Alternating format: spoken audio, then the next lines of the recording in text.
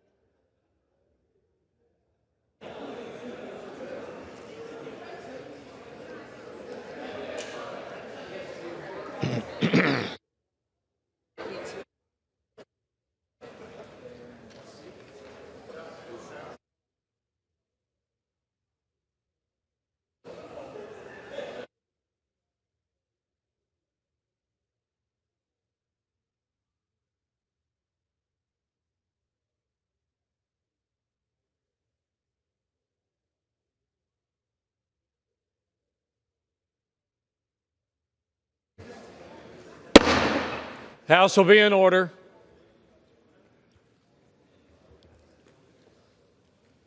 For what purpose does the gentleman from Texas seek recognition? Mr. Speaker, pursuant to House Resolution 566, I call up the bill H.R. 1 with the Senate amendment thereto, and I have a motion at the desk. The clerk will report the title of the bill, designate the Senate amendment, and designate the motion. H.R. 1, an act to provide for reconciliation pursuant to Title II of House Concurrent Resolution 14, Senate Amendment. Mr. Arrington of Texas moves that the House concur in the Senate amendment to H.R. 1. Pursuant to House Resolution 566, the motion shall be debatable for 1 hour, equally divided among and controlled by the chair and ranking minority member of the Committee on the Budget or their respective designees, and the chair and ranking minority member of the Committee on Ways and Means or their respective designees.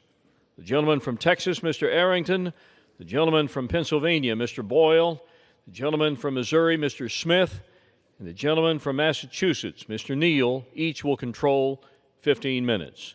The chair recognizes the gentleman from Texas.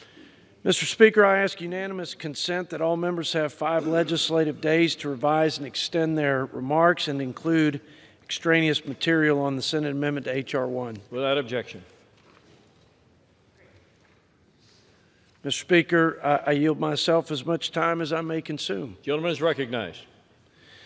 Mr. Speaker, today we're considering H.R. 1, the One Big Beautiful Bill Act is passed by the Senate. This bill creates the right incentives for historic economic growth, makes unprecedented investments in our military and border security, and implements the largest spending reduction in American history by 2-fold, alongside other generational fiscal reforms.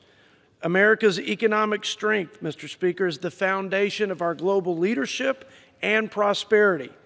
But sadly, it has waned, and especially over the last 4 years. To preserve our influence abroad and our quality of life here at home, we must unleash growth, starting with the largest tax cut in U.S. history. Just like the first Trump tax cuts, we can expect record job growth, investment, repatriation of capital back to the United States, record low unemployment, record high wage growth, and the lowest poverty rates in recorded history. This bill also equips our troops and law enforcement, Mr. Speaker, to defend our sovereignty, protect our citizens, and secure our border after years of neglect and lawlessness. While more work remains, no doubt, to rein in Washington's out-of-control spending and put our nation on a more sustainable fiscal path, I'm confident that H.R. 1 will make America safe, strong, and prosperous once again, and give our children, most importantly, like my daughter Jane, who is here with me today, a better and brighter future in this, the greatest nation in human history. I reserve the balance of my time. Gentleman's time is reserved. Gentleman from Pennsylvania. Mr. Speaker, I yield myself such time as I may consume. Gentleman is recognized. Well, here we are again. As Yogi Berra once said, it's deja vu all over again. Debating this bill in the middle of the night. Boy, this crowd must love primetime in Guam. This has been the worst process of the worst bill I have ever seen during my decade in Congress. This is not what our founders intended, far from it. And while the process stinks, the substance is even worse. The bill still kicks 17 million Americans off their health care. Record cuts to Medicaid, record cuts to the Affordable Care Act, record cuts to Medicare. But that's not all. 4.5 million kicked off nutrition assistance, mostly seniors and children. Why? To help subsidize massive tax cuts that mostly go to the top 1%. Of course, all of those cuts, over $1.5 trillion worth, don't come close to paying for the more than $5 trillion worth of tax cuts. So who pays the remainder? our national credit card. So here we are, actually voting not just for the biggest loss of health care in American history, but the biggest increase in our national debt in American history. I have no idea what in the world the crowd that was holding out got for holding out. Does anyone know? It is a complete mystery to me and to the American people. But one thing is clear. There is one group making out as a result of this bill, the billionaire class. With that, Mr. Speaker, I yield the remainder of my time. Or excuse me, I reserve the balance of my time. Gentleman's time is reserved. Gentleman from Texas. Mr. Speaker, I yield 1 minute to my good friend, the gentleman from the Keystone State, Pennsylvania, Mr. G.T. Thompson. Gentleman Our from Ag Committee Pennsylvania Chairman. is recognized for 1 minute. Thank you, Mr. Speaker. The One Big Beautiful Bill marks the most significant investment in our farm economy in decades and delivers the most sweeping reforms to SNAP since the program's creation. We're saving nearly $200 billion by restoring integrity to SNAP, closing loopholes, reinforcing work, and ending on-check state abuse, all while preserving the program for the truly vulnerable. At the same time, we're delivering $120 billion in deficit reduction and saving 2 million family farms from the death tax. We strengthen the farm safety net, invest in trade, research in rural communities, and help keep ag innovation here in the United States of America, not in China. This is a down payment on the Farm Bill, and the rest is coming soon. Make no mistake, this is a generational win for rural America. I'd like to thank Agriculture Committee members for their continued work in developing and advancing this policy. We're protecting taxpayers, helping low-income Americans return to work, and securing the future of American agriculture and our rural communities. The One Big Beautiful Bill delivers on President Trump's campaign promises, and it's a win for the American people. And I yield. Gentleman from Pennsylvania. I yield 1 minute to the gentleman from Texas, distinguished member of the Budget Committee and ranking member on the Ways and Means Health Subcommittee, Mr. Doggett. Gentleman from Texas is recognized for 1 minute. At 3:35 in the morning, a favorite time of Republicans for taking up this bill, we consider a travesty. The Senate took an ugly bill, went out and whipped it with an ugly stick, made it even uglier. 17 million Americans going without health insurance, a 17% increase in electric rates, the largest nutritional assistance cut in American history, leaving Americans hungry. And yet the Independent Committee for a Responsible Federal Budget condemns this as exploding our debt, spiking it to new record highs, and accelerating the insolvency of Social Security and Medicare. One thing remains the same. It takes from those with the least and gives to those with the most, lining the pockets of the super rich with millions in tax giveaways. It is mean, it is cruel, it is wrong. That's why it's being taken up at this hour of the morning, as they have done throughout this process. Let's reject this ugly bill and stand up for Americans. I yield back. Gentleman from Texas. Mr. Speaker, I yield 1 minute to the gentleman from California and fellow Budget Committee member, Mr. Tom McClintock. Gentleman from California is recognized for 1 minute. Mr. Speaker, this bill fulfills many of the promises we made to the American people. Lower taxes, lighter regulations, a secure border, more frugal spending, and a war on waste. Throughout history, these are the policies that have produced prosperity and security, and there's every reason to believe that they will again. I remind my conservative friends who say this bill doesn't go far enough that our process was not designed to make perfect law. It was designed to make the best law that's acceptable to a majority, and judging by the narrow votes, we've pushed this bill about as far toward perfection as our process allows. The proof is not in the debate points scored today, but rather next year, when Americans will ask themselves if they're better off. I believe because of this bill, the answer will be a resounding yes. And perhaps that's what the Democrats fear most. I yield back. Gentleman from Pennsylvania. Mr. Speaker, I now yield 1 minute to the gentlewoman from New Jersey, distinguished member of the Budget Committee, Ms. Watson-Coleman. Gentlelady from New Jersey is recognized for 1 minute. Thank you, Mr. Speaker. I rise to discuss this big, disgusting billionaire bailout bill. This year, I've traveled the state of New Jersey hearing from the constituents of my 3 GOP colleagues.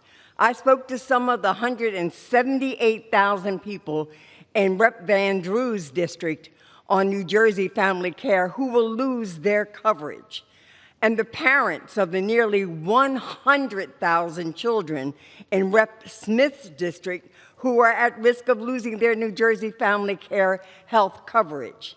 And I spoke to some of the 11,000 seniors in Kane's district who are worried about their nursing homes having to shut down.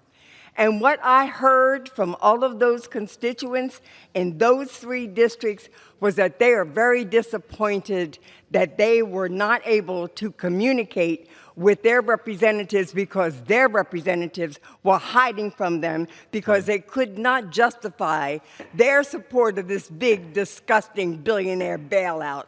I encourage my colleagues from New Jersey to listen to their constituents and vote no.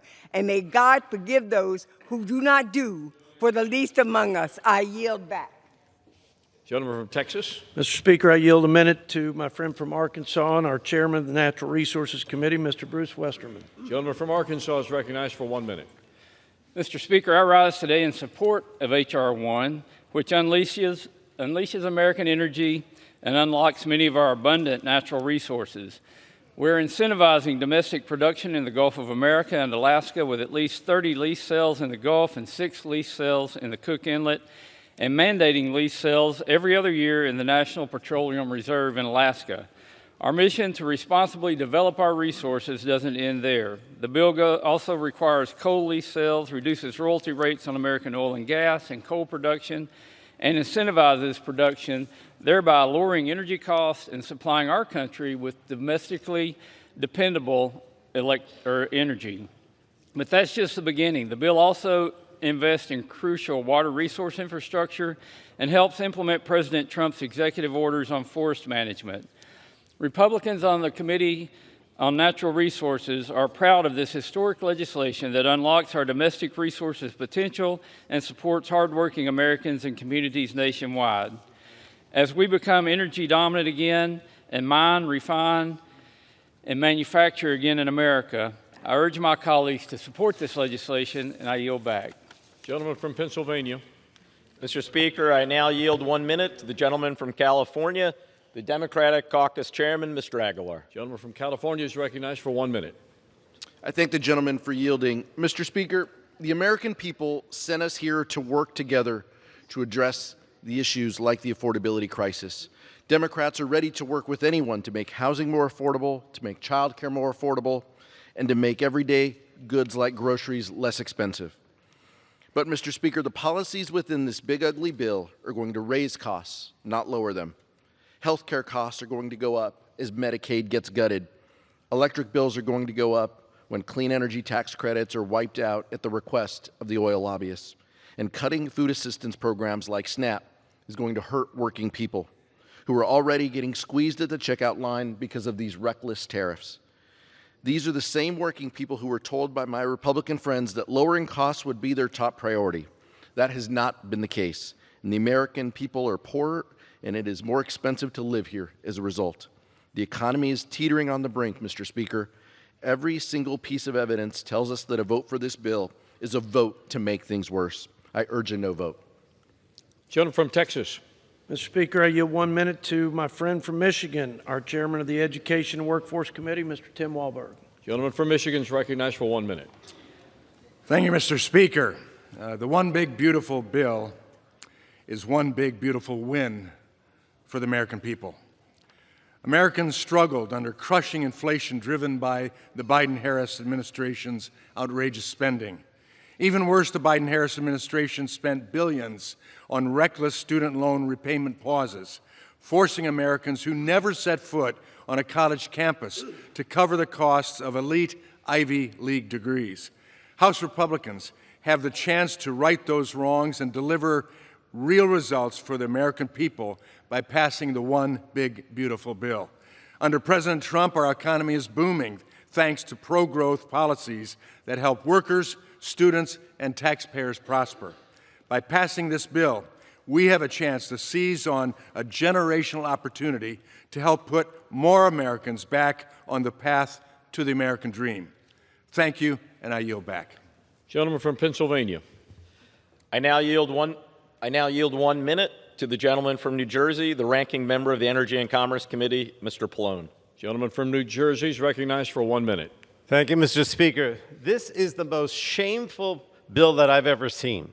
It takes health care away from 17 million people in order to give giant tax breaks to billionaires and large corporate interests.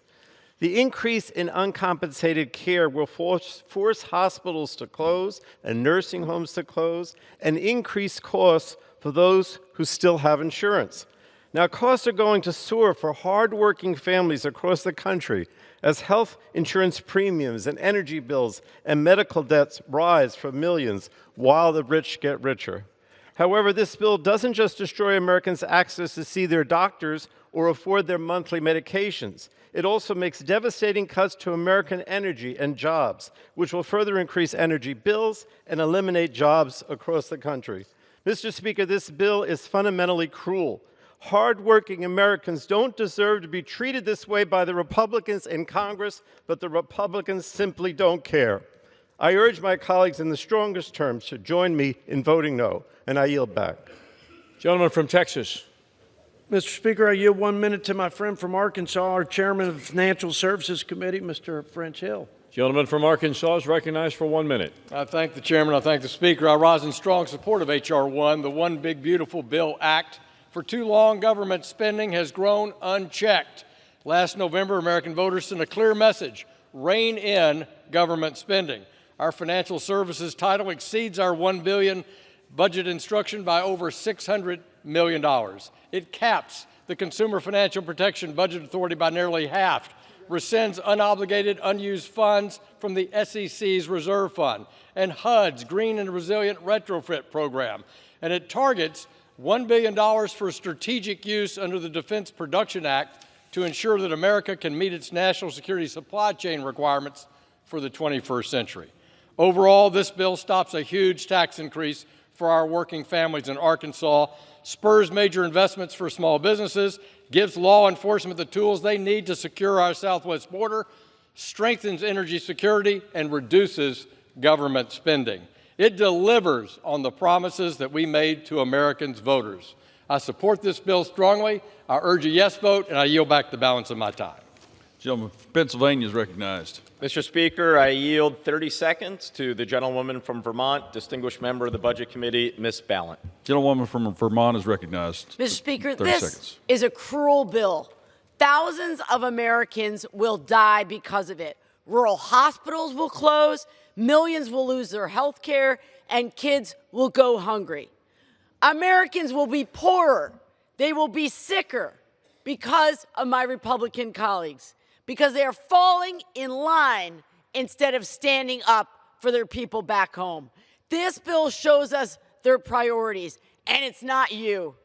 They are taking away your health care to give more money to the very wealthy. This bill is for billionaires, not for you. I yield back. Gentlelady's time's expired. Members are reminded to address their remarks to the chair. Gentleman from Texas is recognized. Mr. Speaker, I yield 1 minute to our friend from the Commonwealth of Kentucky and our chairman of the Energy and Commerce Committee, Mr. Brett Guthrie. Gentleman from Kentucky is recognized for 1 minute. Thank you, Mr. Speaker, and I thank the gentleman for yielding. And today I rise in support of the One Big Beautiful Bill Act, which includes the work of the Energy and Commerce Committee to unleash American energy, promote innovation, and protect health care for the most vulnerable Americans. We claw back wasteful and unnecessary spending. We unleash affordable and reliable American energy and support technological innovation by reauthorizing the Spectrum Auction Authority. And we secure Medicaid for those who need it most: mothers, children, seniors, and people with disabilities. Democrats continue to fearmonger and misrepresent what's in this bill, but let me be clear. House Republicans are eliminating waste, fraud, and abuse to focus Medicaid on the most vulnerable, not able-bodied adults who choose not to work. We're fighting for common sense policies to protect America's children, pregnant women, mothers, individuals with disabilities, and low-income seniors.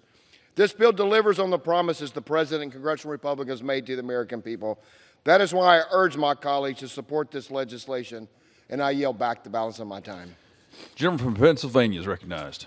Mr. Speaker, I yield 30 seconds to the gentleman from Rhode Island, distinguished member of the Budget Committee, Mr. Amo. Gentleman from Rhode Island is recognized for 1 minute. Budgets 30 seconds. are a statement of values. Republicans are showing they have none. People will suffer, people will die, and it will be at the hands of Republicans who vote yes. The top 1% are salivating over getting an extra $300,000 a year because of this dangerous bill. Billionaires win. 17 million Americans will lose their health insurance, largest health care cut ever. 42 million Americans are at risk of losing food assistance. Children will go hungry. Republicans claim to be the party of faith, patriotism, and families. A yes vote supports none of these virtues. This is shameful. I'm a hell no. I yield back. Gentleman from Texas recognized. Mr. Speaker, I yield 1 minute to my friend from Alabama, our chairman of the Armed Services Committee here in the House, Mr. Mike Rogers. Gentleman from Alabama is recognized for 1 minute. I thank the chairman for yielding for his leadership throughout this process. Mr. Speaker, years of chronic underinvestment in our national security has shattered American deterrence. It's allowed our adversaries to threaten and challenge us in new and unprecedented ways. But that ends today. Because today, with the passage of the One Big Beautiful Bill, we begin implementing President Trump's Peace Through Strength agenda.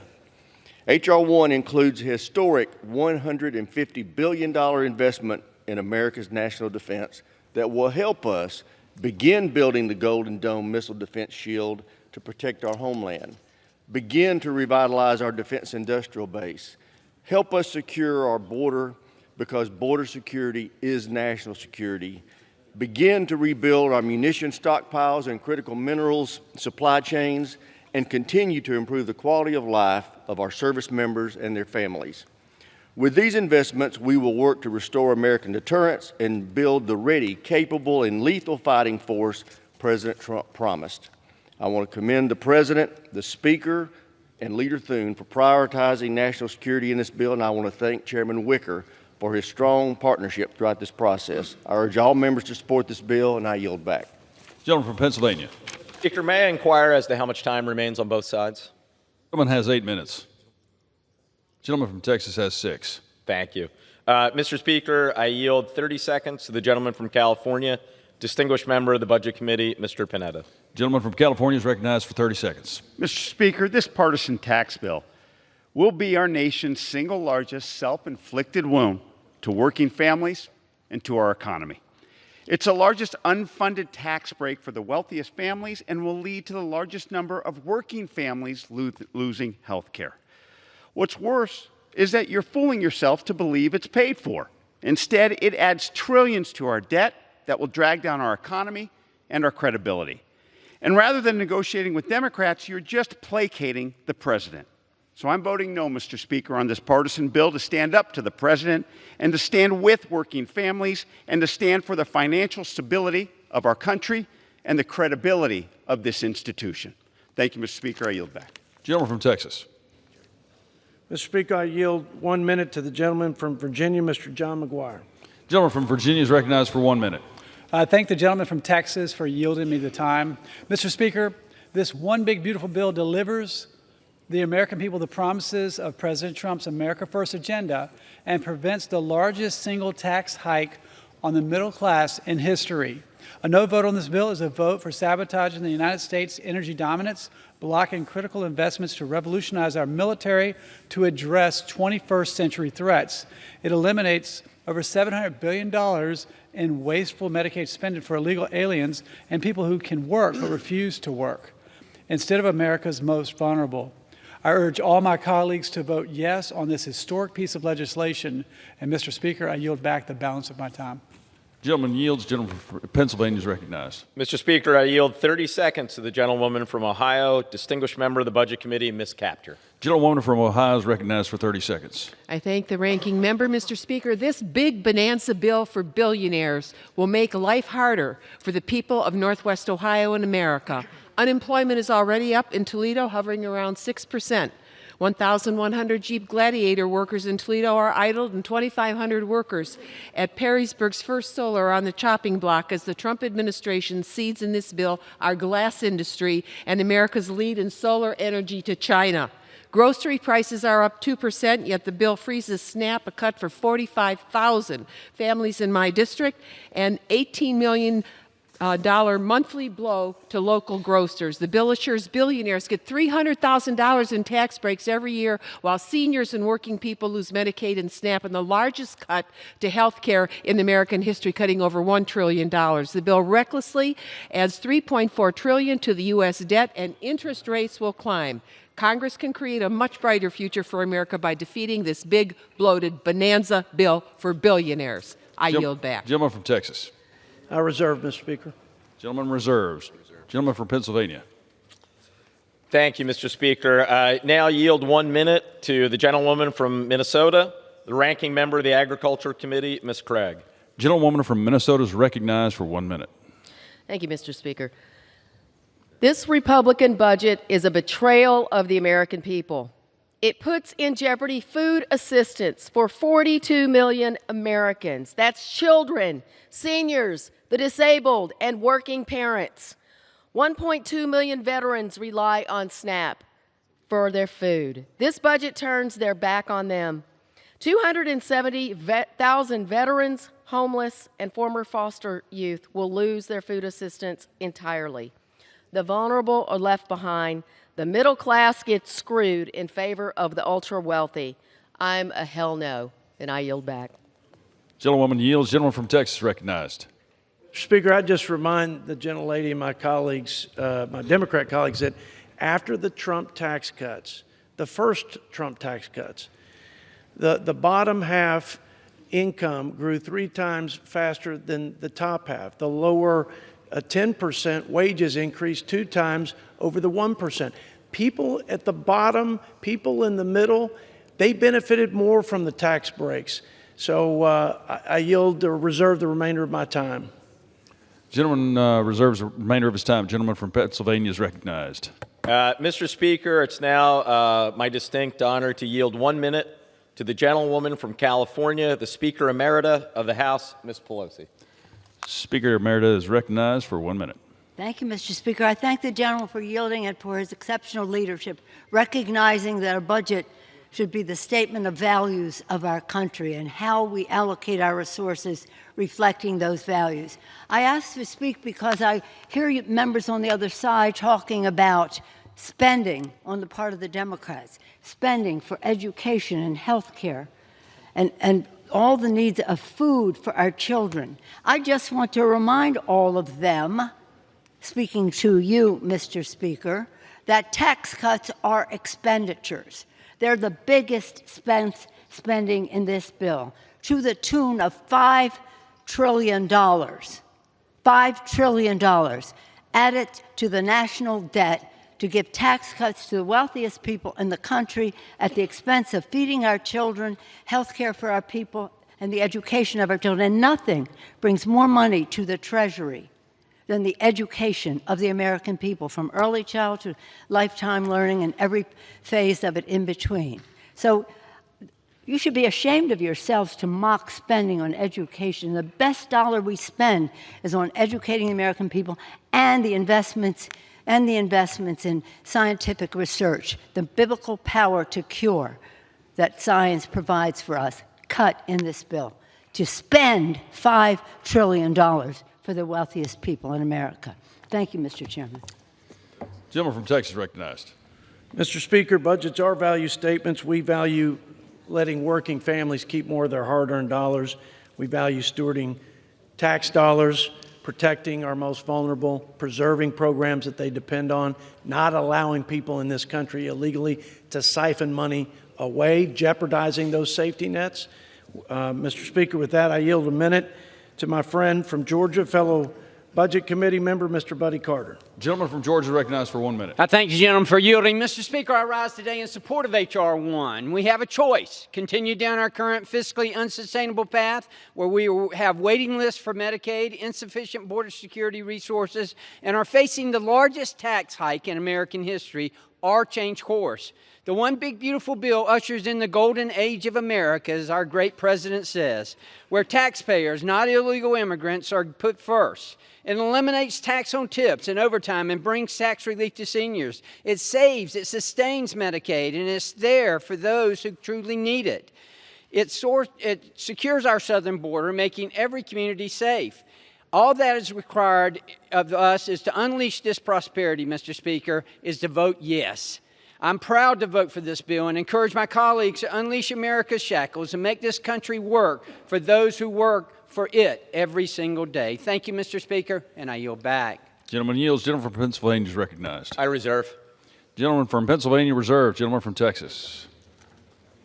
Mr. Speaker, I yield a minute to my friend from Georgia, Mr. Mike Collins.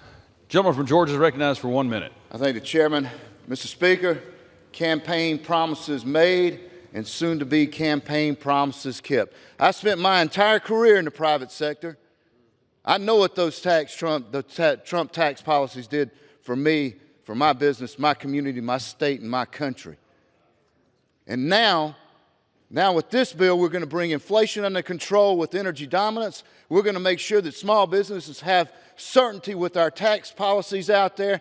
And also, Mr. Speaker, we're going to bring these federal agencies under control by deregulation. You do that, and you will unleash the American entrepreneurial spirit out there. This is a big day for Main Street. Wall Street has had their time. I encourage my colleagues, vote for this bill. Let's get this thing to the president's desk, and I yield back. Gentleman yields. Gentleman from Pennsylvania. I reserve. Gentleman reserves. Gentleman from Texas. I reserve, Mr. Speaker. Gentleman from Texas reserves. How much time do I have, Mr. Speaker? Gentleman from Texas has 3 minutes. Gentleman from Pennsylvania has 5.5.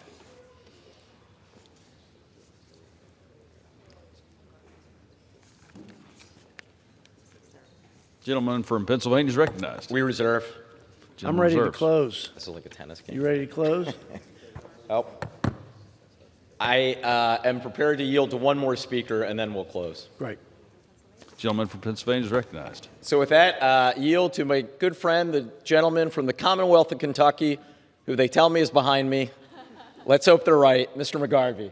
All right. How much time? Oh, 1 minute. Thank you. Gentleman from Kentucky is recognized for 1 minute. Thank you, Mr. Speaker. A budget is a series of choices. Republicans are choosing to take health care away from 17 million Americans. Republicans are choosing to take food off the plates of hardworking families, kids, and seniors. Republicans are choosing to blow up the national debt by trillions of dollars. And for what? Also, the top 0.1% can pay even less in taxes. I don't ever want to hear a Republican say they care about rural America or the debt ever again if they vote for this bill. A budget is a series of choices, and theirs are indefensible.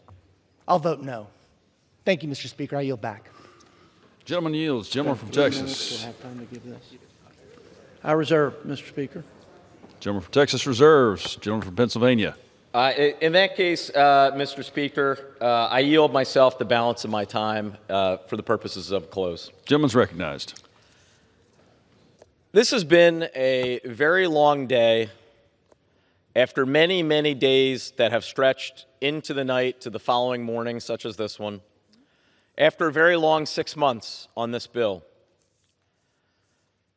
But what really matters in these next few moments is that the decision we have been entrusted by the American people to make will have ramifications for millions of our fellow Americans, and indeed for our country for decades to come. There may not be a lot of people able to watch at 4:05 in the morning, but in just a few short hours, some of them on Medicaid will be waking up and turning on the news to find out if what we did here tonight means they're about to lose it. Some of the people who get their health care from the ACA exchanges will be turning on their TV to find out what we've done in these next few minutes and if they will still be able to have health care. The folks like my dad who are on Medicare, who are writing in, emailing, calling us saying, don't cut Medicare, they will find out in a few moments whether or not we've pushed through the biggest cut to Medicare in American history. The kids who rely on SNAP, the Nutrition Assistance Program, they may not quite understand it, but make no mistake about it, what we are about to do in the next few minutes here will have a profound effect on their lives. Not to mention the millions of Americans who may not be on Medicaid, Medicare, SNAP, or the ACA, but who rely on a hospital in a rural area, who now may see that hospital close because of the cuts that are in this piece of legislation. And of course, for many years to come, we and our kids and our grandkids are going to be saddled with even more debt to afford tax cuts for those who need them the least. This is not just bad economics. I believe it is immoral. I would remind us the Congressional Budget Office just last week found the final analysis of this bill, when all of its component parts are summed together. It found this: the bottom third of households would be poor, the middle of the country would be no better off, and the biggest benefit would go to the top 1% of Americans. This legislation makes the poor poorer, the rich richer, and the middle class left behind. On behalf of the millions of Americans who are relying on us to hold firm, on behalf of this side of the aisle, we say hell no. Vote no on this bill. With that, I yield back. Gentleman yields. Gentleman from Texas is recognized. Mr. Speaker, I yield myself the balance of my time. I want to start by thanking my good friend and ranking member, Mr. Brendan Boyle. He's a good American, and he's been a great partner and colleague, and I mostly appreciate his friendship. We convene here before the 4th of July. I think it's worth recalling those unalienable rights that sparked this American experiment, life, liberty, and the pursuit of happiness. Our founders built this republic on the promise of freedom, the freedom to build, to strive, to pursue our own dreams. But that promise only thrives when government stays in its place, preserving liberty, not suffocating it with unchecked regulation and unbridled spending. This legislation reclaims that founding promise. It is the principal vehicle for advancing President Trump's America First agenda, unleashing a rising tide of prosperity, securing our border, modernizing our national defense, and supercharging energy, agriculture, all the sectors of our economy that Washington has kept in a chokehold for too long. Throughout this debate, Mr. Speaker, we heard one hollow Hail Mary attack after another designed to scare the American people and prey on their fears, the last gasp of a broken status quo. For our part, we put our trust in the American people. We appeal to their aspirations, and we deal in facts, not in fear. They're the false claims that they make that this only helps the so-called 1%, the top 1%, the super rich, when actually it locks in the largest middle-class tax cuts in history, putting thousands of dollars back in the pockets of families still recovering from the crushing inflation and cost of living crisis caused by the Democrats' failed economic policies and unbridled spending. The complete distortion that Medicaid's being cut, when in fact it's being strengthened for our most vulnerable citizens by eliminating hundreds of billions of dollars in waste, fraud, and abuse. The fallacy that work requirements are somehow punitive, when we know that they restore the dignity of work and lead to better opportunities and bigger paychecks. All their myths are headed for the ash heap of history. From day one, we said this was a generational opportunity to deliver the most comprehensive and consequential set of conservative reforms in modern history. And that's exactly what we're doing. This isn't our moment, Mr. Speaker. This is the American people's moment. And I urge my colleagues to pass this bill and open up that gateway to a new golden age of America. God bless America. Go West Texas, and I yield back. Gentleman from Texas yields back.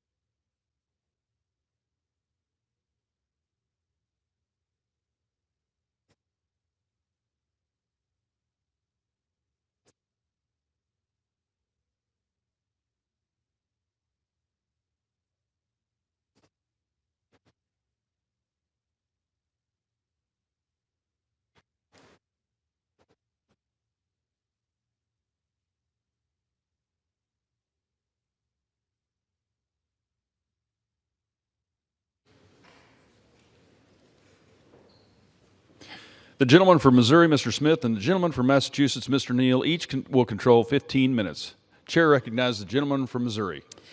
Thank you, Mr. Speaker. I yield myself such time as I may consume. Gentleman's recognized. Thank you, Mr. Speaker. Before November, Americans wondered whether our best days were behind us. Democrats fueled inflation. They opened our borders, funded illegal immigration with your tax dollars, and increased IRS audits on the middle class, all while leaving the working class behind. President Trump promised to make America great again, and 77 million Americans supported that promise. They voted for change. The one big, beautiful bill delivers for the American people. This is the largest tax cut for working families, farmers, and small businesses in U.S. history. Households making under $100,000 will see a 12% tax cut compared to what they pay today. The average family of four will see nearly $11,000 more in their pockets each year. Real wages for workers will rise by as much as $7,200 a year. A waitress working for tips will keep an extra $1,300. A lineman working overtime after a storm will keep an extra $1,400. While Democrats defend illegal immigrants, fraudsters, and bureaucrats, Republicans are standing up for the American people, putting more money in their pockets.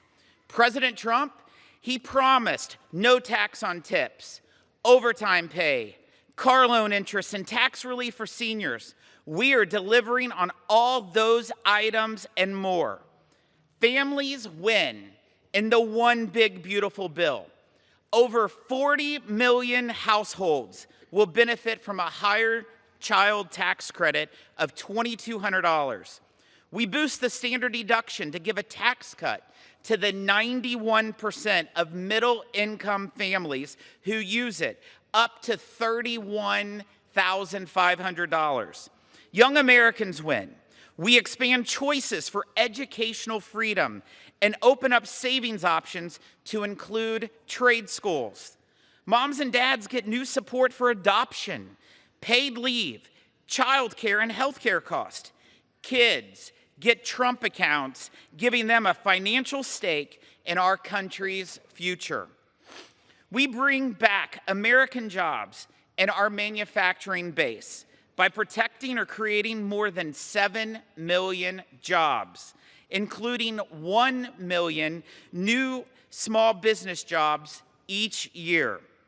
We reign in Washington by delivering the largest cut in mandatory spending in U.S. history. The one big, beautiful bill is for the people who don't have lobbyists in this town. The farmers, the welders, the waitresses, the nurses pulling double shifts, the truck drivers hauling goods across this country, the folks who work hard, play by the rules, and ask only for a fair shot and a government that works for them, not against them.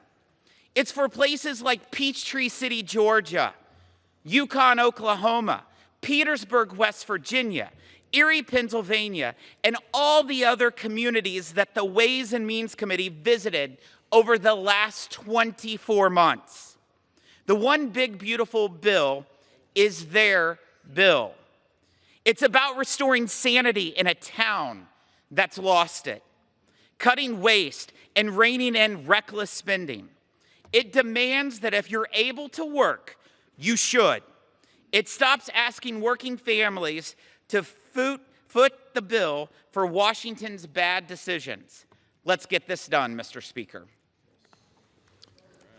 Gentleman from Missouri yields. Gentleman from Massachusetts recognized. Thank you, Mr. Speaker. I yield myself 2 minutes. Gentleman's recognized. So we might have visited a lot of places. Tonight, or this morning, I should say, why don't we visit reality? Here's the reality, because we're going to talk about facts for the next 15 minutes on our side. So one thing you can understand very clearly, the Republicans in the House surrendered to the Republicans in the Senate. And once again, when the going got tough, both institutions surrendered to the president. This bill became worse along the way when it was already a pretty bad product. So in terms of expertise, let's reject what the Congressional Budget Office says. Let's reject what the Joint Committee on Taxation might have to say. And of course, when the going gets tough, let's blame the Federal Reserve Board because of interest rates. So under this bill, here's a fact, Mr. Speaker.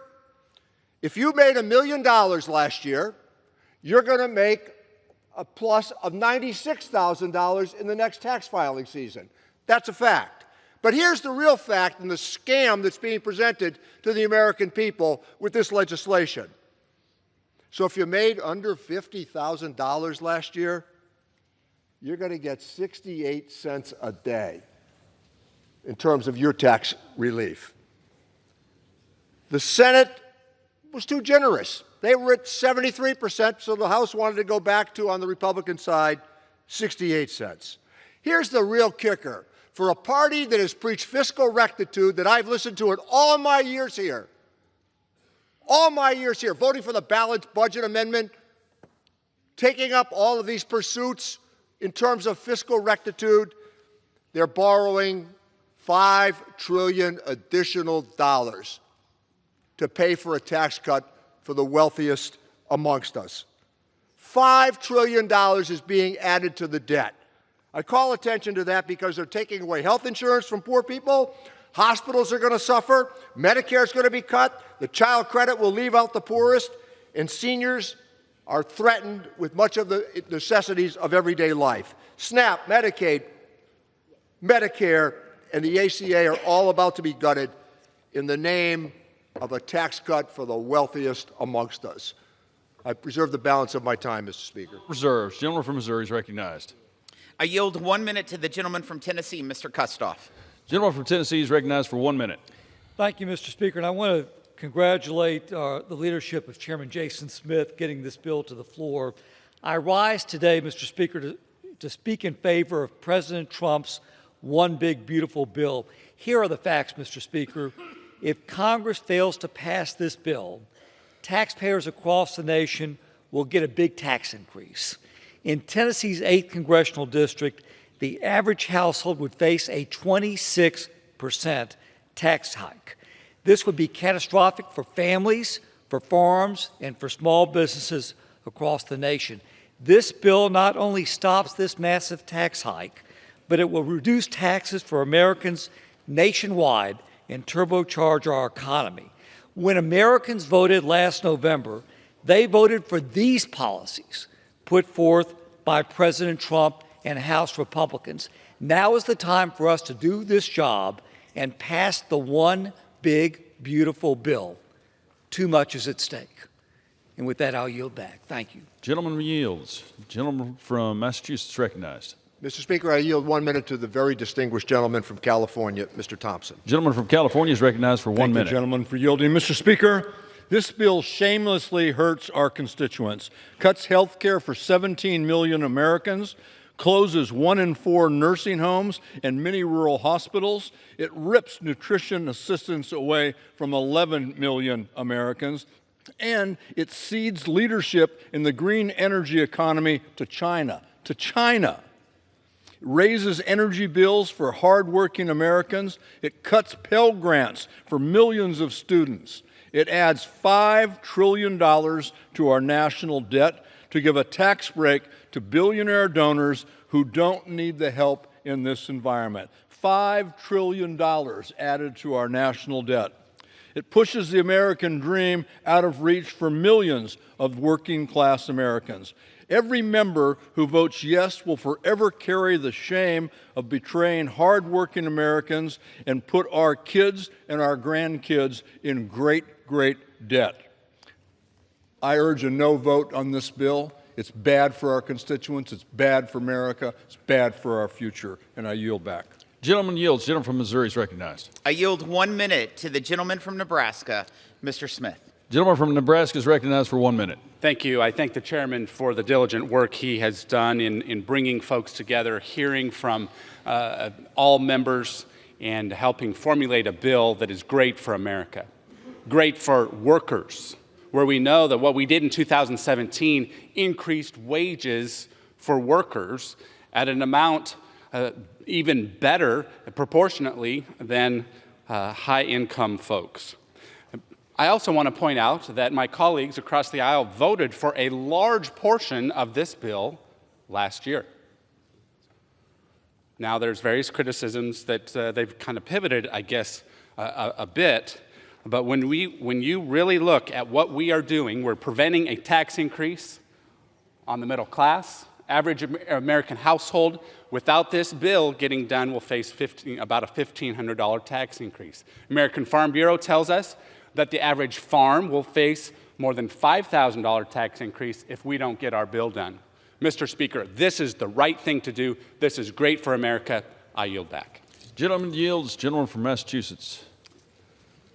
Thank you, Mr. Speaker. Let me yield 1 minute to the distinguished gentleman from Chicago, Illinois, Mr. Davis. Gentleman from Illinois is recognized for 1 minute.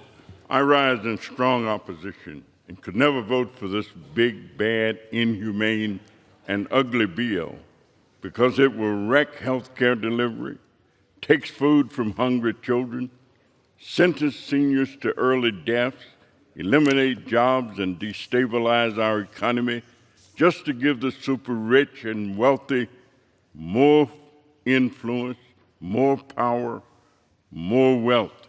It takes from the poor, from the disabled, from the sick, from the hungry, and gives to the wealthy. This bill is cruel, it is immoral, it is a crime about to happen, it is draconian, it is dangerous, it is criminal. So if you want to stop crime, vote no, as I will, and I yield back. Gentleman yields. Gentleman from Missouri is recognized.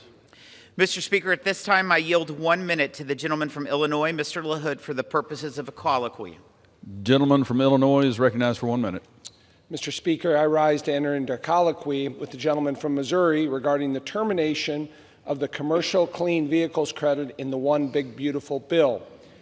Is it your understanding and intent, Chairman Smith, for the purposes of this provision, vehicles shall be treated as, quote, acquired, unquote, as of the date on which a written binding contract is entered into for their acquisition and a payment has been made? I yield to Chairman Smith for a response. Mr. Speaker, yes, it is the legislative intent that vehicles shall be treated as acquired as of the date on which a written binding contract is entered into for their acquisition and a payment has been made. Mr. Speaker, I associate myself with the comments of the managers. I am pleased to know their legislative intent. Mr. Speaker, in closing, I urge my colleagues to support this common sense legislation, and I yield back. Gentleman yields. Gentleman from Massachusetts. Mr. Speaker, I'd like to yield 1 minute to the gentlelady from California, Congresswoman Sanchez. Gentlelady from California is recognized for 1 minute. Thank you. Mr. Speaker, I flew overnight through thunderstorms and flash flood warnings to be here to stand up for my district this morning because Republicans refuse to stand up for theirs. I've been in Congress for over 20 years, and I've never seen such cowardice from my colleagues across the aisle. Time and time again, we see Republicans fold like cheap lawn chairs. Senator Murkowski said it was a bad bill. Then why the hell would you vote for it? I'm here to stand up against a bill that kicks 17 million Americans off of their health care, a bill that cuts school lunches and food assistance to children who go to bed hungry every night, a bill that includes billions of dollars for ICE, an already bloated agency that has been upending due process and racially profiling people in my district for weeks. To my colleagues across the aisle, have you no decency? Have you no humanity? It's not too late to do what you know is right by your constituents and by your country. Vote no on this one big steaming pile of crap. And I yield back. Gentlewoman yields. Gentleman from Missouri is recognized. I yield 1 minute to the gentleman from Kansas, Mr. Estes. Gentleman from Kansas is recognized for 1 minute.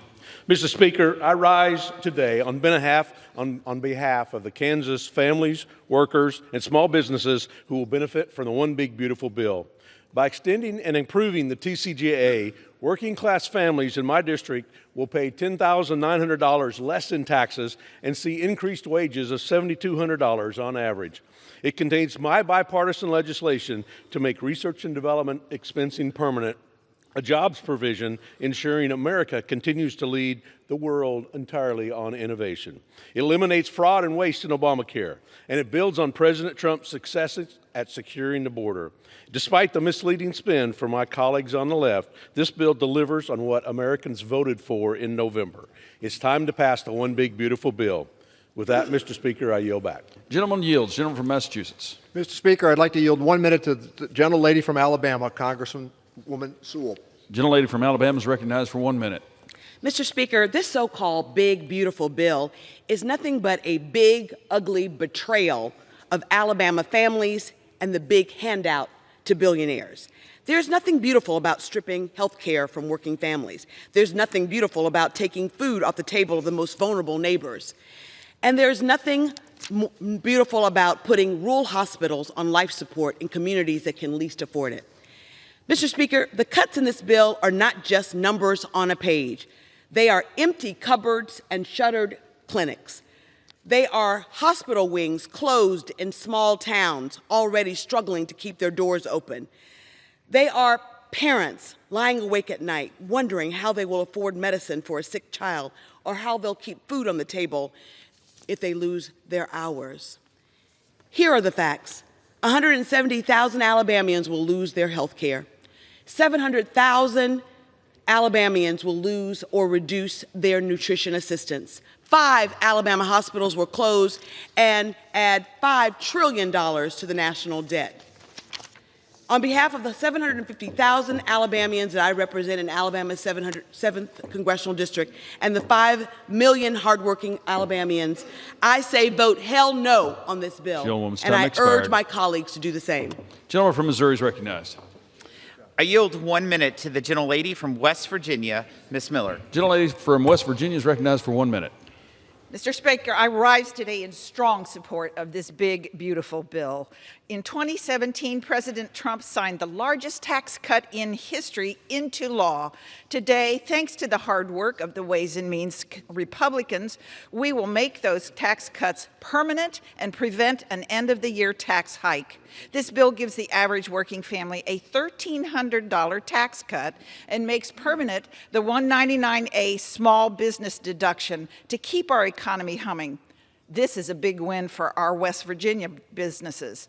It provides relief to gig workers by ending the Democrats' absurd $600 1099K reporting threshold and reverts back to the time-tested standard of $20,000 and 200 transactions. It will provide economic relief, secure our borders, and ensure American energy dominance. This legislation will make the life of the average American better, and I support getting it to President Trump's desk. I urge all my colleagues to do the same. Thank you, and I yield back. Gentlelady yields. Gentleman from Massachusetts. Thank you, Mr. Speaker. I would remind the gentlelady that in 2017, the Republican Party borrowed $2.3 trillion for that tax cut. I yield 1 minute to the gentlelady from Wisconsin, Congresswoman Moore. Gentlelady from Wisconsin is recognized for 1 minute. Thank you, Mr. Speaker, and thank you, Ranking Member. If you are a Republican with misgivings with the massive debt that this bill creates, or if you're worried about stripping 17 million Americans of health care access, I tell you that now is your moment. A coward dies 1,000 times before his death, but the valiant taste of death but once. Shakespeare. So vote your constituents, vote your conscience. This is how you will be remembered. Better to vote your conscience today and face an angry tweet than to have your legacy be one of equivocation and cowardice. By their deeds, you will know them. I urge all my colleagues to oppose debt, death, and hunger. Oppose this cruel legislation, and I yield back. Gentlelady yields. Gentleman from Missouri. I yield 45 seconds to the gentleman from Iowa, Mr. Feenstra. Thank you, Chairman. Iowa is recognized for 45 seconds. Thank you, Chairman Smith. President Trump's one big, beautiful bill will dramatically grow our economy and reduce our deficit. It's the largest tax cut in American history for families, farmers, workers, and small businesses. This bill will help our Main Street businesses grow, invest, hire, and increases the exemption for the death tax, which will help save 2 million family farms. Additionally, this legislation fully funds the border wall, hires more ICE and Border Patrol agents, and creates American energy independence. We must pass this bill to unleash economic growth and rural prosperity. Let's make President Trump's one big, beautiful bill the law of the land. Thank you, and I yield back. Gentleman yields. Gentleman from Massachusetts.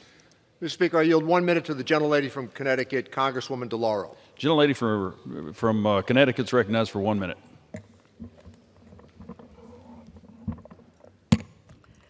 My House Republican colleagues, have you no shame? This bill hands $4.5 trillion in tax cuts to billionaires and the biggest corporations. It takes health care away from 17 million Americans. People will die. 42 million Americans will go hungry. This bill triggers $500 billion in Medicare cuts. It increases the budget deficit by $3.3 trillion. President Trump and House Republicans have abandoned their promise to lower the cost of living. They are making it worse. To my Republican colleagues, have the moral courage to oppose this bill. The consequences of this vote will come due.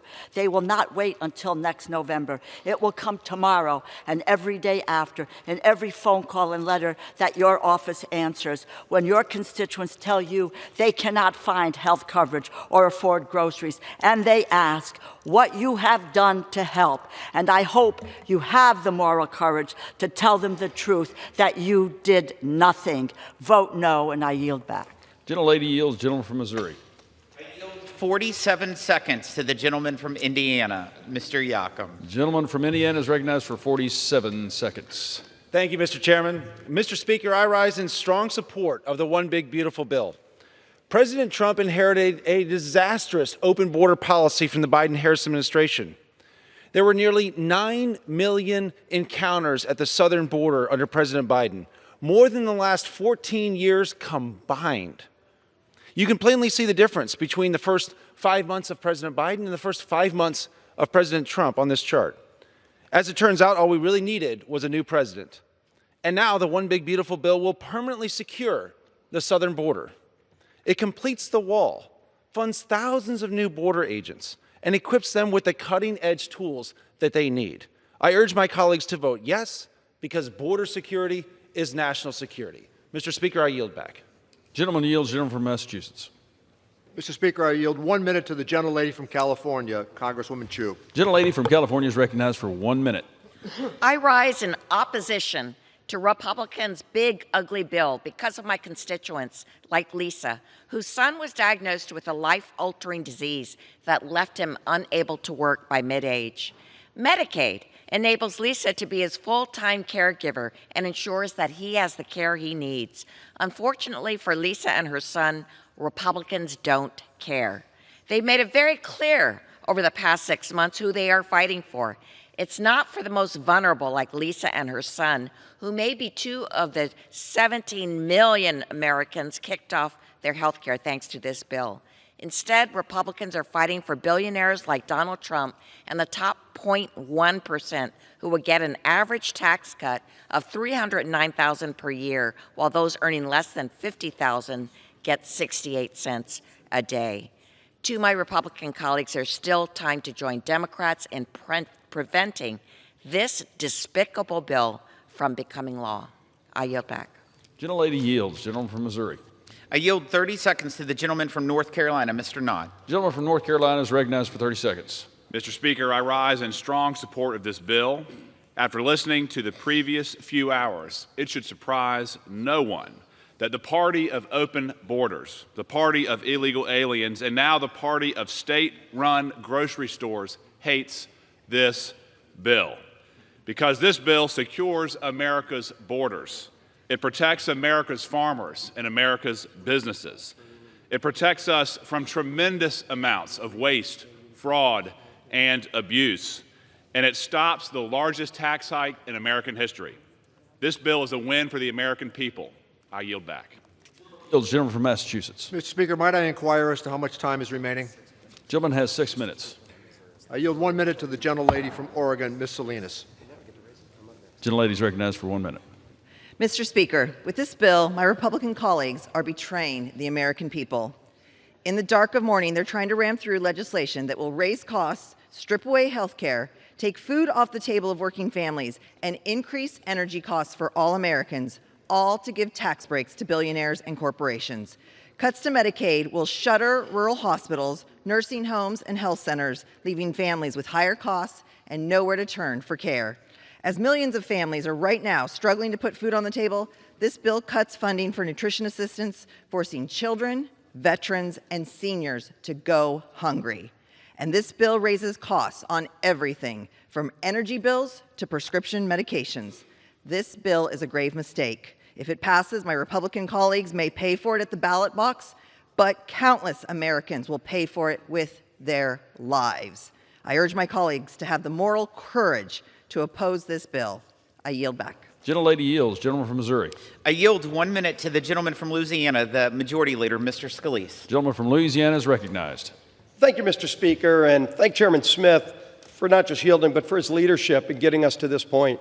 Mr. Speaker, we are at the precipice of the new golden age of America. And how do we get there? We get there by actually making the right decisions for those hardworking families who have been struggling. You know, if you listen to the people on the other side, Mr. Speaker, who have over and over again said they are against this bill and all the things that are in this bill for hardworking families, you would think the last 4 years things have been going great for middle America. I don't know what parallel universe they've been living in, Mr. Speaker, but we heard the message that the voters sent, who said they're sick and tired of high inflation, of high gas prices, of not being able to fill up their grocery cart because of the spending in Washington for Washington at their expense. And so what does this bill do? It says we're finally going to turn that around and deliver a bill that focuses on families in America.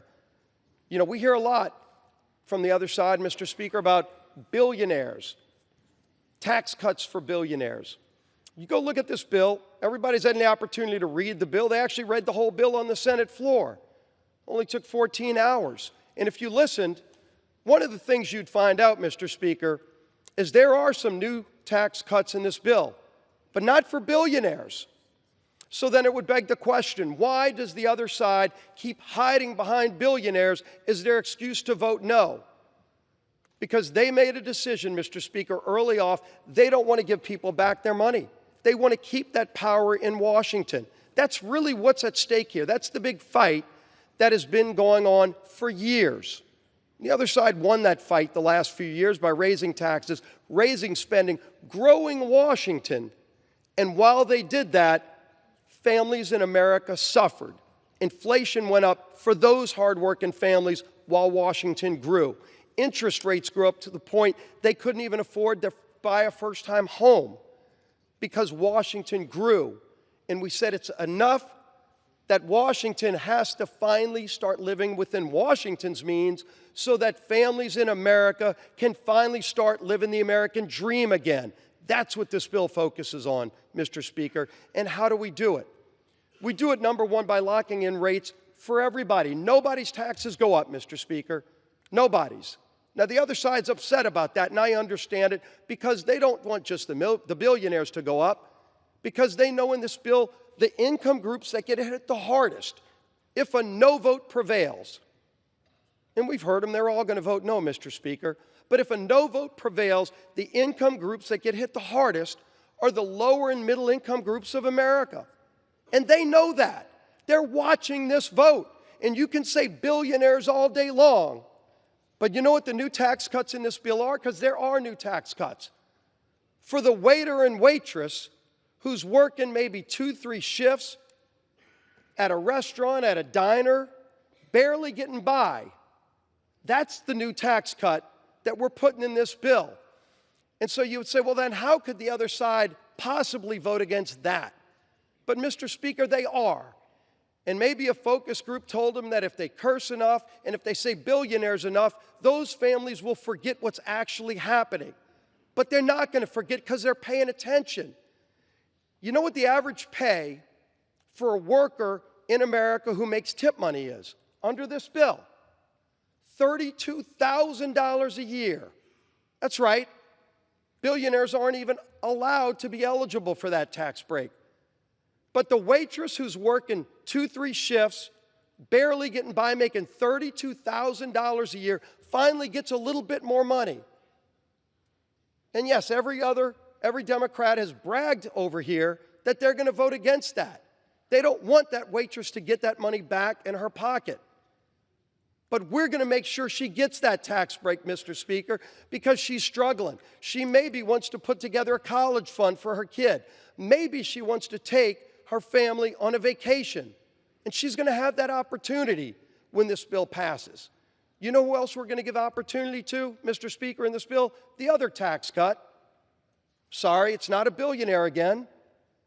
It's that shift worker working overtime. Not the billionaires.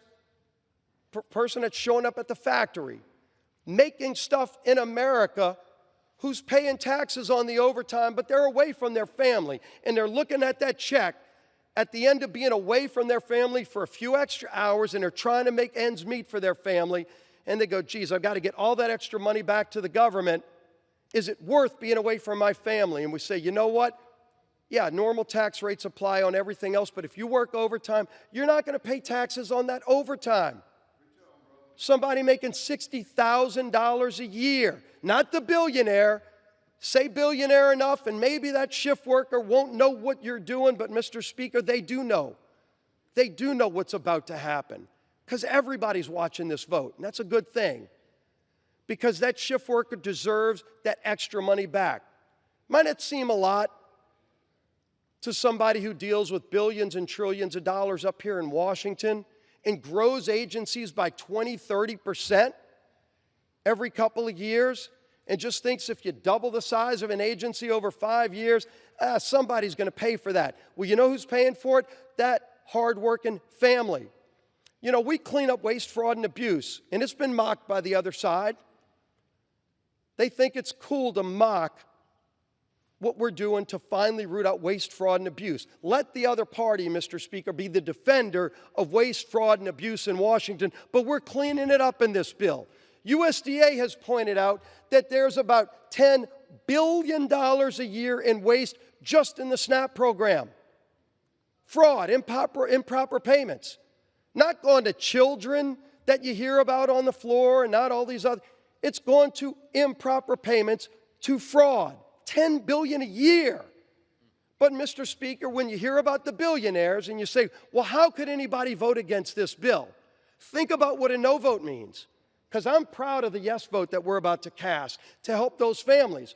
But everybody who votes no, Mr. Speaker, make no mistake about it, everybody who votes no is going to be asked a question by that waitress making $32,000 a year saying, why do you want me to pay more money in my tips so that $10 billion of fraud goes out in the SNAP program?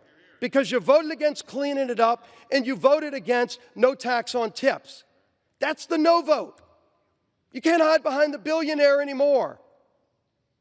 You're going to have to face the reality, Mr. Speaker, that this bill actually delivers for the working families of this country who have been struggling. They haven't been living on easy street the last 4 years, but they went to the polls in November and said, we want to try a different approach.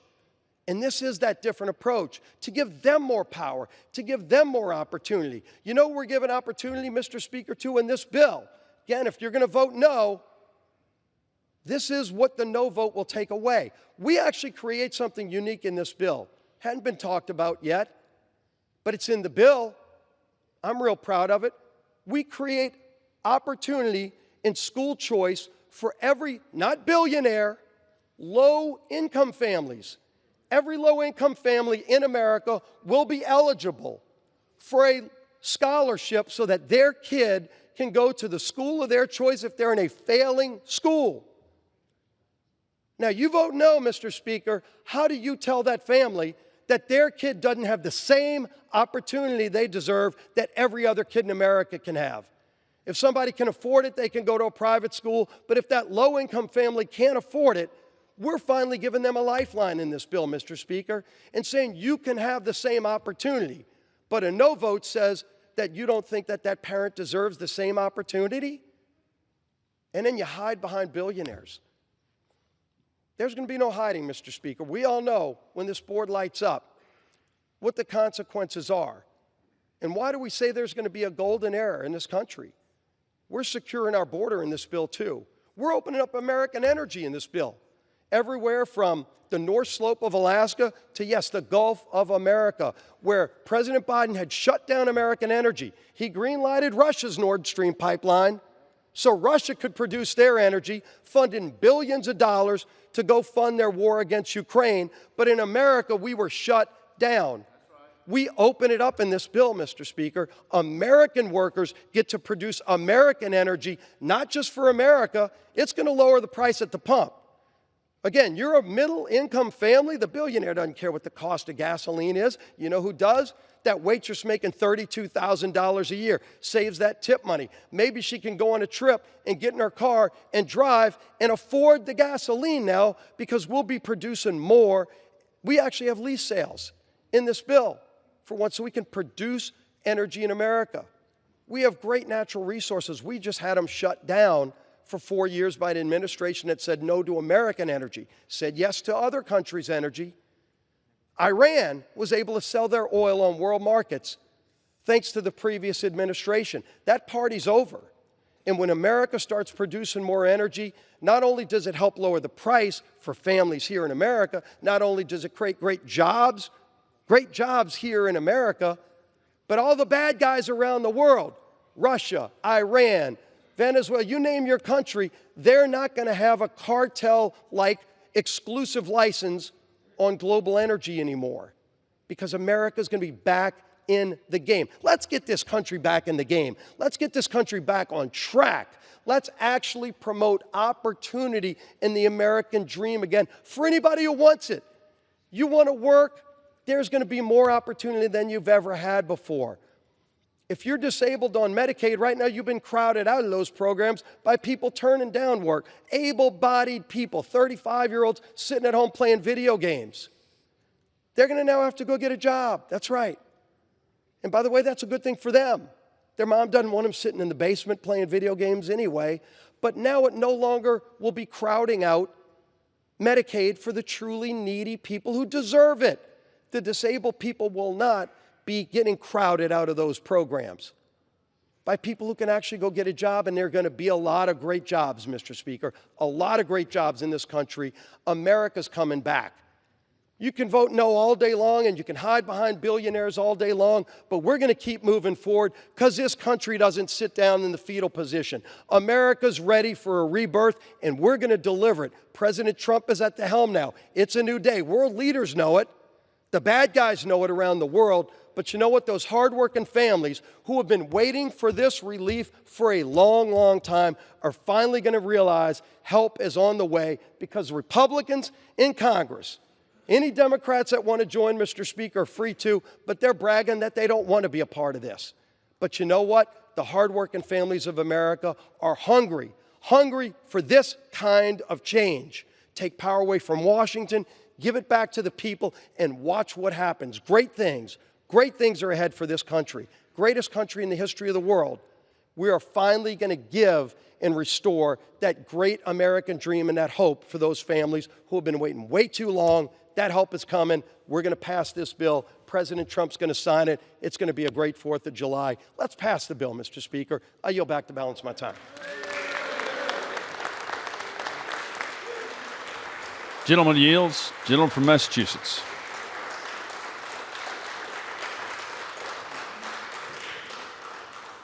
Gentleman from Massachusetts. Mr. Speaker, I yield myself 1 minute. Gentleman's recognized. I can't wait with the Republican Party to meet that waitress who's making $32,000 a year and tell her in this tax bill the Republican Party just gave her 68 cents more a day.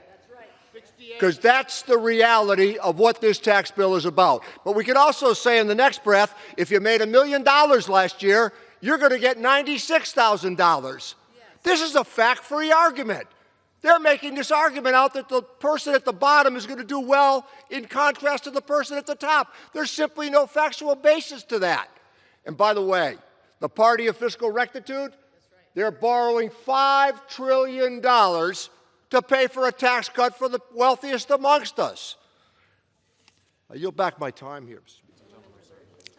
Will the gentleman reserve? I reserve. Apologize. Gentleman reserves. Gentleman from Missouri is recognized. Mr. Speaker, I represent one of the poorest congressional districts in this country, and I can tell you this piece of legislation are for those working families, those small business owners, those farmers that are doing everything they can just to get by. It is not for the millionaires and the billionaires. How many waitresses who are tipped are billionaires? How many billionaires work hourly jobs and overtime? None. I reserve. Gentleman reserves. Gentleman from Massachusetts.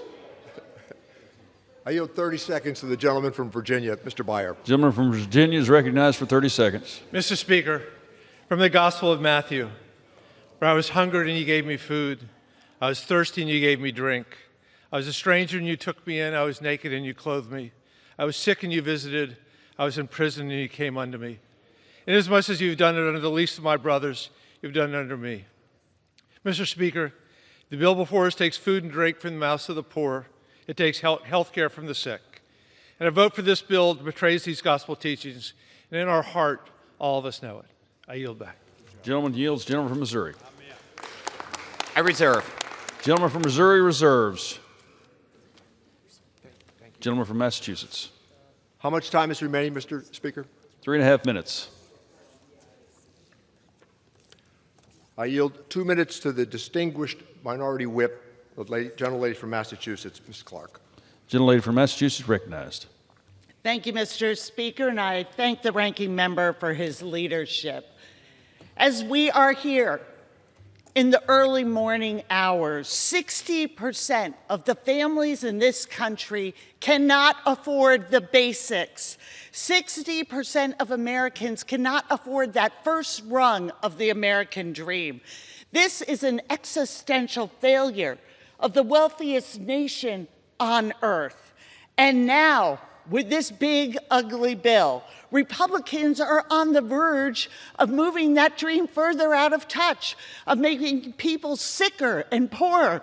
We hear the message. If you do not have great wealth, you do not matter to the GOP. If you vote for this cruel monstrosity, you are condemning families to poverty. You are condemning seniors and veterans in this country to hunger. You are condemning children to sickness without treatment. You are voting to enrich billionaires at the expense of what makes us American. Our freedom to build a better life for our families. The American people overwhelmingly oppose this bill, and they will not forget if you sell out their freedom this Independence Day. I yield back. Gentlelady yields. Gentleman from Missouri. Yeah. I reserve. Gentleman from Missouri reserves. Thank you, Mr. Speaker. I yield 1 minute to the distinguished Democratic leader, Mr. Jeffries. Leaders recognized. I thank the distinguished gentleman from the great Commonwealth of Massachusetts, Richie Neal, for yielding and for his tremendous leadership. Mr. Speaker, I rise today in strong opposition to Donald Trump's one big, ugly bill, this disgusting abomination, the GOP tax scam that guts Medicaid, rips food from the mouths of children, seniors, and veterans, and rewards billionaires with massive tax breaks. Every single Democrat stands in strong opposition to this bill because we're standing up for the American people.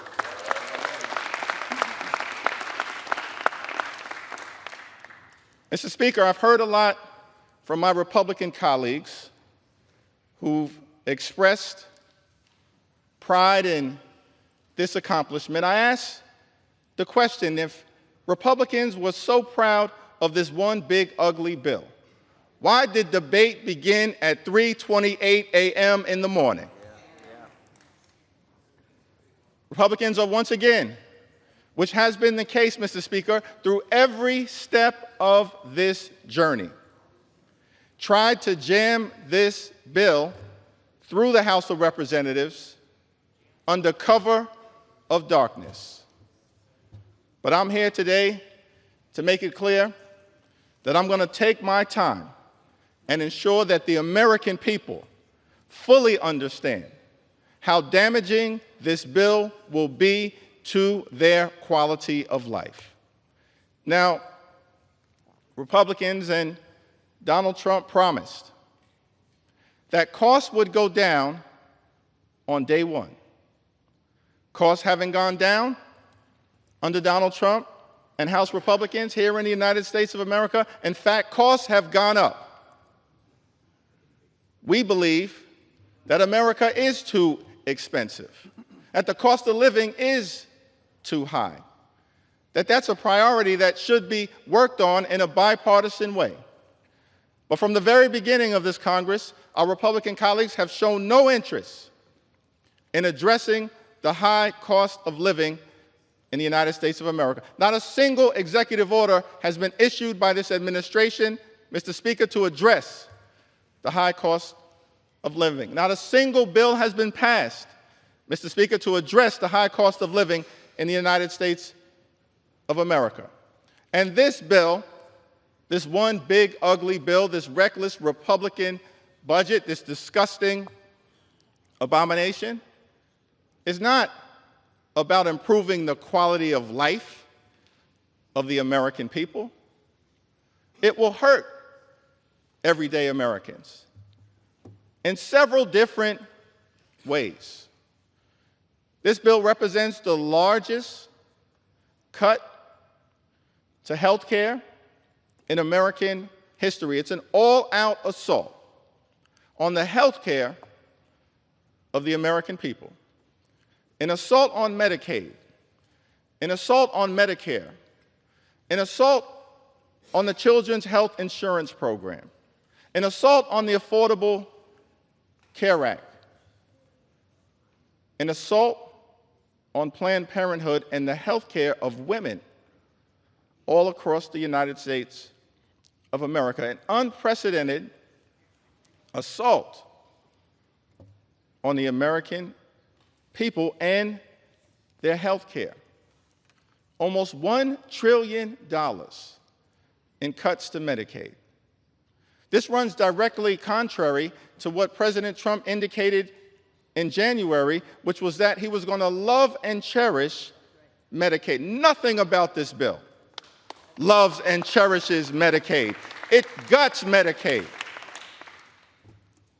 It guts Medicaid in a way that's going to hurt children, hurt families, hurt seniors, hurt people with disabilities, hurt women, hurt everyday Americans. Hospitals will close, including all throughout rural America, Mr. Speaker. Nursing homes will shut down. By some estimates, 1 in 4 nursing homes will close as a result of this one big, ugly bill. And community-based health clinics, which are the lifelines in neighborhood after neighborhood all across this country, in urban America, in rural America, in suburban America, in small-town America, in the heartland of America, will not be able to operate. And as a result of the lack of health care that will result directly from this one big ugly bill, people in America will die. Unnecessary deaths. That is outrageous. It's disgusting. That is not what we should be doing here in the United States House of Representatives. Not what we should be doing. In addition to the cuts to Medicaid, this bill will result in the largest cut to Medicare in American history. By some estimates, more than $500 billion in cuts to Medicare as a result of the Republicans' one big, ugly bill. This bill will also result in a devastating blow to the Affordable Care Act. That's no surprise because since 2010, Republicans, Mr. Speaker, have been trying to gut and destroy the Affordable Care Act. And as a result of the damage that is done to the Affordable Care Act in this legislation, millions of Americans will lose their health care. The assault on health care in this one big ugly bill will result in more than 17 million Americans losing health care in the United States of America. Shame on the people who've decided to launch that kind of all-out assault on the health and the well-being of everyday Americans. That's not what we should be doing here in the United States House of Representatives. And because of the drastic cuts that are made to health care in this one big ugly bill, people with private insurance all across America are going to experience increases in their premiums, their co-pays, and their deductibles. Millions of Americans in every corner of this country, an all-out assault on health care. That's a very different vision, Mr. Speaker, that Republicans have working hard to take health care away from the American people than our vision, because we believe, as Democrats, that in the United States of America, health care should not simply be a privilege. Health care is a right that should be available to every single person in the United States of America.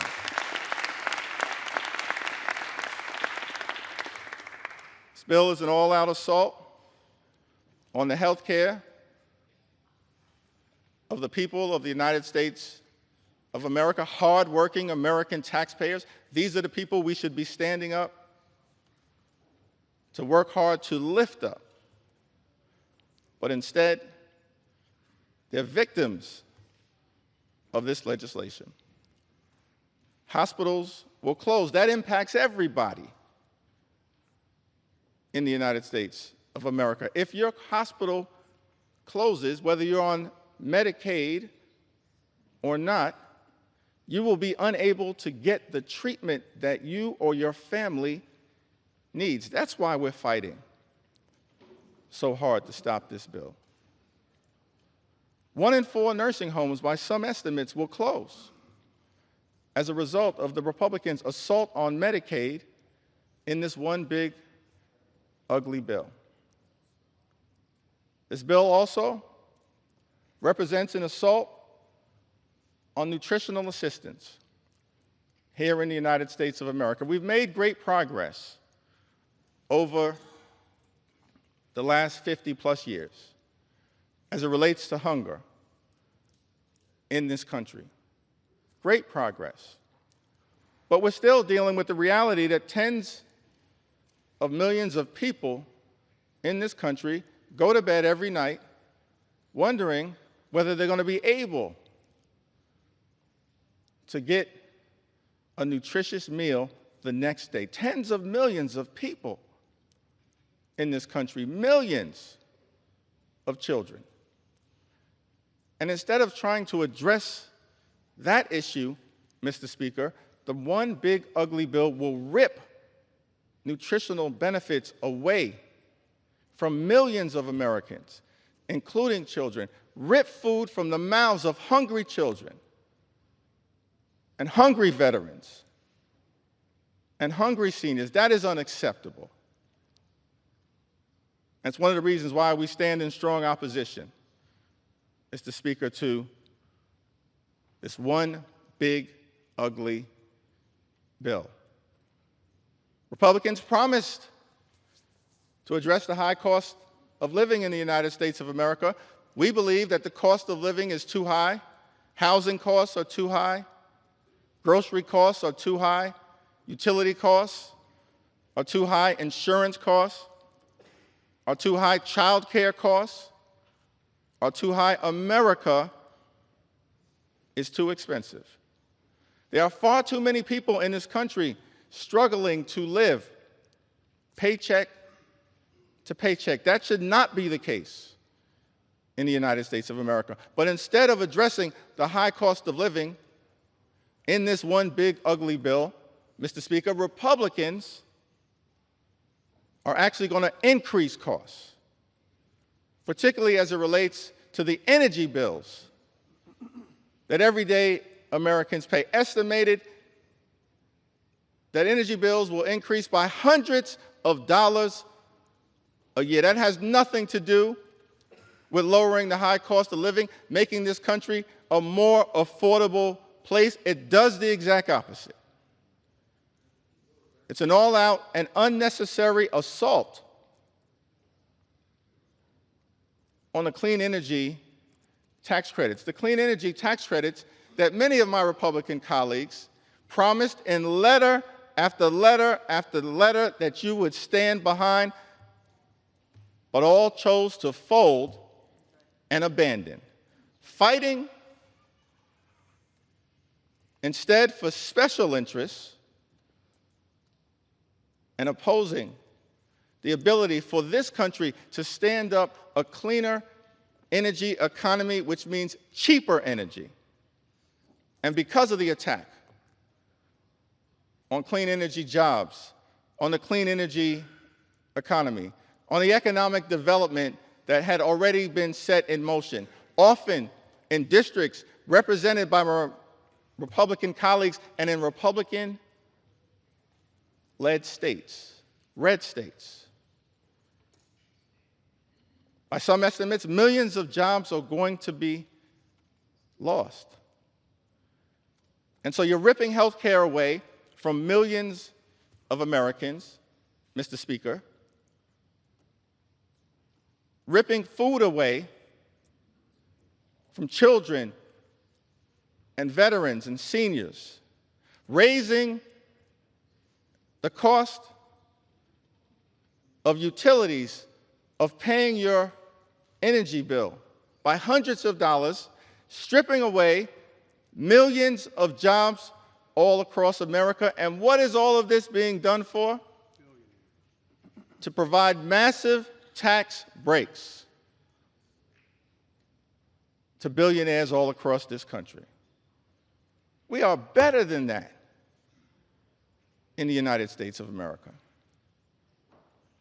When we take an oath, convene here, come to the United States Capitol, our job is to make life better for everyday Americans. But the genesis of this bill, the focus of this bill, the justification for all of the cuts that will hurt everyday Americans in this bill is to provide massive tax breaks for billionaires. It's extraordinary.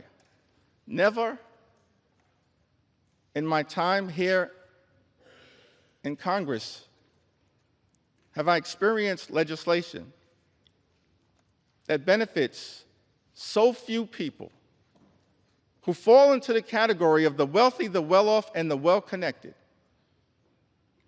while at the same time hurting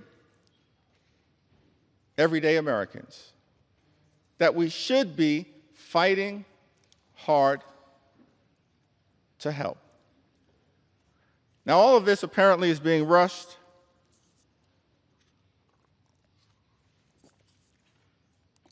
because the decision was made by President Trump that he would like to get a bill done by the 4th of July. What does the 4th of July have to do with this one big, ugly bill? What does celebrating American independence, the birth of this exceptional country, the journey that we've been on for 249 years, what does any of that have to do with this one big, ugly bill? I would suggest, Mr. Speaker, that if you actually look at the Declaration of Independence, what we find is that everything about this one big, ugly bill runs in direct contrast with what was set in motion by the framers and the founders of our great country. Of course, the Declaration of Independence, authored by Thomas Jefferson, makes the famous statement that we hold these truths to be self-evident, that all men are created equal, that they are endowed by their Creator with certain unalienable rights, that among these are life, liberty, and the pursuit of happiness. Mr. Speaker, I want to lock in for just a moment on that aspirational objective, the pursuit of happiness. Because when it comes to everyday Americans, this one big, ugly bill will hurt the quality of life of hardworking American taxpayers, and it's all designed to put a happy smile on the face of billionaires. That is inconsistent with the Declaration of Independence and what we should be celebrating on July 4th.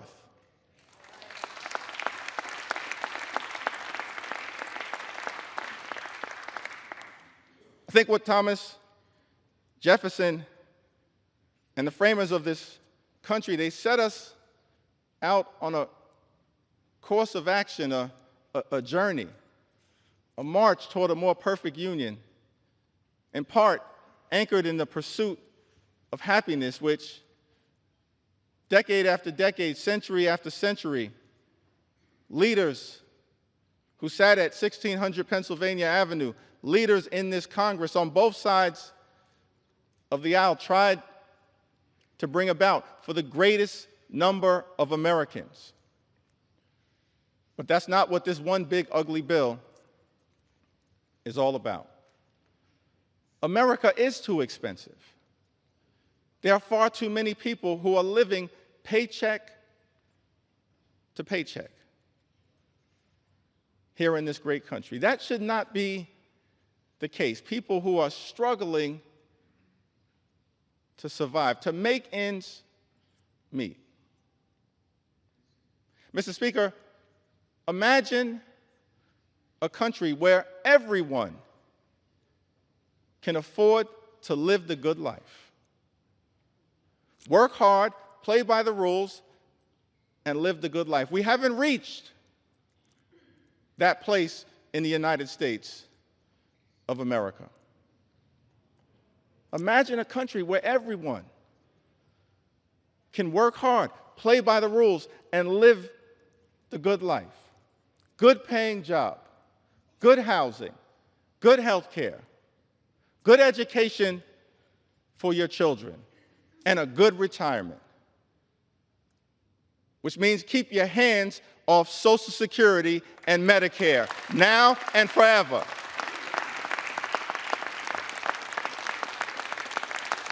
Now and forever. We want a country where every single American can afford to live the good life. Good paying job, good housing, good health care, good education for your children, and then a good retirement. And we know that in the United States of America, to unlock that quintessential American dream, living the good life, you have to work hard and play by the rules.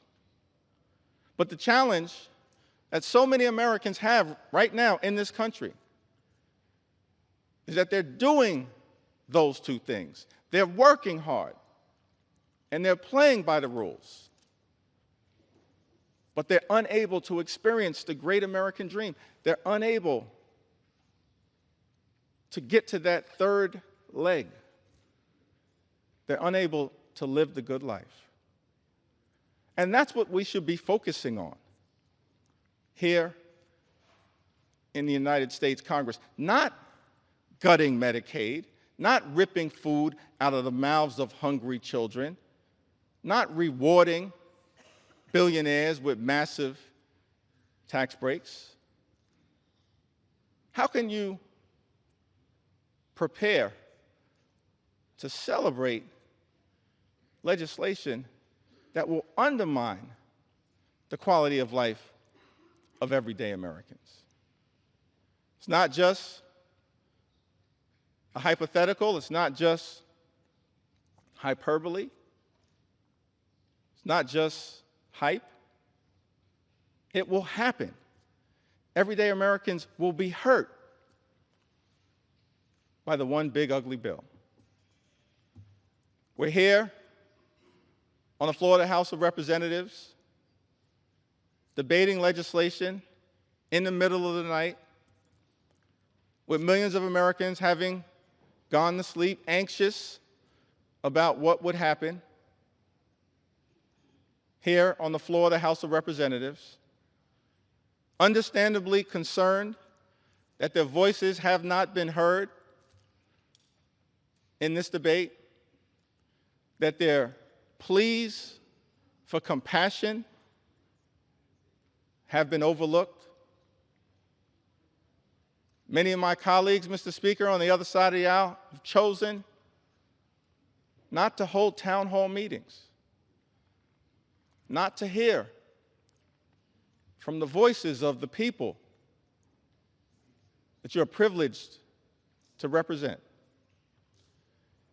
But we've embraced the American people. We haven't run from the American people. House Democrats will continue to run toward the American people and lift their voices up. Lift their voices up. So, Mr. Speaker, going to take a little time to share some of the stories of the American people. Voices that might otherwise be excluded from this debate. But we're not going to let those voices be excluded. We will ensure that these voices are heard. We will continue to do everything we can to bring those voices to life, here on the House floor and beyond, to stand up for the best interests of everyday Americans. And we've heard from many of them throughout this process. I'll share just a handful. With Medicaid expansion, I now qualify for Medicaid. Without insurance, my monthly bill for my 3 injectable drugs would be $3,000. $36,000 a year. And that doesn't include any of my other meds or my medical appointments. Who has that kind of money? That's Charles, who lives in Alaska, district represented by Congressman Nick Begich. Medicare and Social Security keep me alive. I'm surviving on about $13,000 a year, most of it from my Social Security checks. That's just enough to afford my rent, utilities, and food. Without Social Security, I would be homeless. And if Medicare did not pay for my medications, if I had to pay full price, I wouldn't be able to survive. There are so many other seniors who are in the same boat. Without these programs, seniors like me would die on the street. That's Paula, who lives in Arkansas's 2nd Congressional District, represented by my colleague, Congressman French Hill.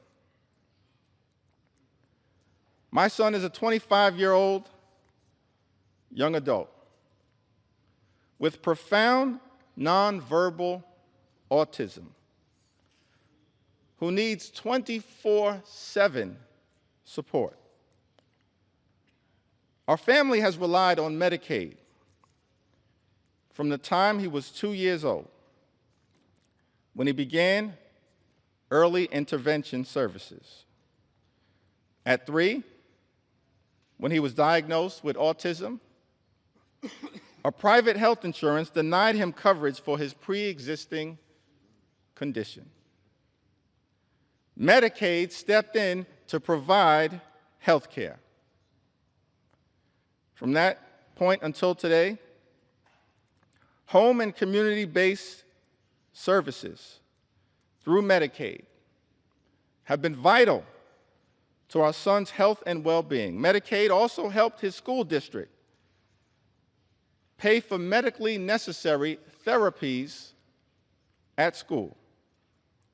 Our son is thriving and healthy,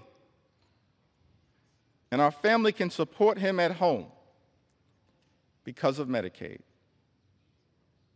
That's Robin. She lives in Arizona's 1st Congressional District, represented by David Swiker. These are stories from everyday Americans who've written to us to say to this Congress, stand up for our health care, Mr. Speaker. Don't stand up for billionaires. Stand up for everyday Americans, for our health, for our safety, and for our well-being. Gwendolyn from Arizona, she also writes, she says, Medicaid is the difference between my son being healthy, happy, cared for, and social, versus being at home with aging parents who struggle to physically provide the care that is required daily. Medicaid funding means my son receives the incontinent supplies he needs, the internal feeding supplies he needs to live, and medications that his primary insurance won't cover. Medicaid matters because without it, my son and millions of others like him may not survive. Let me speak directly to Gwendolyn from Arizona. Her representative may not be fighting on your behalf. As House Democrats, we're here to say to you, we agree. Medicaid matters and it must be preserved. It must be preserved. Because Medicaid matters to millions of people all across this great country, to children, to seniors, to people with disabilities, to women, to families, to people in every corner of the United States of America. Yes, Gwendolyn, Medicaid matters. And if your representative won't fight for it, we will.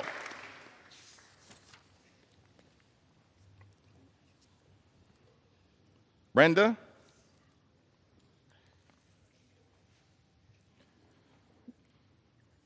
Says to us, my youngest child is a nonverbal 43-year-old female with autism who has been on Medicaid since she was 12. She's had 3 major surgeries and 6 or more outpatient surgeries, all made possible because of Medicaid. We would not have been able to get our daughter what she needed if it wasn't for Medicaid. She also has a seizure disorder and is on several medications. Some of them are way too expensive for us to afford on a blue-collar income. Finding doctors that are good and accept Medicaid are few and far between. But some doctors are better than none. And the only way our daughter will get any medical care at all. She is one of the most vulnerable people in society. And caring for her is a full-time job. For myself and her father, who are both retired and are full-time care providers for her. I am not sure why anyone would want to take this help and service from people whose very life depends on the help it provides. That's a powerful and profound question. Why would anyone in this House vote to take away Medicaid from the American people amongst the most vulnerable here in the United States of America? Brenda from Arizona lives in Arizona's 6th congressional district, represented by my colleague, Congressman Juan Ciscomani. Garrett, also from Arizona. I'm still in the A section right now.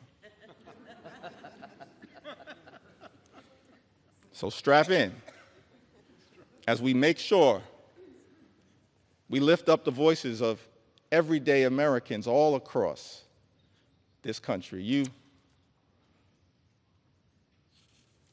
It's important that we take note, this isn't abstract, taking away health care from the American people. It's concrete, it's real, it has devastating implications. Garrett says, I was diagnosed with cerebral palsy at birth. Cerebral palsy at birth. Thanks to Medicaid, I was able to undergo multiple surgeries that significantly improved my ability to walk, transforming both my mobility and daily life. Relying on Medicaid, SNAP in the past, and SSI, I worry about what would happen to me and my friends if these programs were taken away. Without them, I wouldn't be able to keep up with doctor's appointments, medications, and transportation. Earlier today, my distinguished colleague from the great Commonwealth of Virginia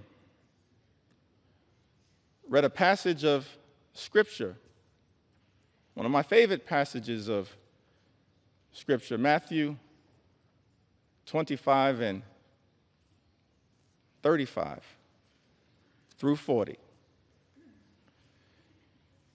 And later on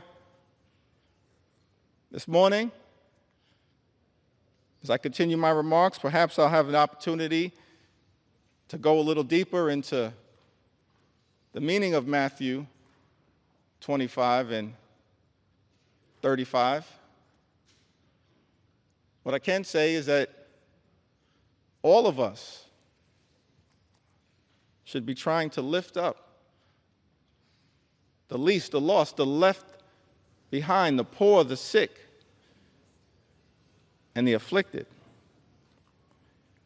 Garrett tells us, I was diagnosed with cerebral palsy at birth. And the first thing that jumped out to me when I read this was that we're all God's children, and we should be looking after all God's children to the best of our ability, not running away from them and undermining their quality of life. So Garrett, we're going to continue to stand up and work hard on your behalf. Nancy from California. That's a great name, Nancy from California.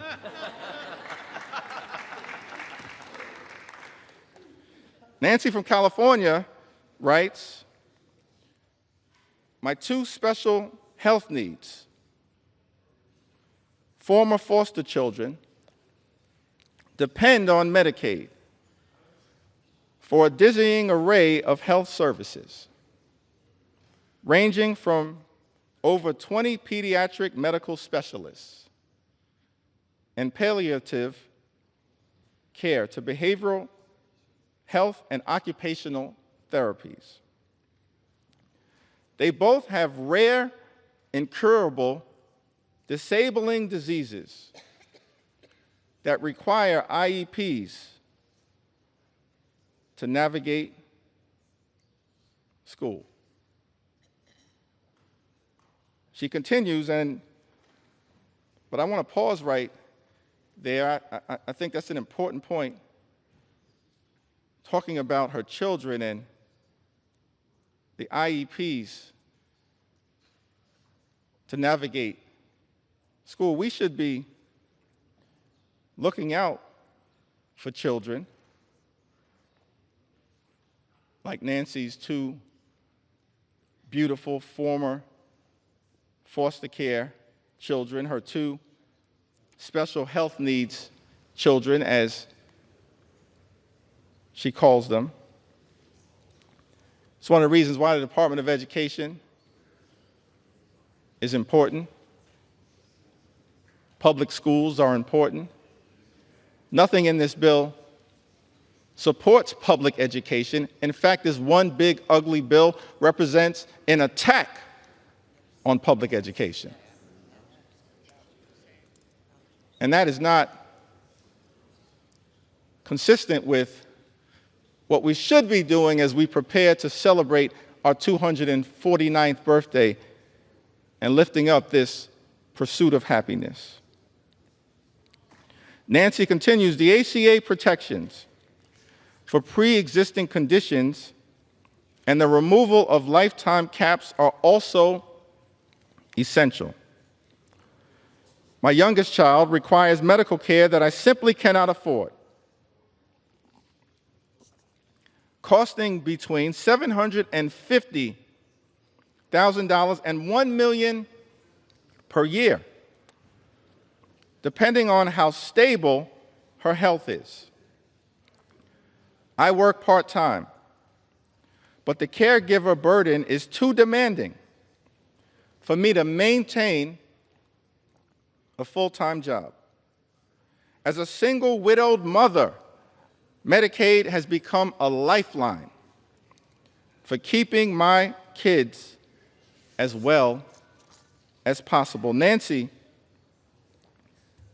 lives in California's 1st congressional district, represented by my colleague, Congressman Doug LaMalfa. Laura lives in the Central Valley of California, an area of the country with the highest concentration of Medicaid recipients. The highest concentration of Medicaid recipients. I've been raising my 6 grandchildren for 15 years, and they are coming of age, but not many jobs are available. Also, my 16-year-old grandson depends on Medicaid and EBT to survive.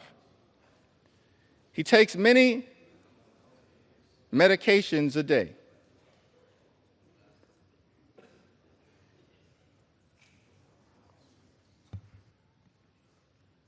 If you're not going to respect my ability to speak, respect the story that I'm telling on behalf of Laura.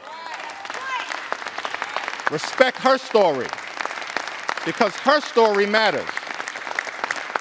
Her story matters, and the American people matter. We need order. He takes many medications a day. I'm too old to do anything but take care of him.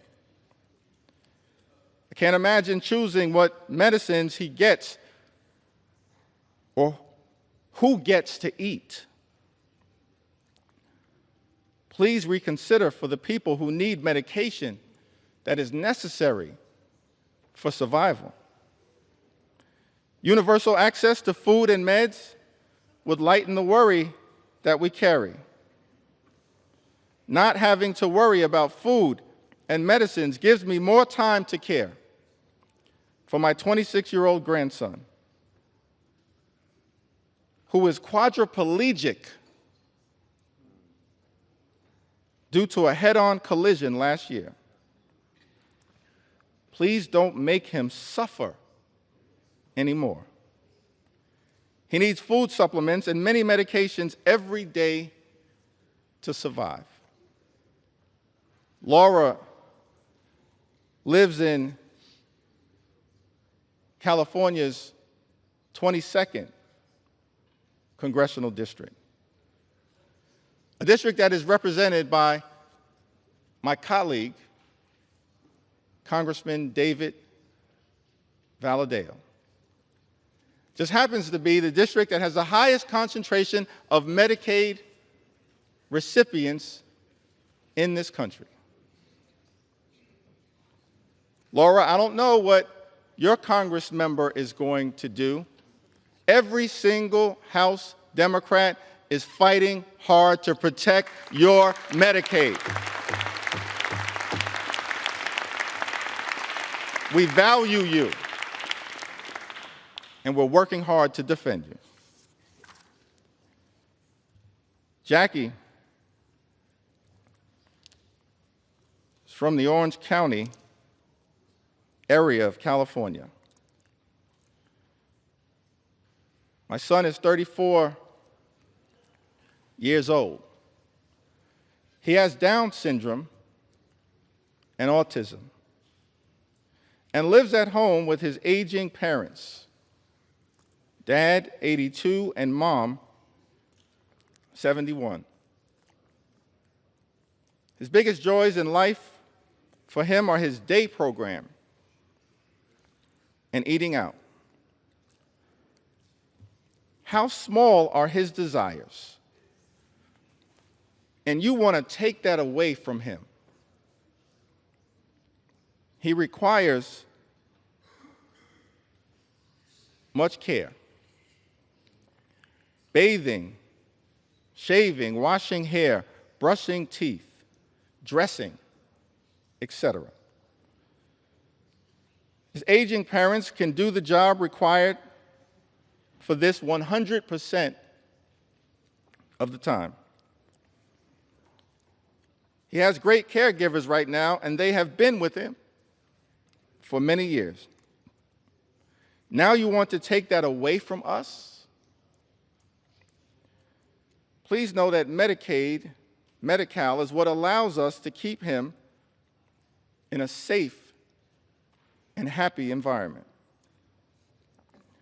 that he will not get anywhere else. And for a whole lot less money. Why should that change for him? Jackie asks. Please be respectful of families who have high-need family members who need these services. Thank you for allowing me to speak on behalf of my son and everyone who loves him. Jackie lives in California's 40th congressional district, a district represented by my colleague, Congresswoman Young Kim. Kayla writes to us from Colorado. At 26, I was diagnosed with brain cancer, a discovery I was only able to make because of Medicaid. Without it, I wouldn't have been able to get the treatment I need to survive. That diagnosis changed my life. And while I am grateful to be here, I can no longer work. Now I rely on disability benefits, food stamps, just to get by. These programs are the only reason I'm able to live. Without this support, I don't know how I would manage. Kayla lives in Colorado's 2nd congressional district, a district represented by the Assistant Democratic leader, Joe Neguse. Kayla, I can say to you that your Congress member is fighting hard to protect you, just like every single member of the House Democratic Caucus.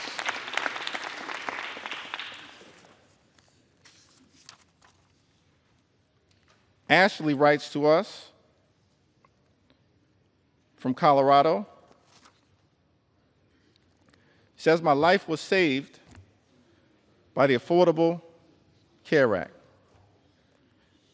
Because of this act, I was able to stay on my parents' health insurance when I couldn't get any coverage.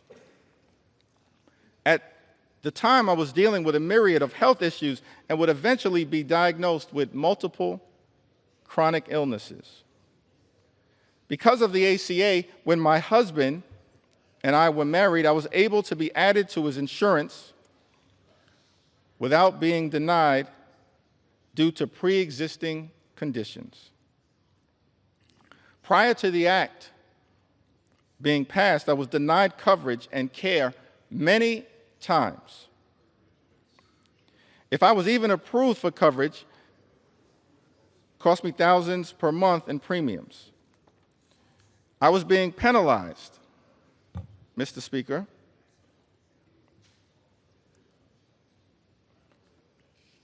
for being sick. There were many times when I could not get coverage that I had to choose between which prescriptions I would get to have or whether I would get all my meds or the groceries we needed. You know, there are far too many people in the United States of America right now, before experiencing the devastating consequences of this one big, ugly bill, who have to choose between putting food on the table, clothing on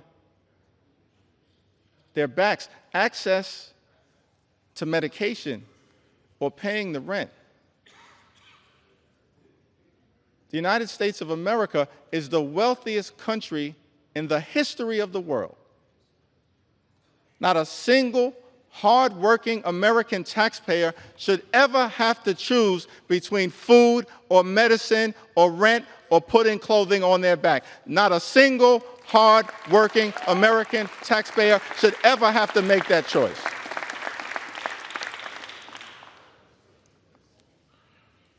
If people did not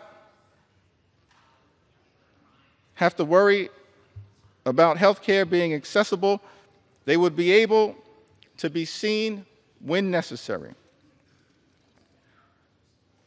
And when people are able to see doctors when they are unwell, they can stay healthy for longer periods of time. When people can stay healthy, they don't miss work. When people don't miss work, they don't risk losing their jobs. The way things work now only encourages the constant classist act of keeping the sick and poor sick and poor. This should never, ever be a situation in a country that claims to have the best functioning economy in the world, the best doctors, the best universities. Ashley lives in Colorado's 3rd congressional district.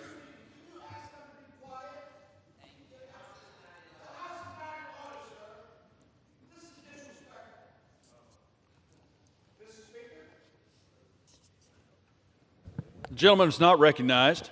The House will be in order. Ashley New York's recognized.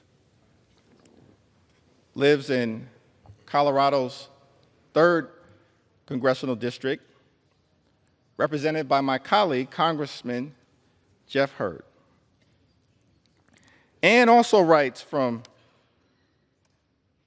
Colorado. Through the Medicaid waiver, Scott, Ann's son, was placed in a group living situation that worked out for a while, but was eventually kicked out. After that, he moved back in with me, but ended up homeless once more, before finally being placed back on a Medicaid waiver program. Now he's doing really well. His job, which he loves, also receives funding through Medicaid, so that people with disabilities can be employed and be productive members of the community. Without Medicaid, he probably wouldn't be alive today. Without this assistance, we likely wouldn't be where we are now. And I doubt that there would be a happy ending to this story. Ann lives in Colorado's 6th congressional district, a district represented by our colleague, Congressman Jason Crow, who is also fighting hard to protect your interests, and as every single one of us in the House Democratic Caucus will continue to do. We believe in America, health care is not simply a privilege that should be afforded to the wealthy, the well-off, and the well-connected. It's a right that should be available to everyone. A right that is still imperfect at this moment, that we are working hard to perfect. But this one big ugly bill, the largest attack on health care, Mr. Speaker, in the United States of America, moves us in the opposite direction. Daniela is also from Colorado. She writes to us, Medicaid has been a lifeline for our family, especially for my 5-year-old daughter who has autism. That's the thing, Mr. Speaker. Medicaid is important for so many Americans all across this country, including people with disabilities. It's a necessary lifeline so that parents can help their children live a better life with dignity and respect. Why would any legislation that this House passes attack health care available to families that are pouring in everything they have to help their child under difficult circumstances live the best possible life? It perplexes me, Mr. Speaker, that this bill would go after the health care of people like Daniela and her 5-year-old daughter. Daniela says that as parents, we've faced many struggles trying to balance full-time work, starting a real estate business, and still being there for our 3 other children. It's been overwhelming at times, and finding the right support for her hasn't always been easy. But Medicaid has provided therapy and services that have made a world of difference in her life.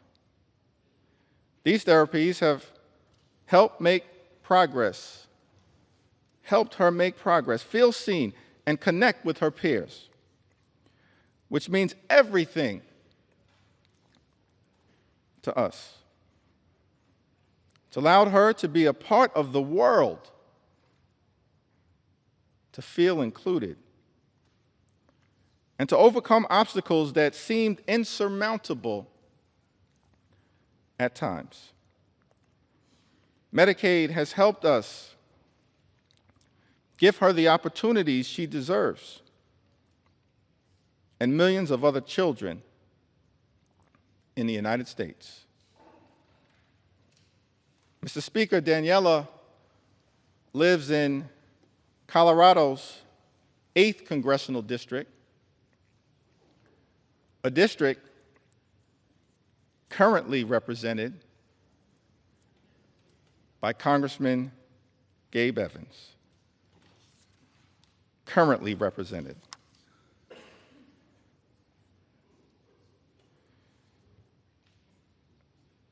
Mr. Speaker, we heard from Martha, who writes from Florida. I have an adult daughter with developmental and intellectual disabilities who needs Medicaid for her medical care. As a mom, I worry a lot about what the future will hold for her. Will she have access to quality medical care when my husband is no longer able to provide for her? Please support individuals like my daughter who are vulnerable and need our help. Thank you from my heart. Martha lives in Florida's 7th congressional district, a district represented by our colleague, Mr. Speaker, Congressman Corey Mills. We've heard from people from the heartland of this country. In Indiana, Kim writes to us, SNAP and Medicaid were lifelines when my children were younger. At least when I was able to get them. As a single mom, working my way up from low-paying jobs, we often had too little food. My dinner was the combined uneaten food from my 4 kids' plates. Even then, keeping benefits was difficult due to missing or late paperwork, faxes lost to the ether. I sometimes worked 3 jobs and cried too often when the letter came saying benefits were suspended. When that happens, you end up hungry for weeks until it's straightened out. Kim lives in the 9th Congressional District of Indiana, Mr. Speaker. She says, SNAP and Medicaid were lifelines when my children were younger, at least when I was able to get them. Let me park right there for a moment, because one of the arguments that I've consistently heard made, Mr. Speaker, by our Republican colleagues on the other side of the aisle is that they weren't going after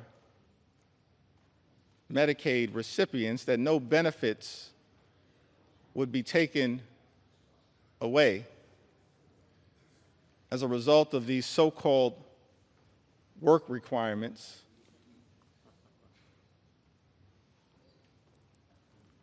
Let's fact check that statement. Every independent entity that has looked at this question, including the Congressional Budget Office, has made clear, as a result of the one big, ugly bill, millions of Americans will lose their Medicaid benefits. These so-called work requirements are just a smokescreen, because more than 90% of the people who receive Medicaid benefits who can work, do work right now in the United States of America. Right now, more than 90%. What these impositions are really paperwork requirements that are designed to make it harder for everyday Americans like Kim to access their benefits. And as a result, millions of Americans who are eligible, who are hardworking, who are deserving, will lose their health care. Kim says, I sometimes work 3 jobs and cried too often when the letter came saying benefits were suspended. As House Democrats, Mr. Speaker, we are here fighting for people like Kim and millions of others like her all across the United States of America who will lose urgently necessary, life-changing, and life-sustaining Medicaid benefits as a result of Donald Trump's one big, ugly bill.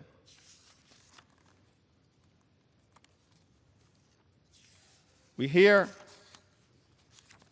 from Maria, from Iowa, in the great heartland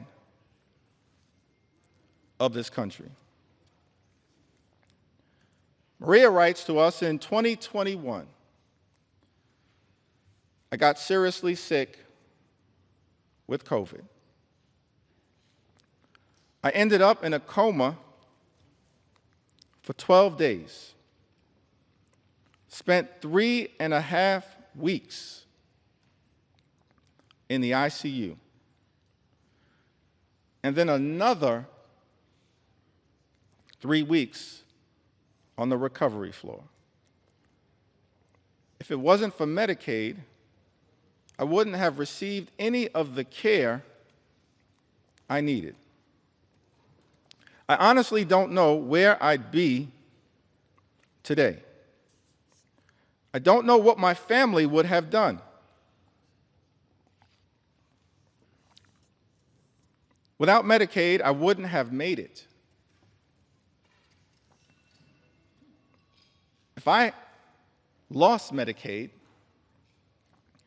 it would completely change my life. I wouldn't be able to afford my insulin, diabetes medications, blood pressure medications, or see my endocrinologist, all of which are life-sustaining treatments. I also need to see my pulmonary specialist regularly. Without Medicaid, my health would deteriorate rapidly. That's a statement that applies to millions of Americans all across this great country.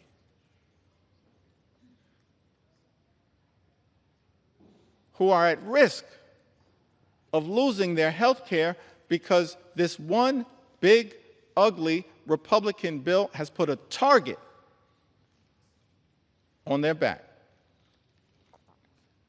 Mr. Speaker, without Medicaid, my health would deteriorate. Taking the time to share these stories because this is a question for so many Americans of life and death. It's extraordinary that on the House floor, in the middle of the night, the American people are forced to confront a bill that targets their health care and will result in their well-being deteriorating.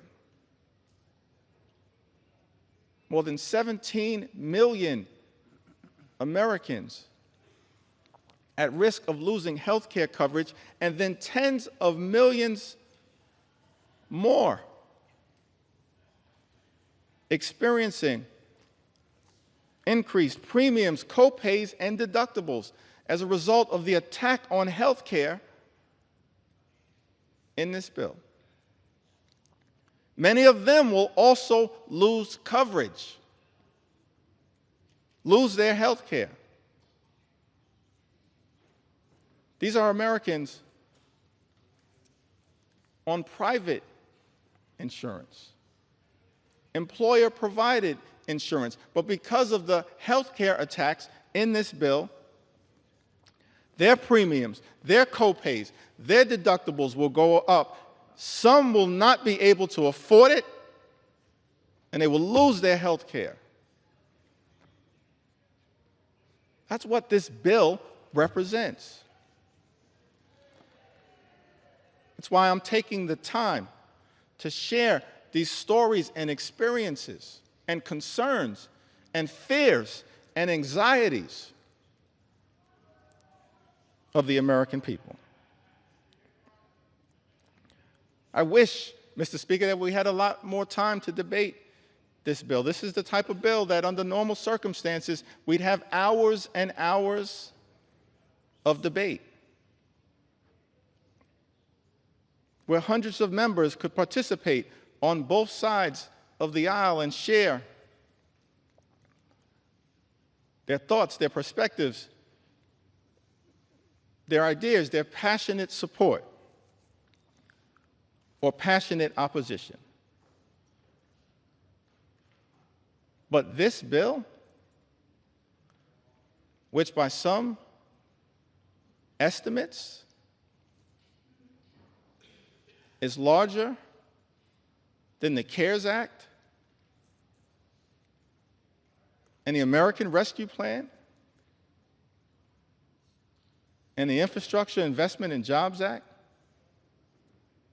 and the CHIPS and Science Act combined in terms of its possible impact on the debt in this country, increasing the debt by more than $3 trillion, saddling our children and grandchildren with that level of extraordinary debt by people who claim to be fiscally responsible. The implications of this bill are enormous. And yet, each side of the Ways and Means Committee was given 15 minutes to discuss the implications of this bill. Each side of the Budget Committee was given 15 minutes to discuss the implications of this bill that will have devastating consequences for everyday Americans, while rewarding billionaires with massive tax breaks. It had been my hope, Mr. Speaker, that we'd be able to have a robust debate,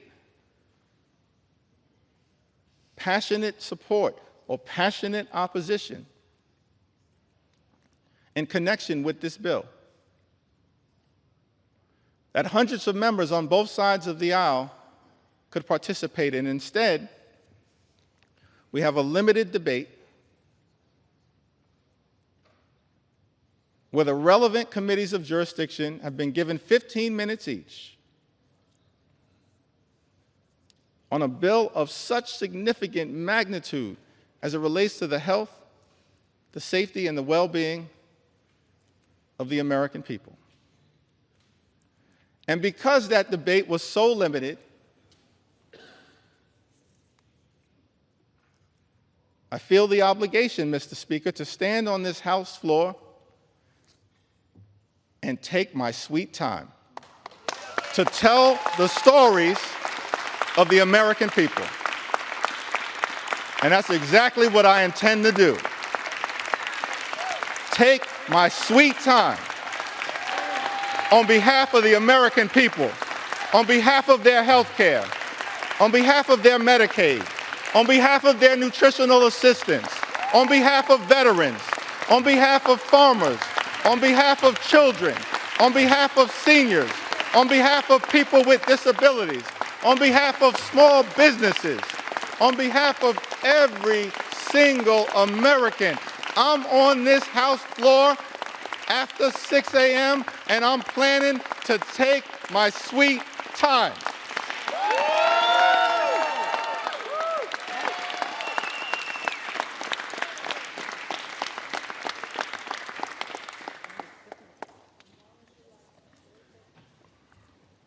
Without Medicaid,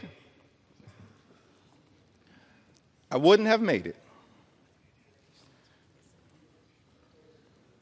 If I lost Medicaid, it would completely change my life. It would also severely affect my husband with epilepsy.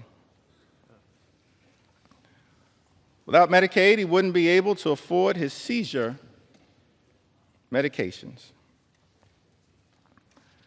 which means he'd have seizures every week, like he did before. This would leave him unable to function or work. Before he had Medicaid, he'd have a seizure. And it would take him days to recover. His health is inconsistent, which makes it hard for him to hold down a job. I still have my house, my car, my husband, and my health. Thank God for that. But why should we have to struggle so hard just to live? In a country with so much wealth, I'm considered one of the lucky ones. And yet I still struggle to make ends meet for the basics. That's Maria, pouring her heart out to us as members of Congress about her struggles. She lives in Iowa's 1st Congressional District,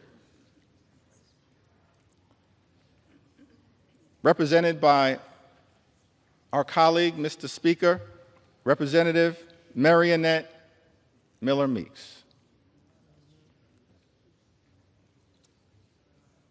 In a country with so much wealth, I'm considered one of the lucky ones. And yet I still struggle to make ends meet for the basics. Maria makes this important point as we stand on the threshold of the 4th of July. Thomas Jefferson, having written those immortal words in the Declaration of Independence, we hold these truths to be self-evident, that all men are created equal. They are endowed by their Creator with certain... Gentlemen will suspend. Members are reminded to take their conversations off the floor. Close both sets of cloakroom doors, please. Gentleman's recognized. Thank you, Mr. Speaker.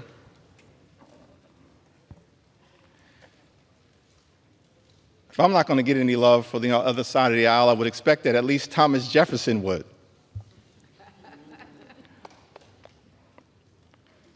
He wrote in the Declaration of Independence that among these are life, liberty, and the pursuit of happiness.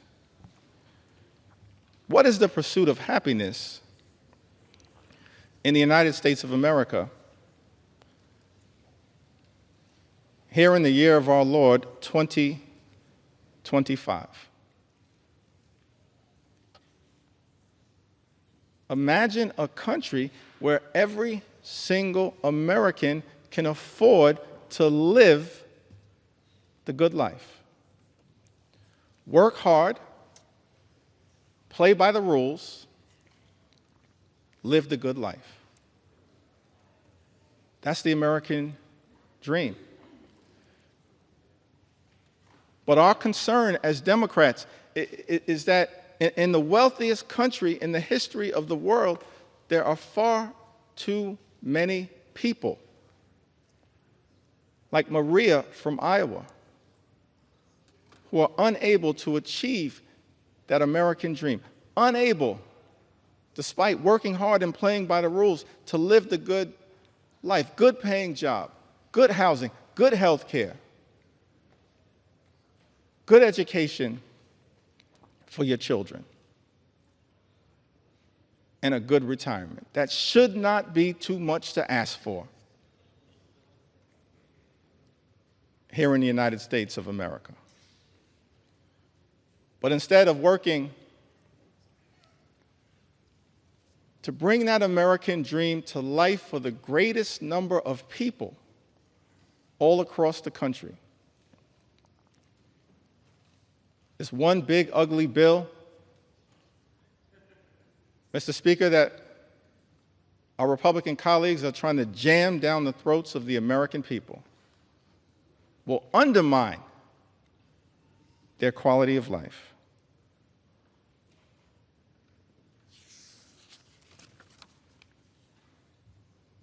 Also hear from Patrick. Lives in the heartland of this country. One of the good people of Iowa, who says, I'm a registered nurse in the ICU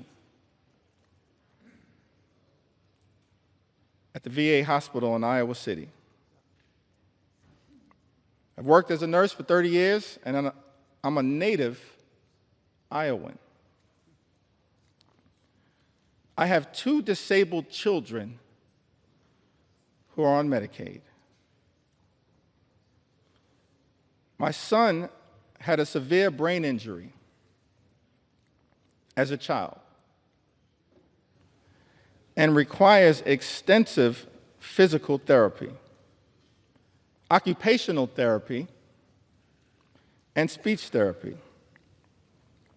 My daughter is autistic and lives independently on housing provided by Medicaid. Before we had Medicaid, we were bankrupt paying for their treatment. We would go bankrupt again if Medicaid is cut. These are complicated systems for people with very complicated needs. These quote-unquote common sense solutions they're coming up with are not based in reality.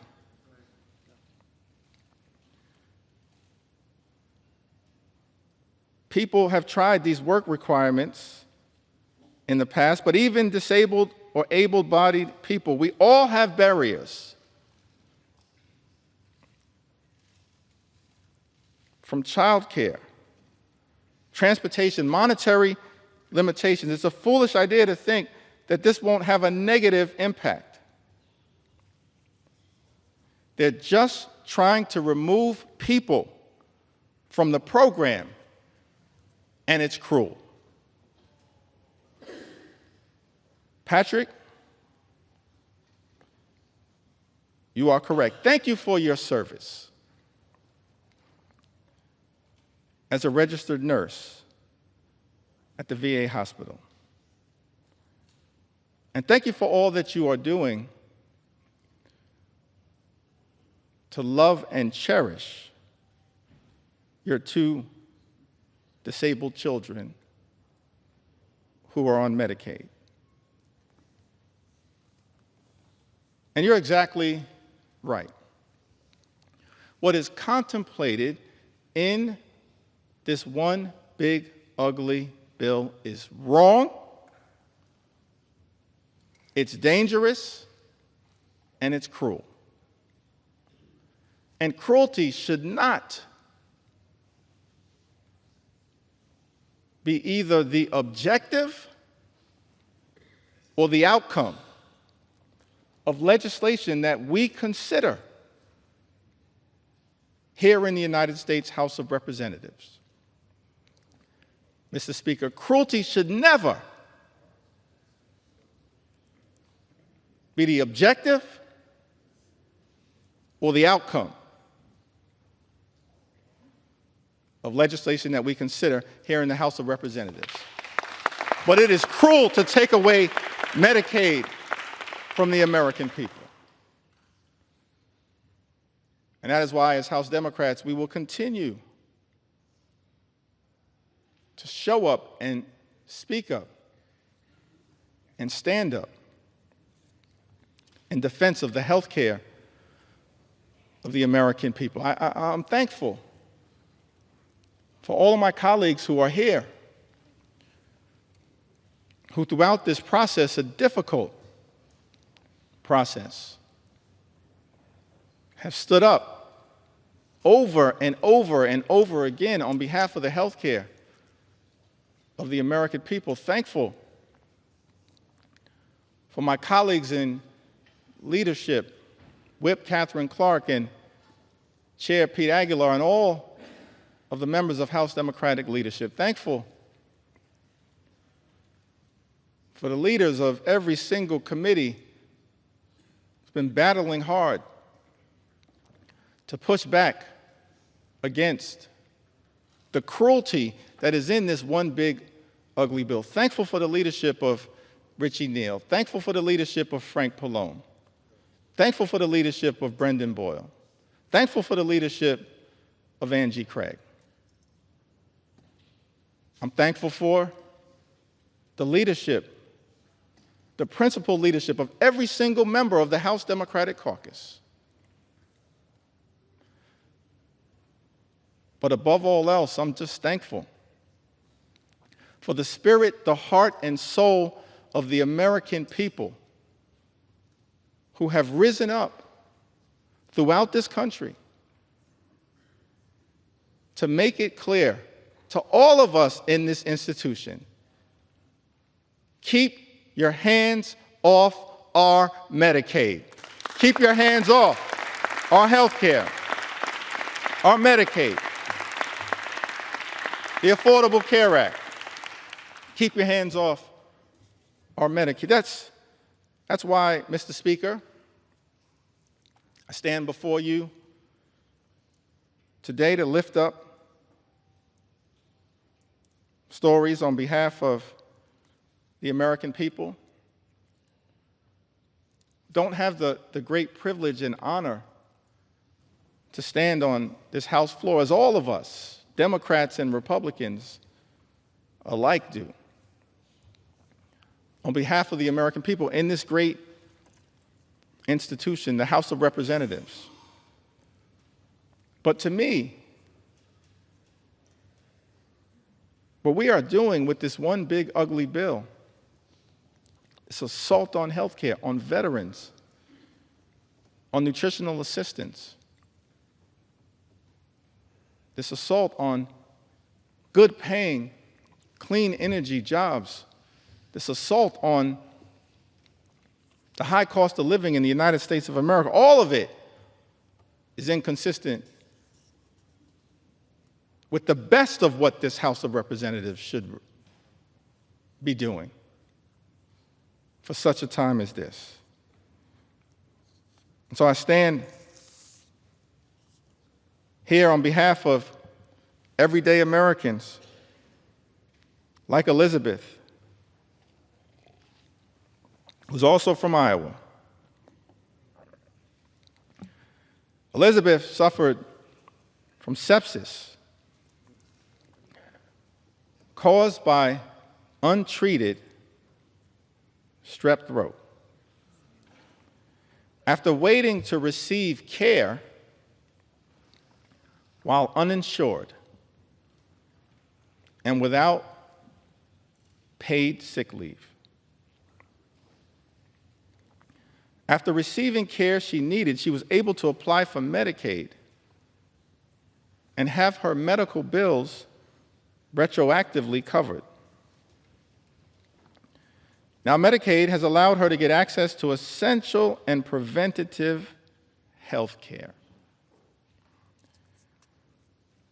Mr. Speaker, Elizabeth lives in the congressional district represented by our colleague, Zach Nunn, Iowa's 3rd congressional district. Thank you, Elizabeth, for highlighting one of the concerns that all of us should have with this bill. When you launch an all-out assault on the health care of the American people, when you effectively end Medicaid as we know it, gut parts of the Affordable Care Act, what you essentially are doing by stripping health care away from the American people, putting people like Elizabeth back in the position that she had previously been in, where she has untreated medical conditions that won't get better on its own, it will likely get worse and lead to further medical complications. Why would we do that to the American people? That is wrong. We should be lifting people up in this country, not tearing them down. We should be lifting up everyday Americans, not tearing them down, and putting them at risk of their life, their quality of life, their health, their well-being, getting worse. We hear from Becky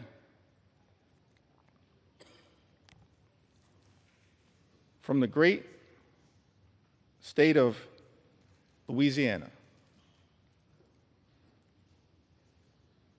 By the way, Louisiana is a state with some of the highest percentages of Medicaid recipients of any state in the Union. Any state in the Union. And Louisiana is a state at risk of suffering greatly as a result of the all-out assault on Medicaid that is part of Donald Trump's one big ugly bill. Becky tells us, I have had Medicaid for years, and without it, I wouldn't be able to afford to see my doctors or cover what Medicaid doesn't pay. As a senior citizen, I now have to go back to work just to keep a roof over my head, afford rising food and utility costs, and maintain my car. Meanwhile, the government keeps taking more and more out of my Social Security benefits. Money I already paid taxes on while working. Feels like the middle class no longer exists. You're either rich or poor. Politicians today have no real understanding of what it's like to struggle every single day. If they had to live like regular people, maybe things would improve for seniors like me. Becky lives in Louisiana's 3rd Congressional District, a district represented by our colleague, Mr. Speaker, Representative Clay Higgins. Louisiana, state, of course, also represented by my good friend and colleague,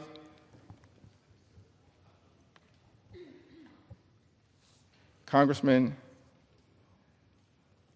Troy Carter, who I see is here with us in the chamber also, Cleo Fields, another good friend and colleague. Louisiana, a state that stands to suffer mightily as a result of this all-out assault on Medicaid. Now, I heard my distinguished colleague, Mr. Speaker, the House Majority Leader, someone who personally respect his resilience, his perseverance, his journey. I think he comes by his views in good faith. It's his perspective, it's the speaker's perspective.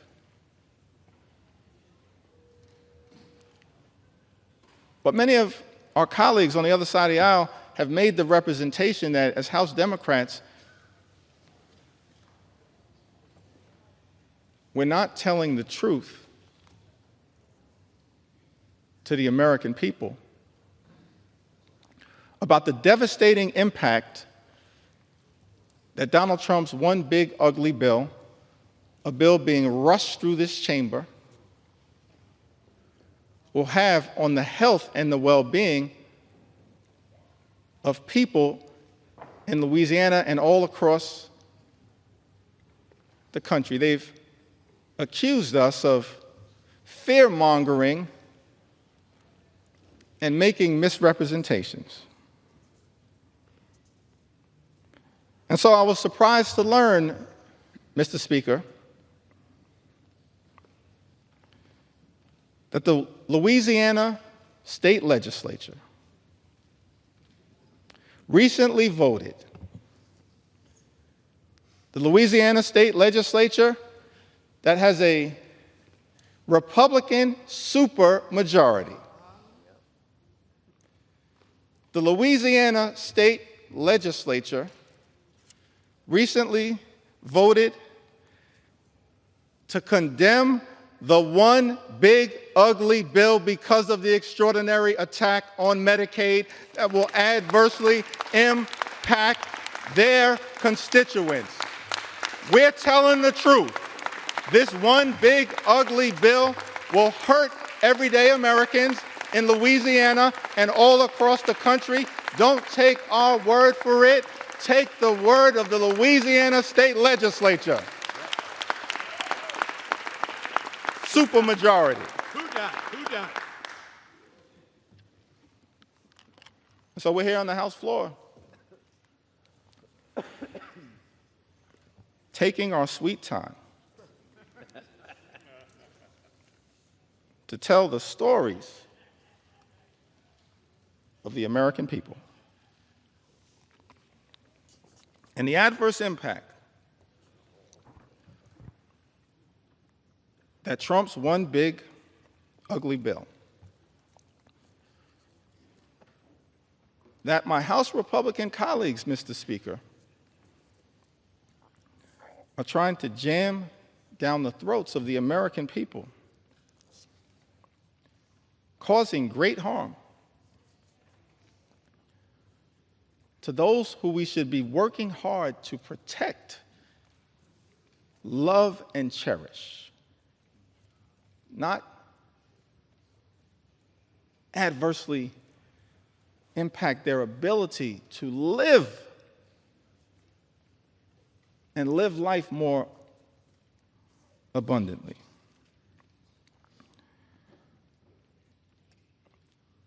Tamara, who lives in Louisiana's 4th Congressional District, represented by the Speaker of this great House. I have depression and PTSD.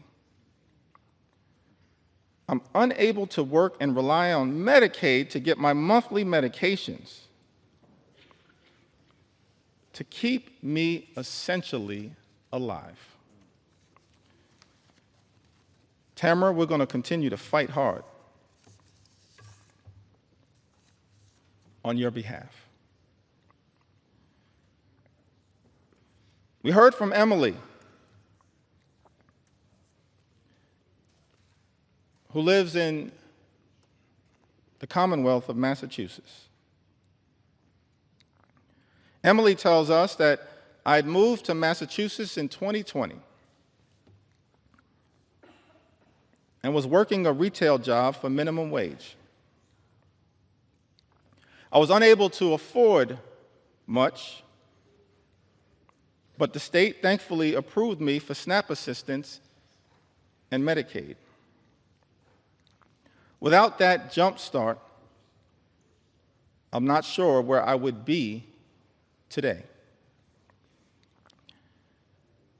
There shouldn't be shame or stigma surrounding these programs. You never know when life will get pulled out from underneath you. The relief when these programs can come to your aid is indescribable.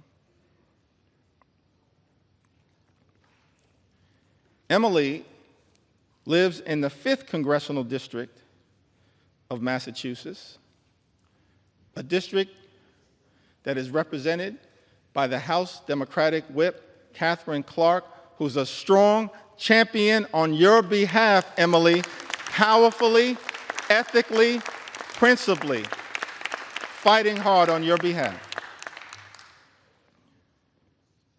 Casey lives in the 2nd Congressional District of Maine, a district represented by Congressman Jared Golden. Thankful for Congressman Golden's service. He served this nation with distinction overseas and has come back home to serve this nation in the United States Congress.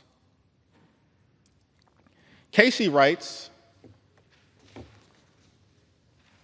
as a single mom of 2 young children and non-profit professional in rural Maine,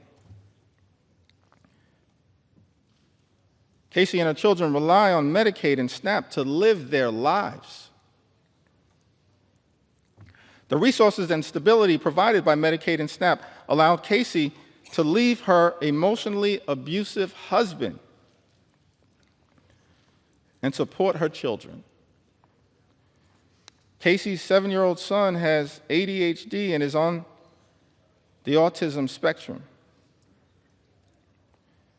Relies heavily on individualized support through Medicaid. If Medicaid goes away, Casey doesn't know how their family will stay afloat.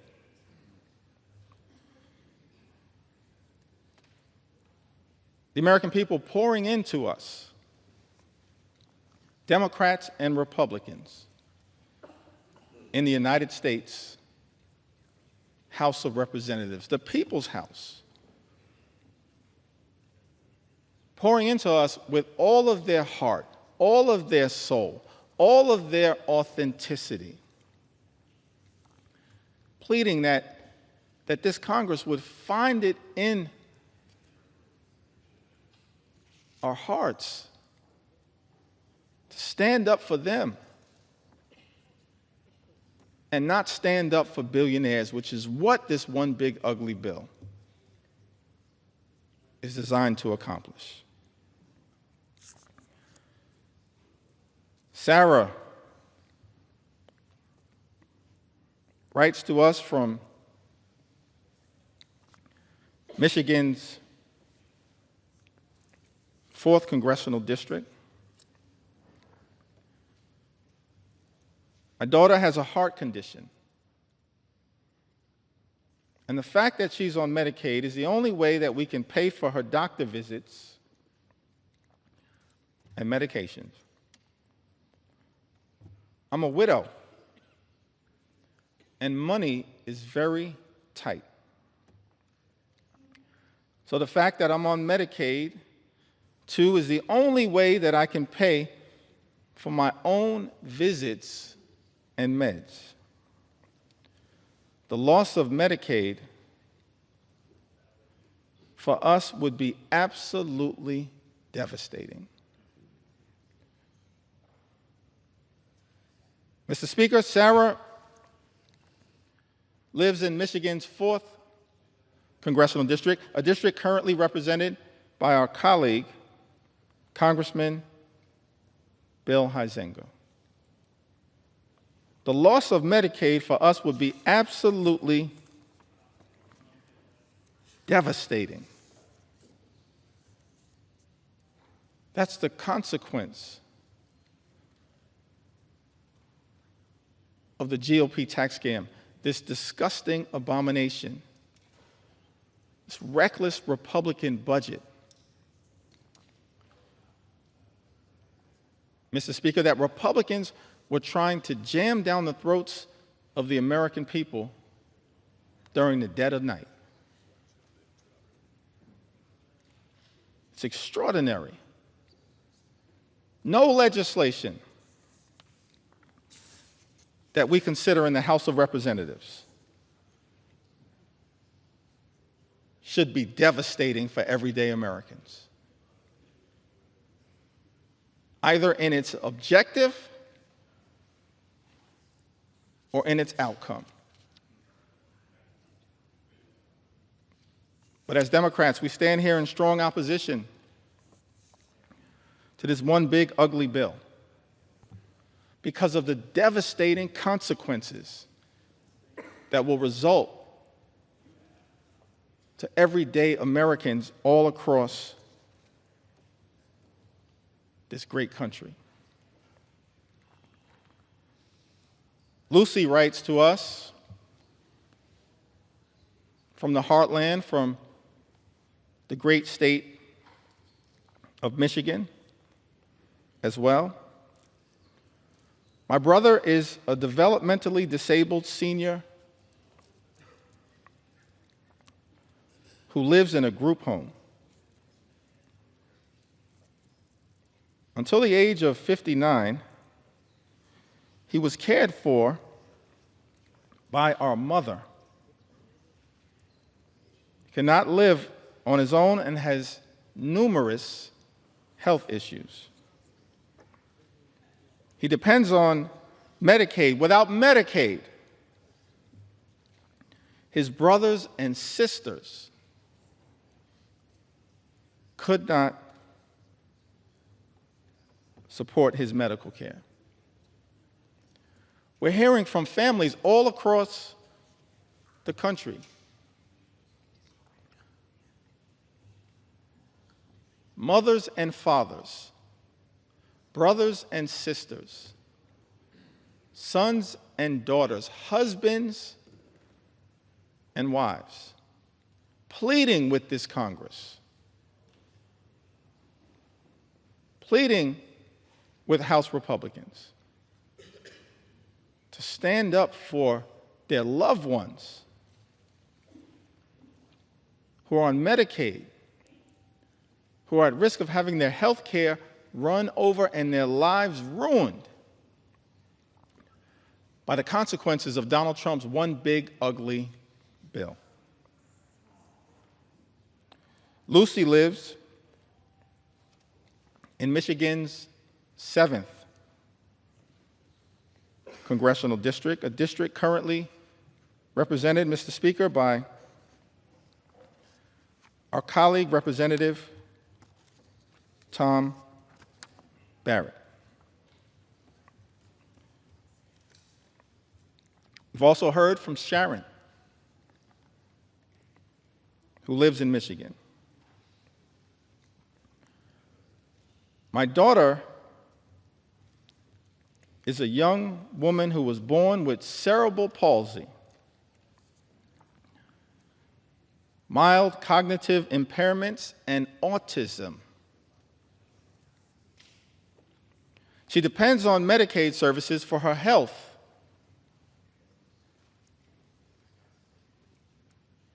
Safety and well-being. She's unable to work or take care of herself. She's unable to work or care for herself without help. Without Medicaid, she is totally at risk. Cutting Medicaid to give tax cuts to wealthy billionaires is not only cruel and unethical, Sharon writes, but it puts vulnerable people, including children, at risk of severe mental and physical health problems. Do the right thing and rescind the drastic cuts to Medicaid for vulnerable people with serious physical disabilities and people with serious and persistent mental health problems. Mr. Speaker, Sharon lives in the 10th Congressional District, represented by our colleague, Congressman John James. I don't know how the congressman from the great state of Michigan will vote at the end of the day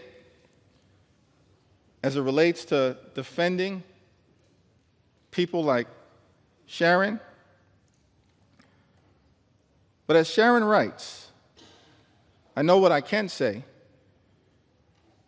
She says, do the right thing and rescind the drastic cuts to Medicaid for vulnerable people with serious physical disabilities and people with serious and persistent mental health problems. Sharon, House Democrats will always do the right thing when it comes to your health, your safety, and your well-being, your Medicaid, and the love and care that you are working hard to provide to your daughter. We will always do the right thing. We're not perfect, no one is. But we will always strive to do the right thing on your behalf.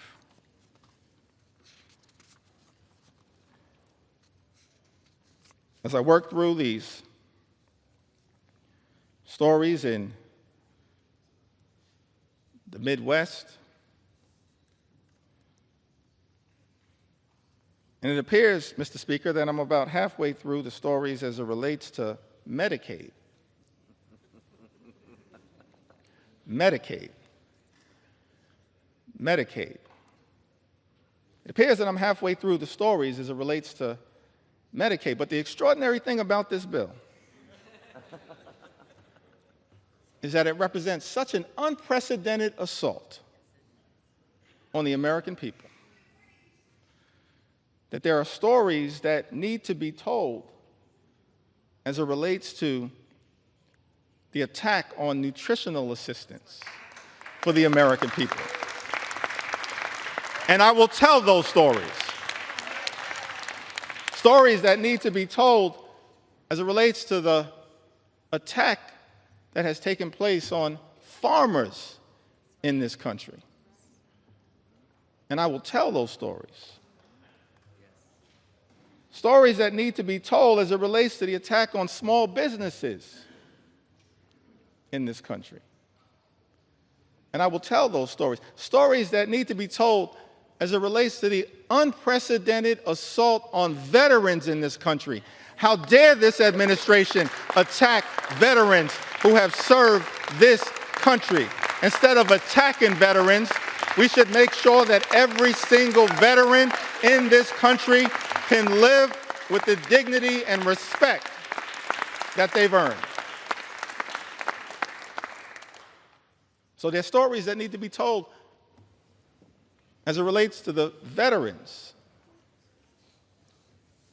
in this country. And there are stories that need to be told as it relates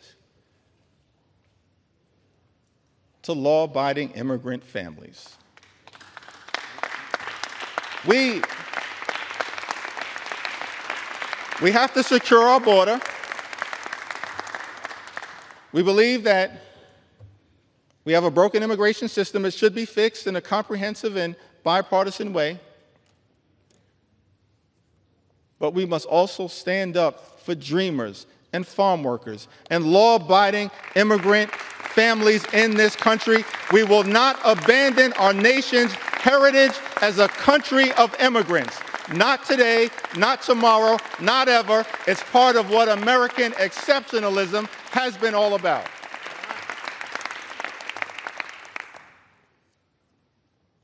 So stories that need to be told. William writes to us from the great state of Minnesota. So thankful for our colleagues from the Minnesota delegation fighting hard on behalf of that great state. I'm a 57-year-old man living in central Minnesota.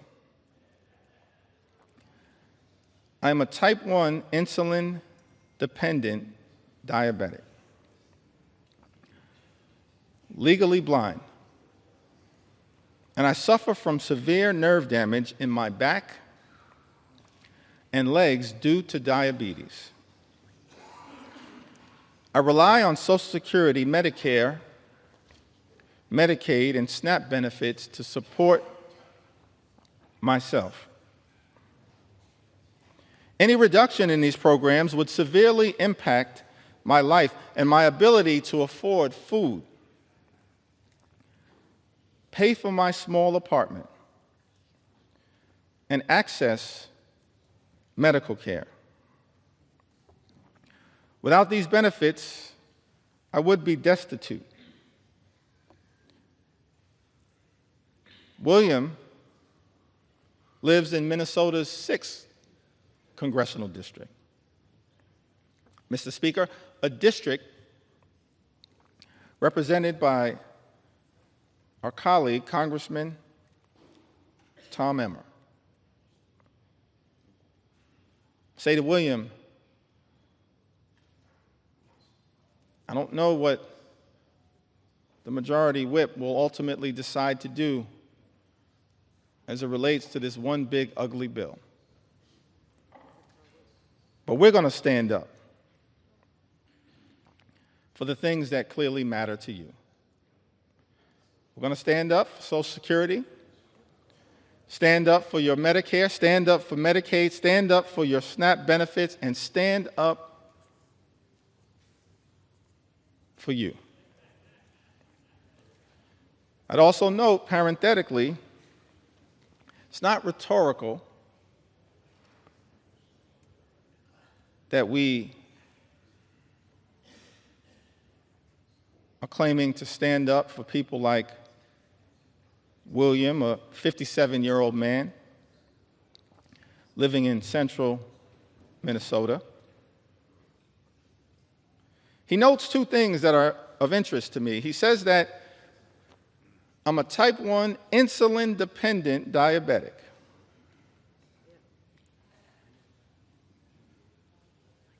And then also says, I rely on Social Security, Medicare, Medicaid, and SNAP benefits to support myself. which suggests to me that William actually may have been a beneficiary of some of the hard work that has taken place on this side of the aisle. His life is not perfect. There's still a lot of work that needs to be done. But as a type 1 insulin-dependent diabetic who's also on Medicare, as a result of the Inflation Reduction Act,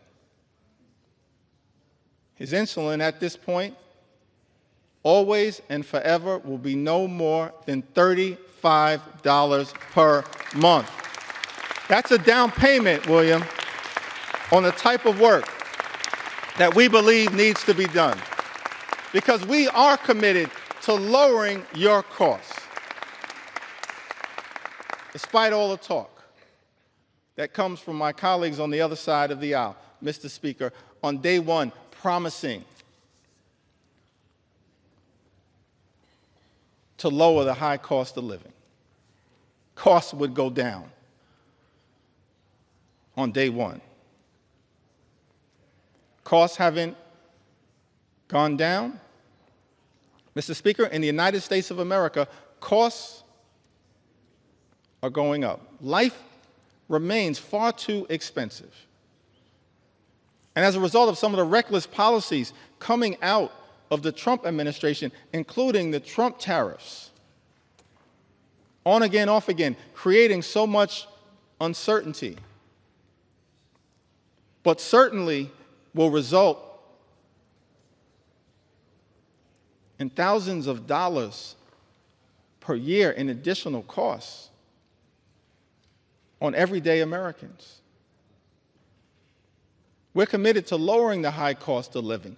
We're committed to making sure that every single person in this country can afford to live the good life. Good paying job, good housing, good health care, good education for their children, and a good retirement. We're committed to working hard to make sure that every single American like William can afford to live the good life. This one big ugly bill does the exact opposite. Does it make life more affordable, Mr. Speaker? It makes life more expensive. The gentleman suspend. House will be in order. As the caffeine kicks in, please take your conversations outside the chamber or in the cloakroom. Gentleman's recognized. Thank you, Mr. Speaker. Without Medicaid, Heather from the great state of Minnesota writes, without Medicaid, my 3 kids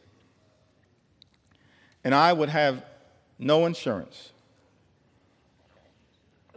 I couldn't afford my epilepsy and schizophrenia medications. My kids wouldn't have access to health care, including ER visits, physicals, vaccinations, and dental cleanings. Heather lives in Minnesota's 8th Congressional District, represented by our colleague, Mr. Speaker, Congressman Peter Stauber. Lynn writes to us, from Missouri, the Show Me State, a state ably represented by Representative Emanuel Cleaver and Representative Wesley Bell. Lynn writes to us, says that I'm a widow near 70 with very little family left and have been diagnosed with breast cancer. I have an adult son, severely disabled. He already has lost transportation services due to low Medicaid funding. And if Medicaid is cut, it will be disastrous for my situation. Lynn knows that this one big ugly bill puts a target on the back of Medicaid. One of the senators from the great state of Missouri, Senator Josh Hawley, spent months warning about the damage that Donald Trump's one big ugly bill would do to the people of Missouri as a result of the all-out assault on Medicaid. And then turned around and voted to cut Medicaid from his constituents. So shocking, it's so disappointing. So heartbreaking for many Americans that a lot of people in the House of Representatives, Mr. Speaker, a lot of people in the Senate have talked a good game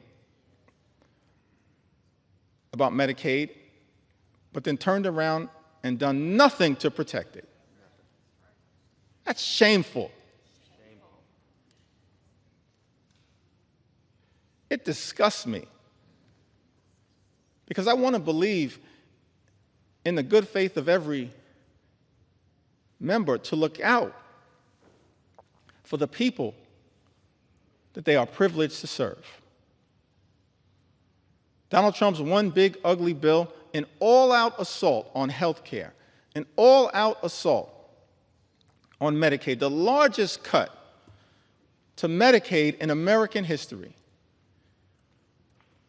This legislation will end Medicaid as we know it. Millions of people will lose their health care. Hospitals will close, including in rural America. People will lose their nursing homes. 1 in 4 nursing homes may close as a result of this dangerous and extreme Republican budget. Community-based health clinics relied upon by many of the people all across this country will shutter as a result of Donald Trump's one big ugly bill. People in this country will die unnecessary deaths. That's unacceptable. That's unconscionable. That's un-American. And that is why, as House Democrats, we stand on this floor, aggressively pushing back on the everyday Americans on their behalf, pushing back on their behalf, because they will be so absolutely devastated if this bill were to pass in the House of Representatives. Donald Trump's one big ugly bill hurts everyday Americans and rewards billionaires with massive tax breaks. Why is it that every time, Mr. Speaker, Republicans have the opportunity to govern in a partisan way, you immediately race, Republicans immediately race to legislation that provides massive tax breaks for the wealthy, the well-off, and the well-connected in this country. We've seen this happen all over time. During the presidency of Ronald Reagan, massive tax cuts for the wealthy, the well-off, and the well-connected, adding to our nation's debt and deficit. During the presidency of George W. Bush in 2001 and 2003, yet again, massive tax cuts for the wealthy, the well-off, and the well-connected. In fact, the Republican president at that time, in 2001, inherited a budget surplus from President Bill Clinton and immediately turned around and took that budget surplus and turned it into a deficit, exploded the debt. Don't ever lecture us about fiscal responsibility. Not now, not ever. Mr. Speaker, Republicans are not the party of fiscal responsibility. You are the party of fiscal irresponsibility. Over and over and over again. And now with this bill, you've taken it to a whole nother level. Because in addition to exploding the debt by more than $3 trillion, and by some estimates, even more than that,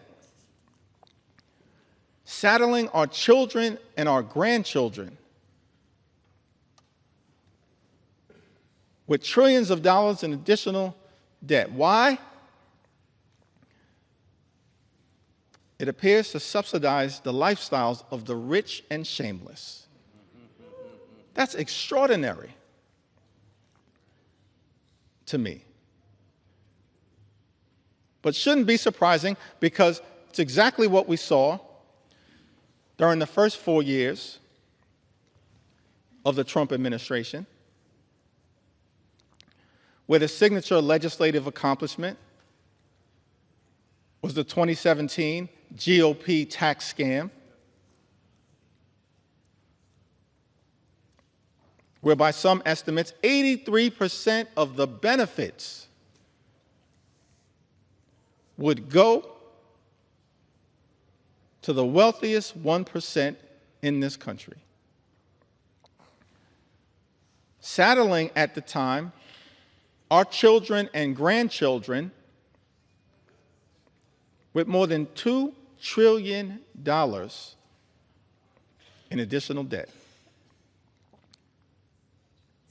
And yet, Mr. Speaker, many of our Republican colleagues want to lecture America about fiscal responsibility. And then have the nerve to come to the House floor and try to jam a bill down the throats of the American people with a debate that began at 3:28 a.m. in the morning that would saddle them with more than $3 trillion in additional debt to provide massive tax breaks to billionaires in this country, and then pay for some of it by going after working class Americans, everyday Americans, hardworking American taxpayers, middle class Americans, children and veterans and seniors and people with disabilities. Mr. Speaker, Trump's one big ugly bill is obscene in that regard. Seems to me that all of us have a responsibility as leaders to try to make life better for the American people. That's what leaders have done, particularly those who have served in the White House, when it comes to actually lifting up the people who we are entrusted to represent. That's what great leaders do. leaders like FDR, President Johnson, President Obama, and so many others. That's what the track record says. American people in this country, they deserve real leadership. What we've seen from complete Republican rule in Washington, D.C., Mr. Speaker, it's not leadership that lifts up the American people. It's leadership that is tearing them down and tearing us apart. The first 6 months of this administration have been characterized by chaos, cruelty, and corruption. That's not real leadership. We know what real leadership looks like in the United States of America. Real leadership shows courage. Real leadership shows compassion. Real leadership shows commitment. Working with Congress as a separate and co-equal branch of government, not to bend the knee to some extreme agenda, which is what, Mr. Speaker, my House Republican colleagues are doing by supporting this one big ugly bill. Real leadership requires working with Congress as a separate and co-equal branch of government to actually lift people up. President Lincoln, when he addressed the House of Representatives, I believe it was his second annual message to Congress, on December 1st in 1862, in the middle of the Civil War, an existential crisis that we were facing in the United States of America. He showed real leadership when he summoned this Congress to rise to the occasion. In that second annual message to Congress, December 1st, 1862, President Lincoln said, "Fellow citizens, we cannot escape history. We of this Congress and this administration will be remembered in spite of ourselves. No personal significance or insignificance can spare one or another of us. The fiery trial through which we pass will light us down in honor or dishonor to the latest generation. We say we are for the Union. The world will not forget that we say this. We know how to save the Union. The world knows we do know how to save it. Even we here, hold the power and bear the responsibility. In giving freedom to the slave, we assure freedom to the free. Honorable alike in what we give and what we preserve. We shall nobly save or meanly lose the last best hope of earth. That's America. Even to this day, the last best hope on earth. Extraordinary that Abraham Lincoln, in America's infancy, understood the importance of this country, not just for its citizens, but for the world. He urged this Congress, we shall nobly save or meanly lose the last best hope of earth. Other means may succeed, this could not fail. The way is plain, peaceful, generous, just. A way which, if followed, the world will forever applaud. And God must forever bless. That's presidential leadership.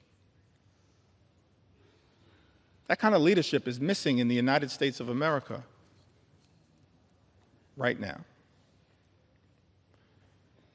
Exhibit A is the fact that at President Trump's urging, Mr. Speaker, our House Republican colleagues are here ready to rubber stamp, recklessly rubber stamp legislation that will rip health care away from more than 17 million Americans. That's not leadership. That's not the leadership that this country deserves. But that's what the American people are experiencing because of Republican rule here in Washington, D.C. Yet we know, Mr. Speaker, that things can be different.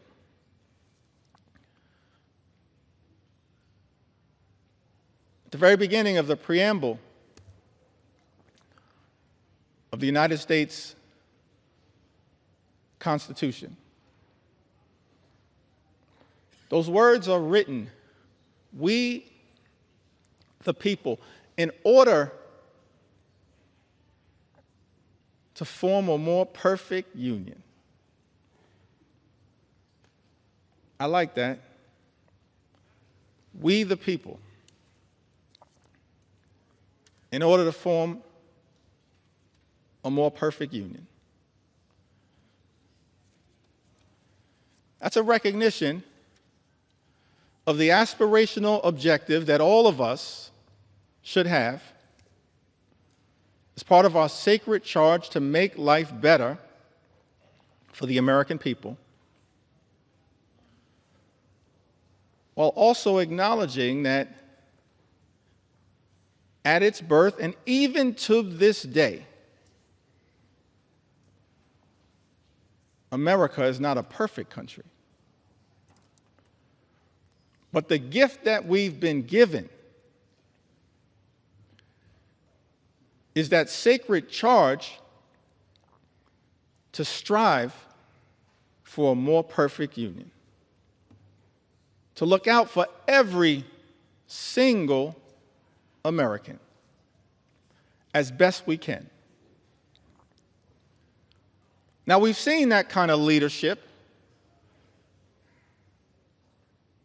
across the years, across the decades, across the centuries, particularly as it relates to the social safety net. It's a social safety net that's under extreme assault right now. Donald Trump's one big, ugly bill represents an unprecedented assault on America's social safety net, an unprecedented assault on hardworking American taxpayers. It's the exact opposite of the type of leadership that we've seen in this country that is designed to march us toward a more perfect union. It's one of the reasons why we can't forget American history. We need to learn from and lift up American history. All types of history, and I'll address that issue later, but let me also parenthetically pause and make it clear Black history is American history. We will never let anyone erase it. We need to learn from it, not erase it. And we will never let that happen. Our history teaches us that what leadership actually does is set us on a course toward a more perfect union. And leaders have recognized that part of doing that is to make sure we are there for everyday Americans who would otherwise find themselves in an incredibly vulnerable situation. President Franklin D. Roosevelt, reflecting upon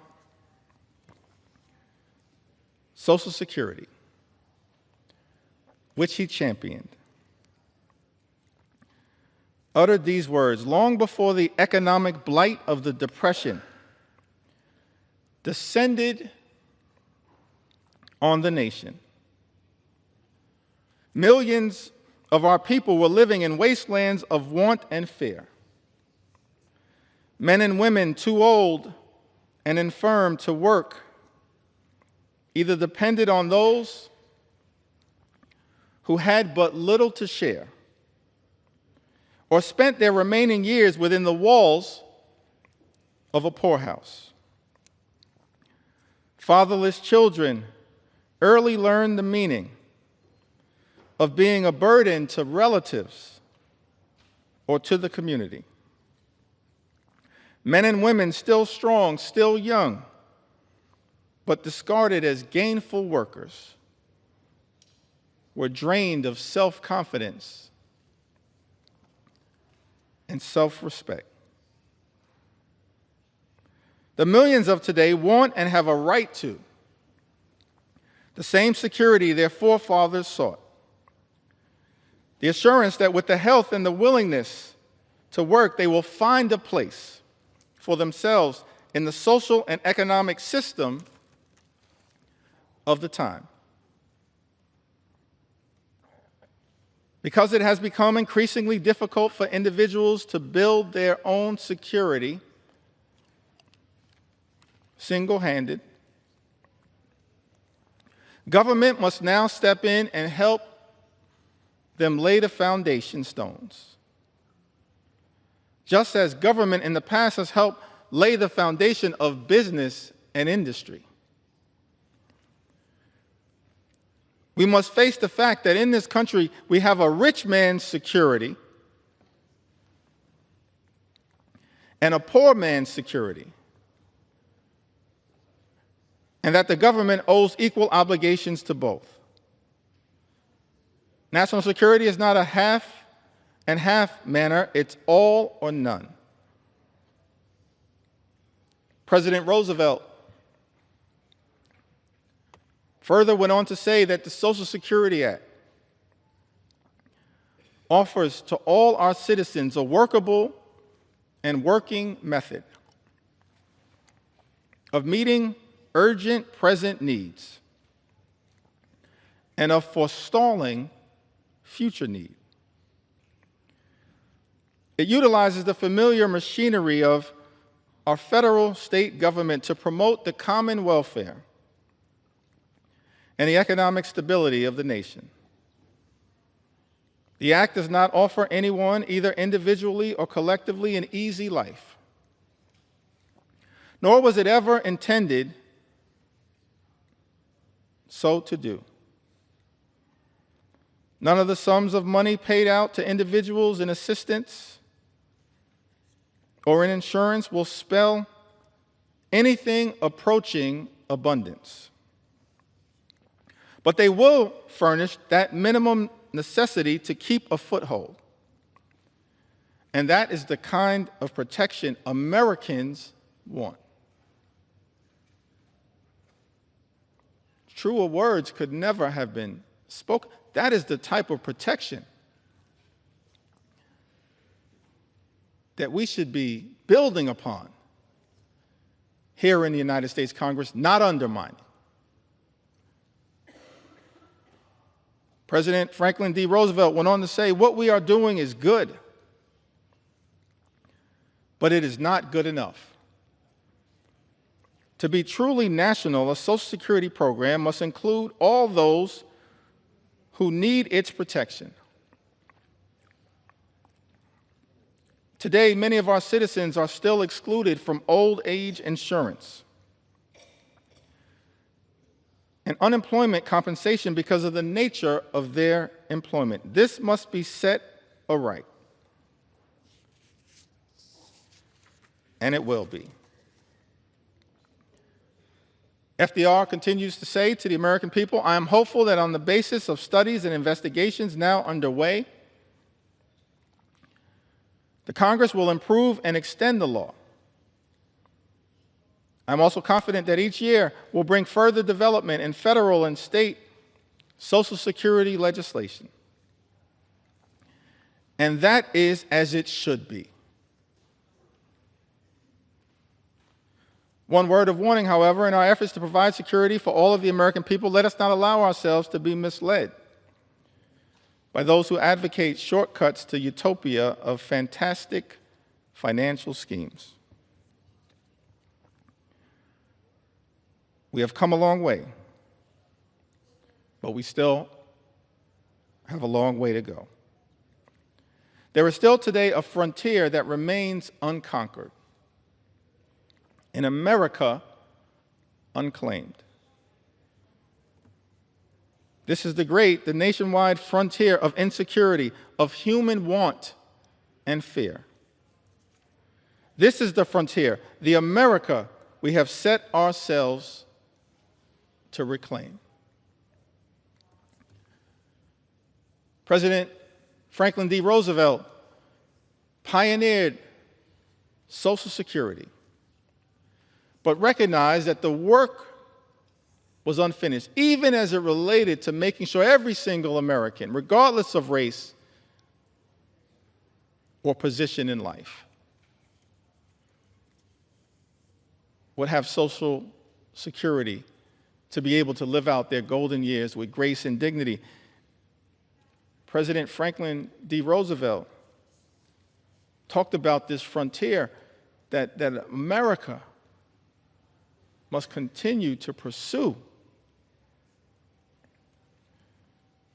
conquering the frontier of insecurity, of human want and fear. That's leadership. That's what we should be doing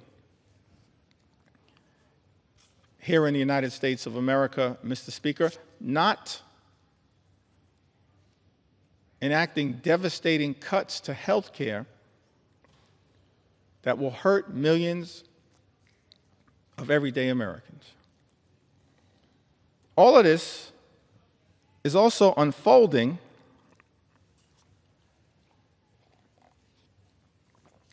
in an environment where Social Security is now under attack. That's extraordinary to me. Social Security is a sacred promise, a sacred trust between the American people and its stewards, her stewards in government. That's why I'm so thankful for leadership as it relates to Social Security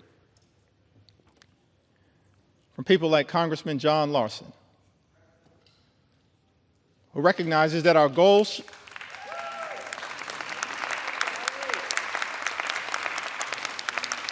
recognizes that leadership is not attacking Social Security.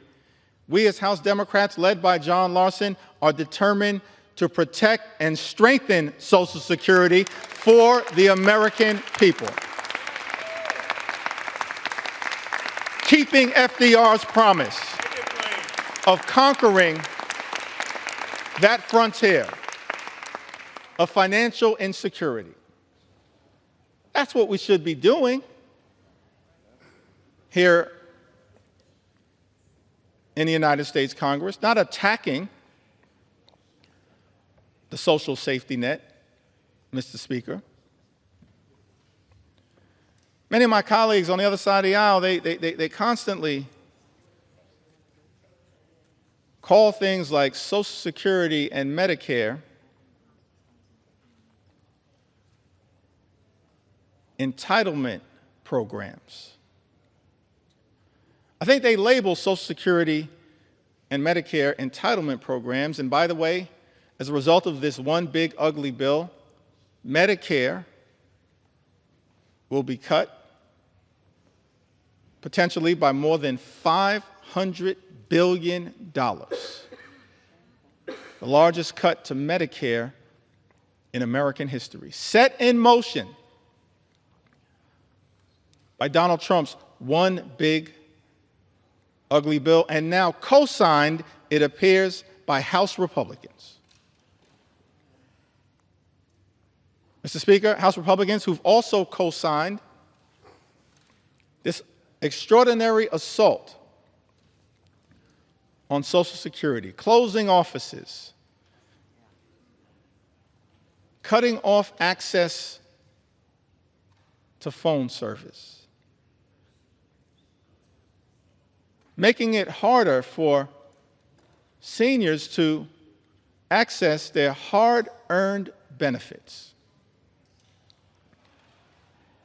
Social Security is not an entitlement program. Medicare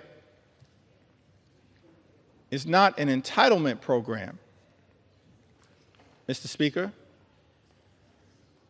I learned this very early on in life. When I was 15 years old, I secured my first job.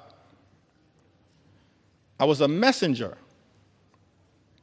traveling from office to office in Midtown Manhattan, delivering mail, delivering packages. I was just a sophomore at Midwood High School in Brooklyn, my first job, earning minimum wage, $3.35 an hour. Thankful for that money, having been raised by my mom and dad in a working class neighborhood in central Brooklyn, $3.35 an hour, coming of age in the middle of the crack cocaine epidemic in central Brooklyn. And I couldn't wait to get my first check. And I was told that because I was working part-time and I was a high school student, that the money that I made would not be taxed. And so as I was anticipating that first check, I multiplied the amount that I was making, $3.35 per hour, by the number of hours that I expected to work during that pay period. I calculated the total,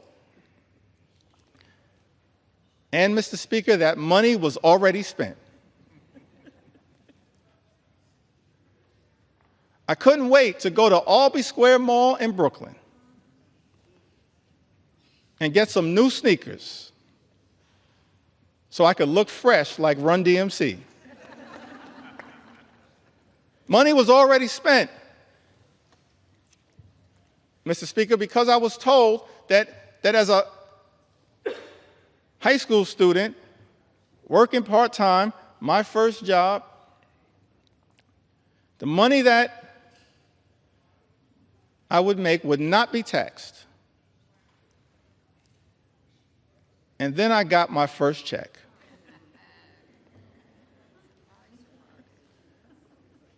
And I had two questions, Mr. Speaker.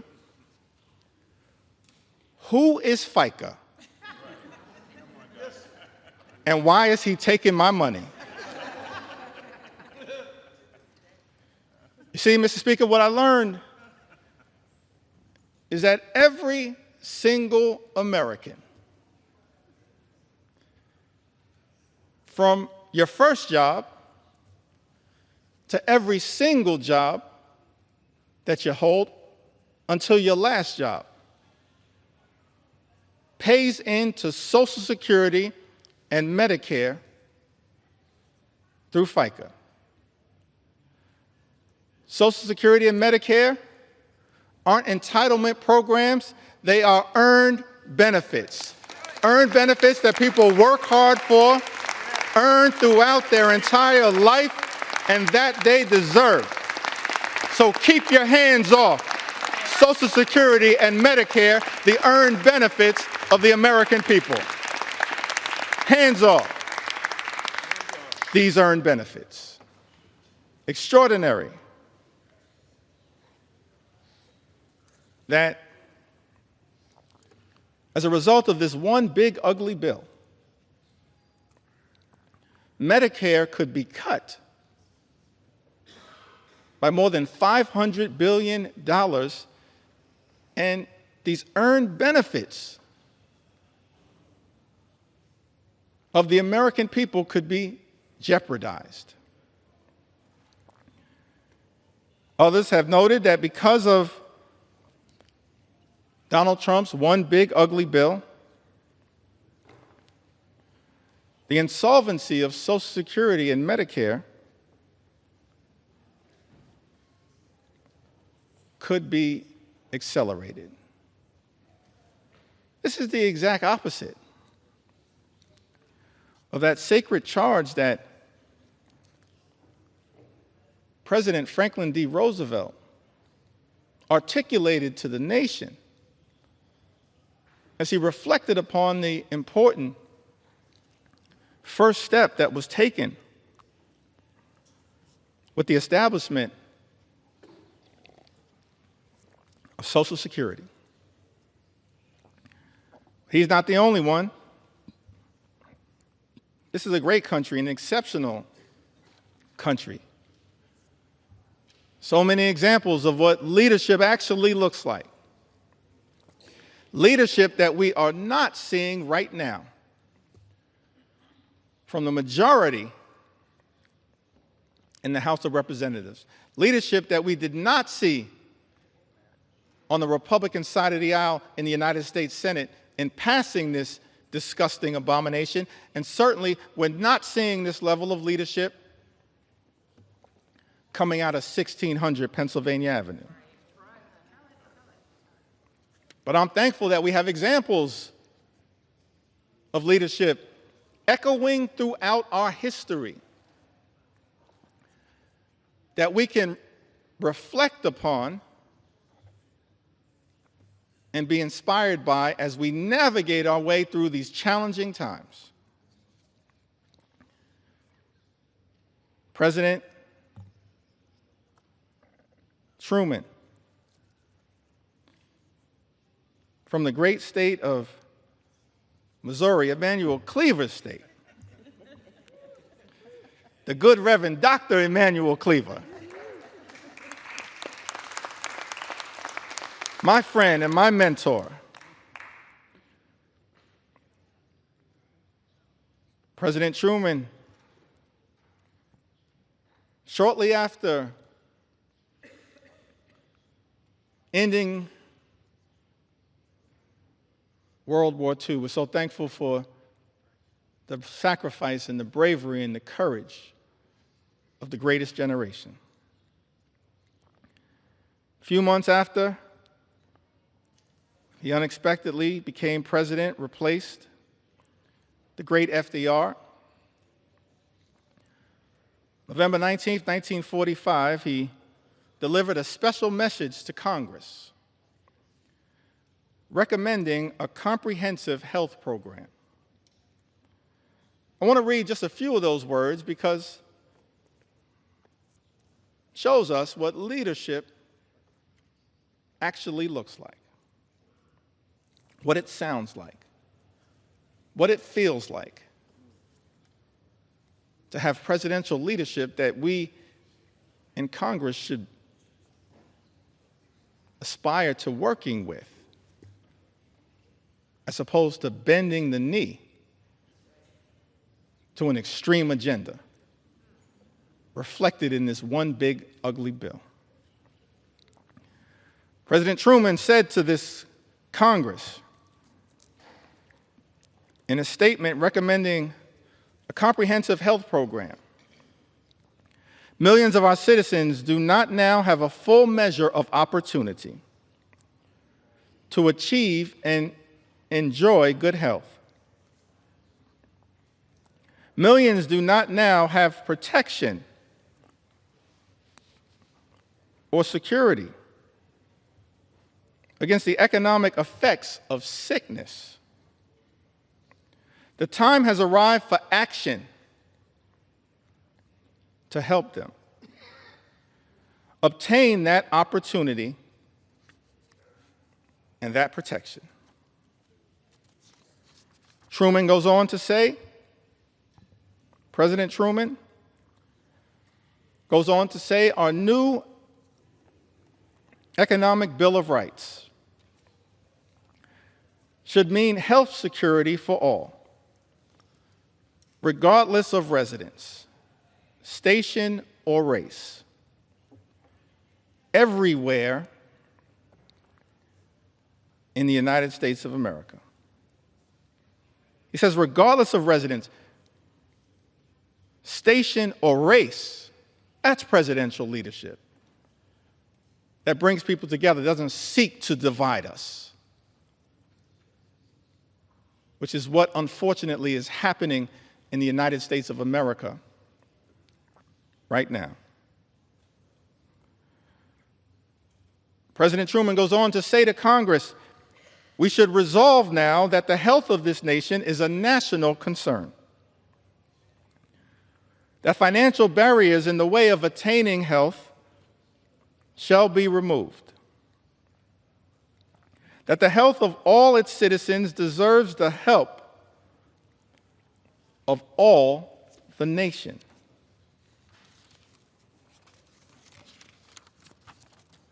Truman goes on to articulate the challenges that exist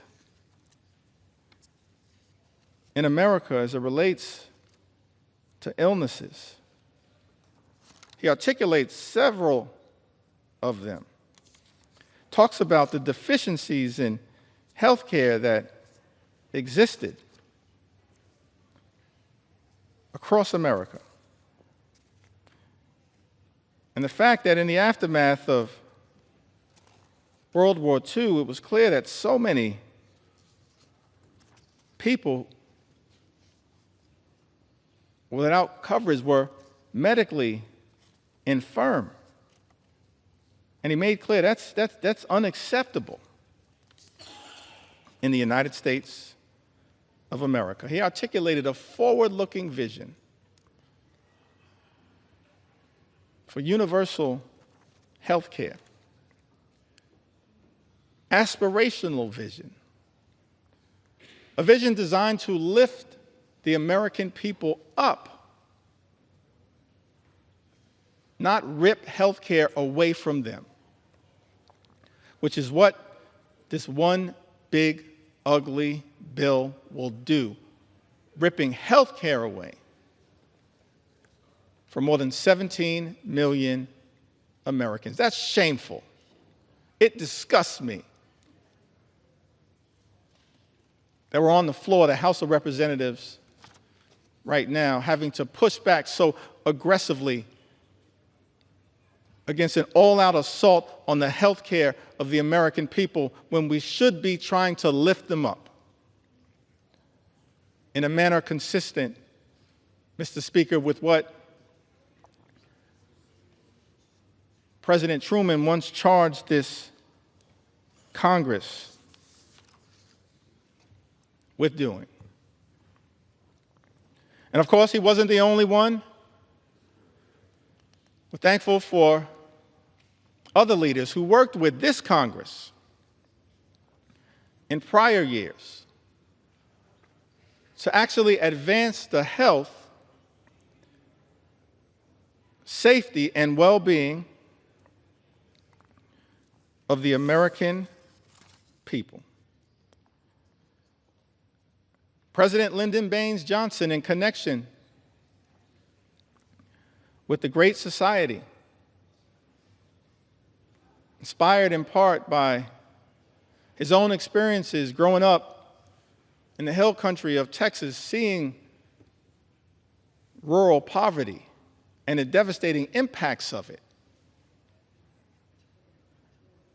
Something that he was inspired to address, as opposed to this one big, ugly Republican bill that will result in rural hospitals closing in the United States of America. That's not the type of leadership that this country needs, that rural America needs. Thankful that we have examples of the type of leadership that hopefully, Mr. Speaker, we can aspire to achieving in this country. President Lyndon Baines Johnson, in connection with the signing of Medicare and Medicaid, spoke to the American people. He said, because the need for this action is plain, and it is so clear indeed that we marvel not simply at the passage of this bill, but what we marvel at is that it took so many years to pass it. And I am so glad that Amy Forand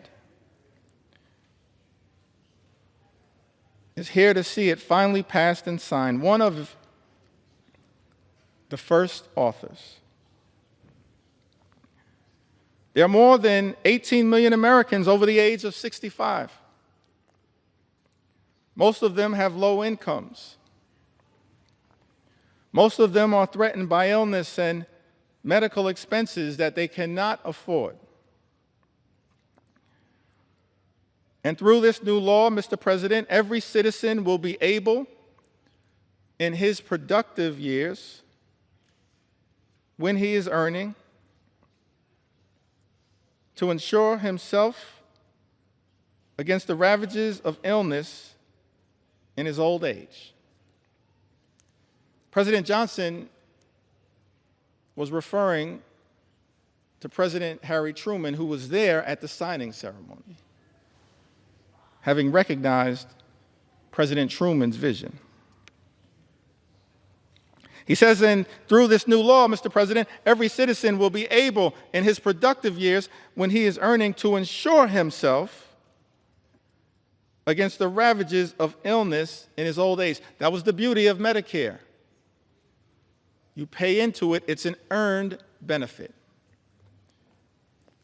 And you can reap the benefits in your golden years.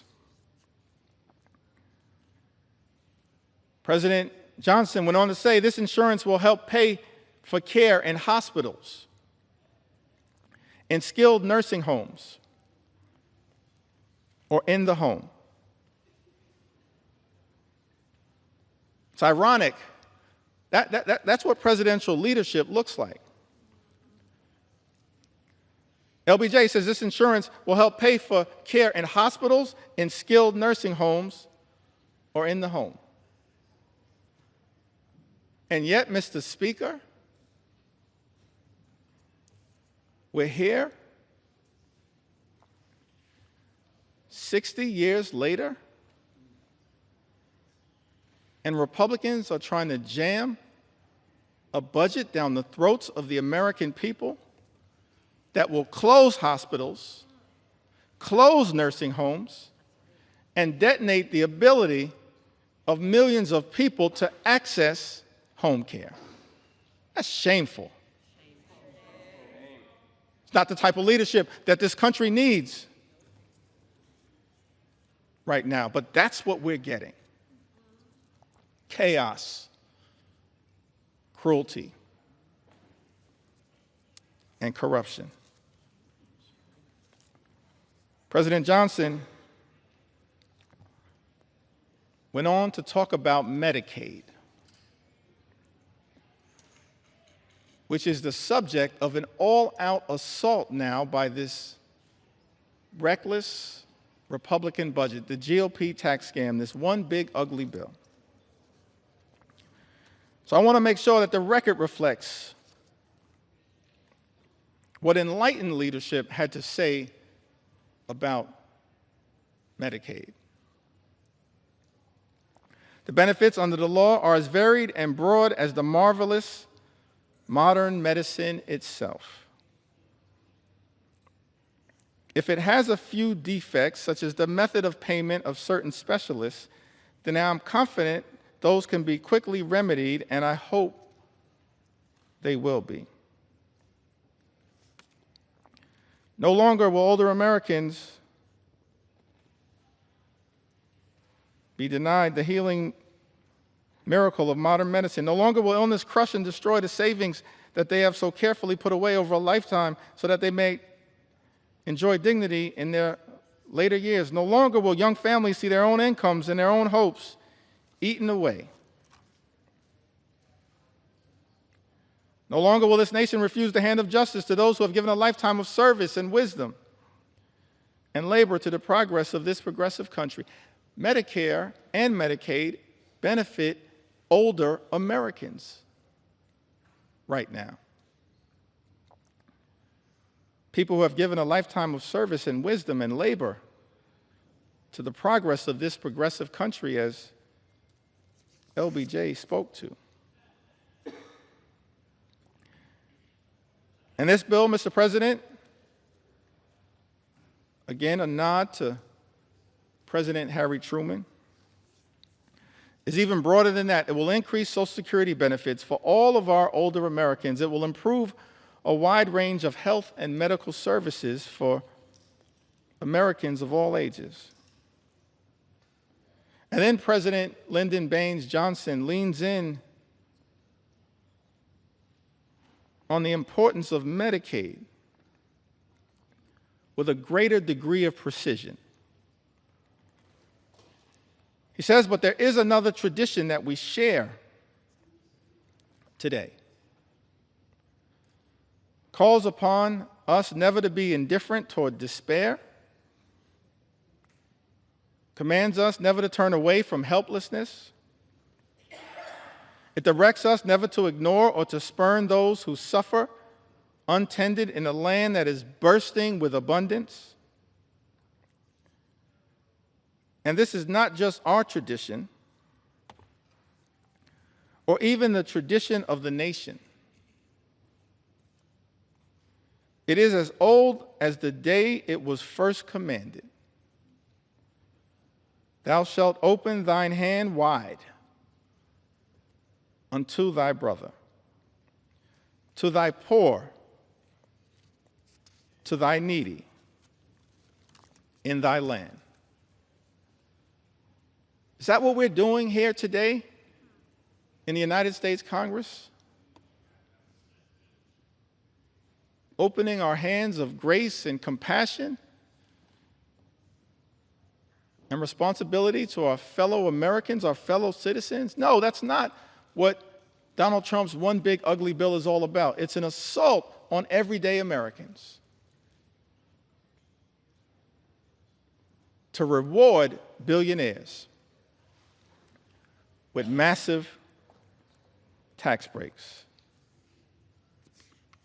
That's extraordinary. President Clinton, in the 1990s, talked about the Children's Health Insurance Program. Program designed to make sure that children in this country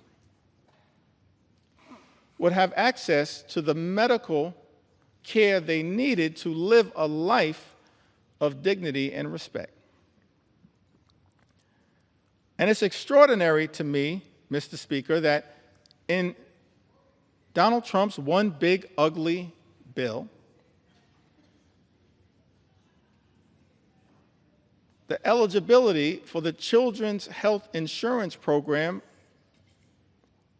will also be diminished as part of an all-out assault on the health care of the American people. So I thought it not robbery in the time that I have that we lift up the original spirit of the Children's Health Insurance Program. President Clinton said to the nation, because we have acted, millions of children across this country will be able to get medicine and have their sight and hearing tested and see dentists and doctors for the first time. Millions of young Americans will be able to go on to college.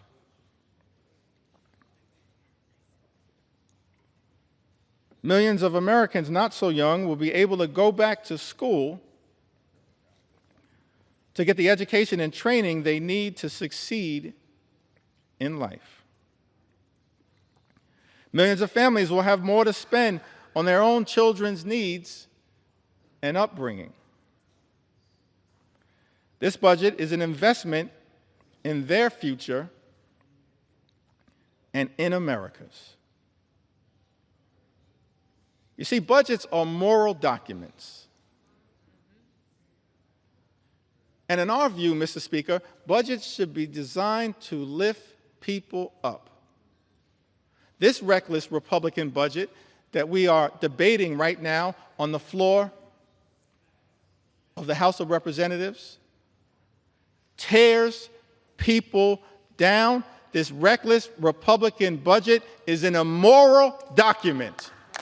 And everybody should vote no against it because of how it attacks children and seniors and everyday Americans and people with disabilities.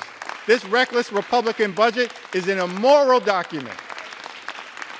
And that is why I stand here on the floor of the House of Representatives with my colleagues in the House Democratic Caucus to stand up and push back against it with everything we have on behalf of the American people. In the spirit of John Lewis, show up, stand up, and speak up for what we know is right. It's an immoral document that we're debating right now on the House of Representatives. This budget also represents an attack on the Affordable Care Act. For some reason,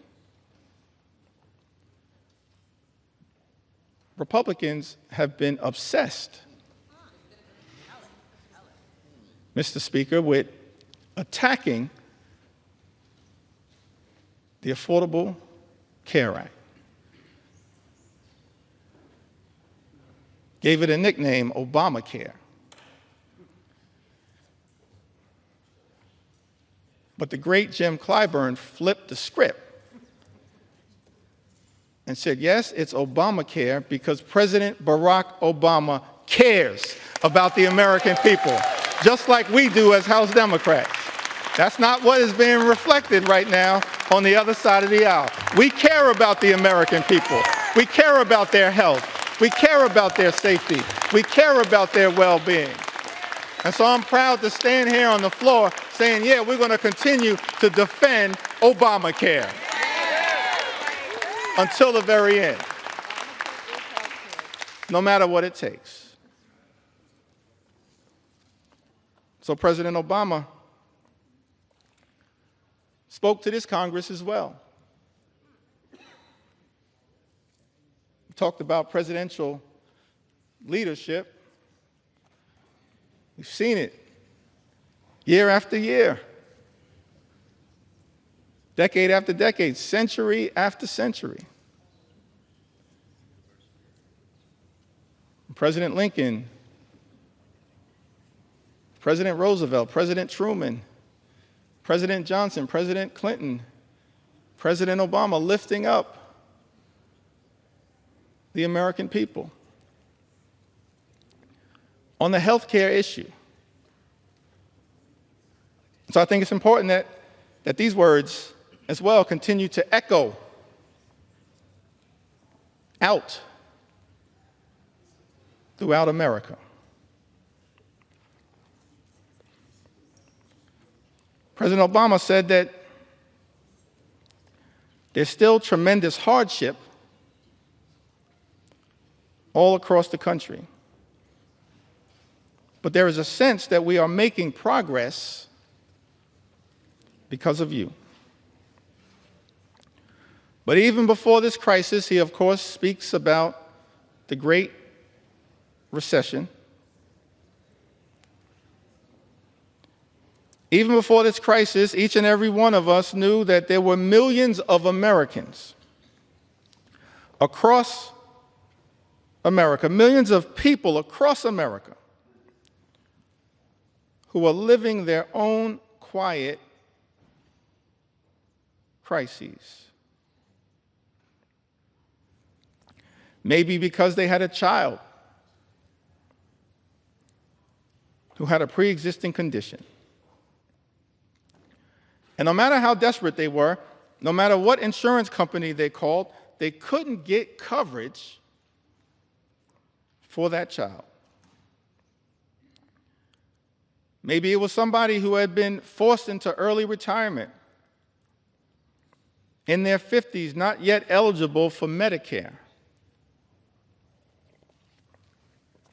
And they couldn't find a job. And they couldn't find health insurance. Despite the fact that they had some sort of chronic condition that had to be tended to. And now we're on the threshold of doing something about it, he said to the United States Congress,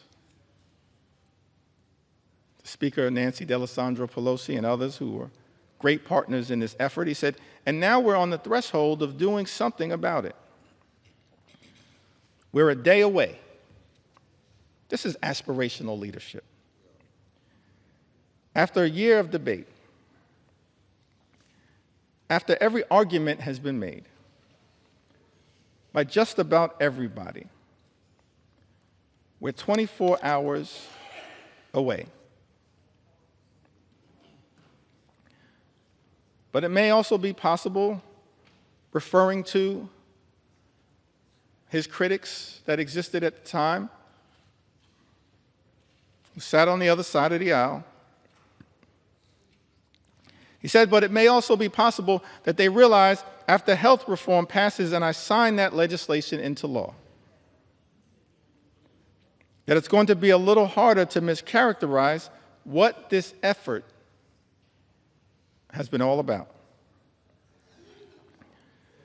Because this year, small businesses will start getting tax credits so that they can offer health insurance to employees who currently don't have it. Because this year, those same parents who are worried about getting coverage for their children with pre-existing conditions now are assured that insurance companies have to give them coverage this year. Because this year, insurance companies won't suddenly be able to drop your coverage when you get sick, or impose lifetime limits or restrictive limits on the coverage that you have. President Obama went on to say, maybe they know that this year, for the first time, young people will be able to stay on their parents' health insurance until they're 26 years old. The Affordable Care Act was a tremendous step in the right direction. It's aspirational leadership. Tens of millions of Americans now have health insurance coverage as a result of the Affordable Care Act. But this reckless Republican budget, this one big, ugly bill that President Donald Trump has directed my Republican colleagues to sign off on, to recklessly rubber stamp, and to bend the knee to, even though this bill and its assault on health care, on Medicaid, on the Children's Health Insurance Program, on Medicare, and on Obamacare will rip away health care coverage from the people my Republican colleagues are here in Washington to represent. It's extraordinary to me that as a result of this one big ugly bill, this all-out assault on health care in this country, millions of people are going to lose coverage, thrown off of health care, set in motion a chain of events where hospitals will close, nursing homes will shut down, people unable to get the care that they need to live a life of dignity and respect. And that as a result of the all-out Republican assault on health care in the United States of America, people will die. Tens of thousands, perhaps year after year after year, as a result of the Republican assault on the health care of the American people. I'm sad. I never thought that I'd be on the House floor saying that this is a crime scene. And House Democrats want no part of it. No part of it. It's a crime scene going after the health and the safety and the well-being of the American people. And Mr. Speaker, we want no part of it, which is why we're fighting so hard to stop it. Serving in the United States Congress on this glorious floor, having to be part of a crime scene. Shameful. All-out assault on the American people. President Biden worked hard with many of the people in this Congress who still serve to try to build upon this great legacy, this journey that we've been on, set in motion in modern American presidential history by FDR, inspired by the great vision of President Truman, enhanced in years that were cut short far too early by President Kennedy,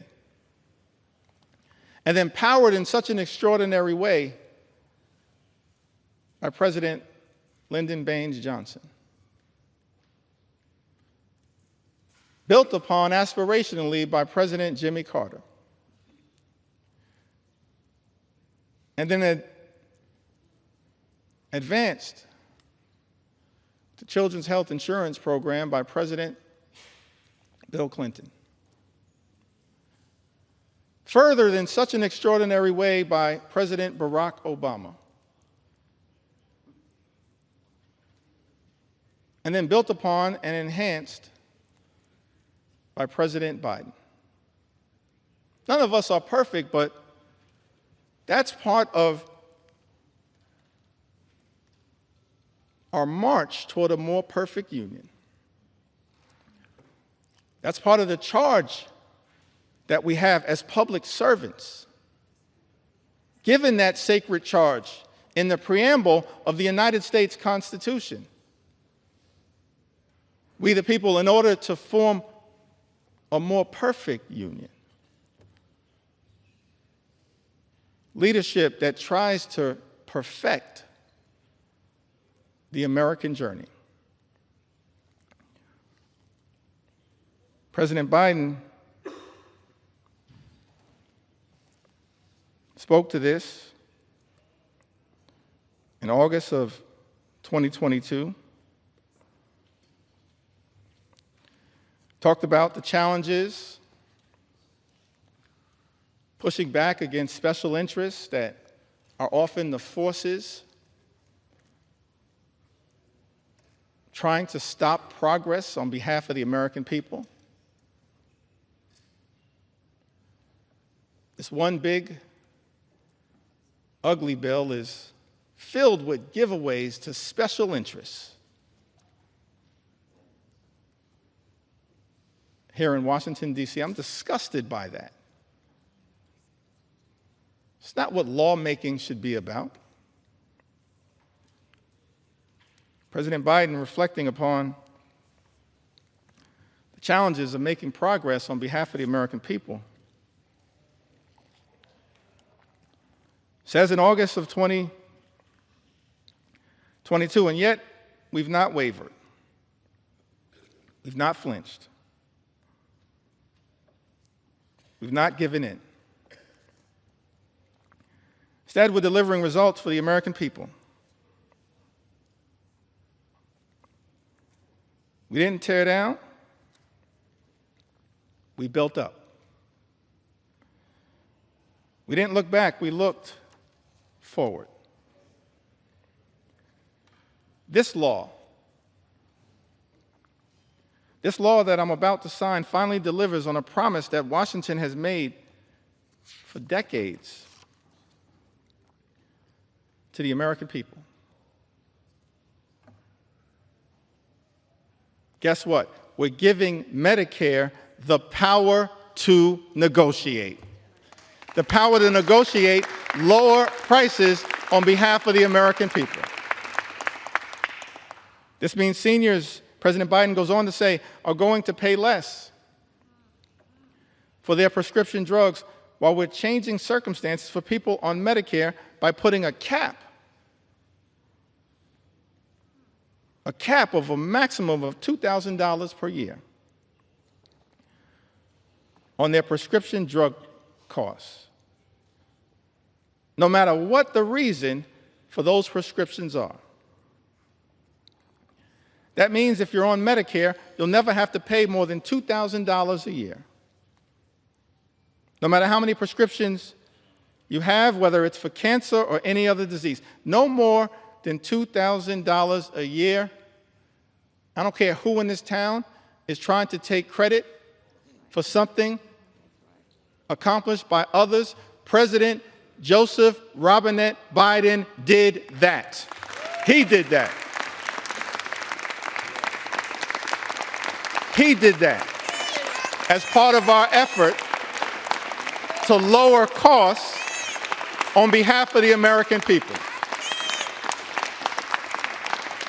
None of us are perfect. There's still work to do. But the 46th President of the United States of America did that. Inflation Reduction Act, he went on to say, locks in lower health care premiums for millions of families who get their coverage under the Affordable Care Act. Last year, a family of four saved on average $2,400 through the American Rescue Plan that I signed into law that Congress voted in place. President Biden's talking about the continuation of our march toward a more perfect union, the work that we in this Congress, many of us who had the privilege to serve over the last few years, did to try to expand and strengthen the Affordable Care Act, Obamacare, by enhancing the premium tax credits available so that millions of additional Americans would actually have the ability to get access to health care. And in this one big, ugly bill,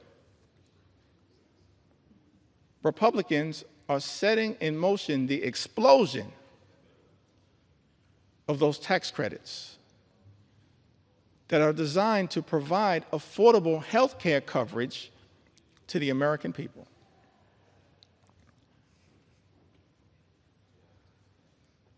Leadership requires courage, conviction, compassion. And yet what we've seen from this administration and its co-conspirators on the Republican side of the aisle, Mr. Speaker, is cruelty, chaos, and corruption. And it's all been morphed into a toxic mix now contained in Donald Trump's one big ugly bill. An extraordinary assault on the health care of the American people. I mentioned earlier, Mr. Speaker, that I've taken to the House floor to share stories from the American people. Stories that are too numerous to articulate in the time available to us in connection with debating this bill. But I'm going to do my best to make sure that we have a representative sample of why so many Americans all across this country went to bed in fear and are now waking up in horror because Republicans are trying to jam this one big ugly bill down the throats of the American people. An assault on health care, an assault on nutritional assistance, an assault on children, an assault on veterans, an assault on farmers, an assault on everyday Americans. Crystal, who's also from the great state of Alaska, said that after my husband passed away suddenly, I was unprepared to pay all the bills as a part-time stay-at-home mom. And working part-time while my young girls were in school. I applied for SNAP benefits.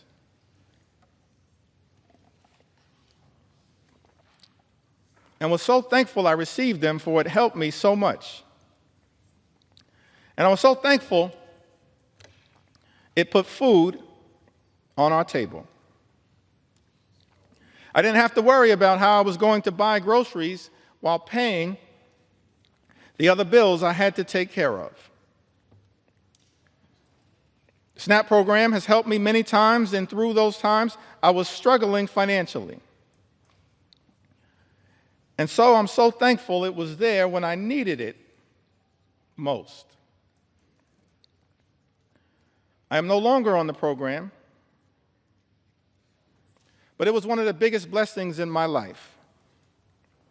During those hard years after my loss. Thank you to the government for helping me. We all need help at times in life.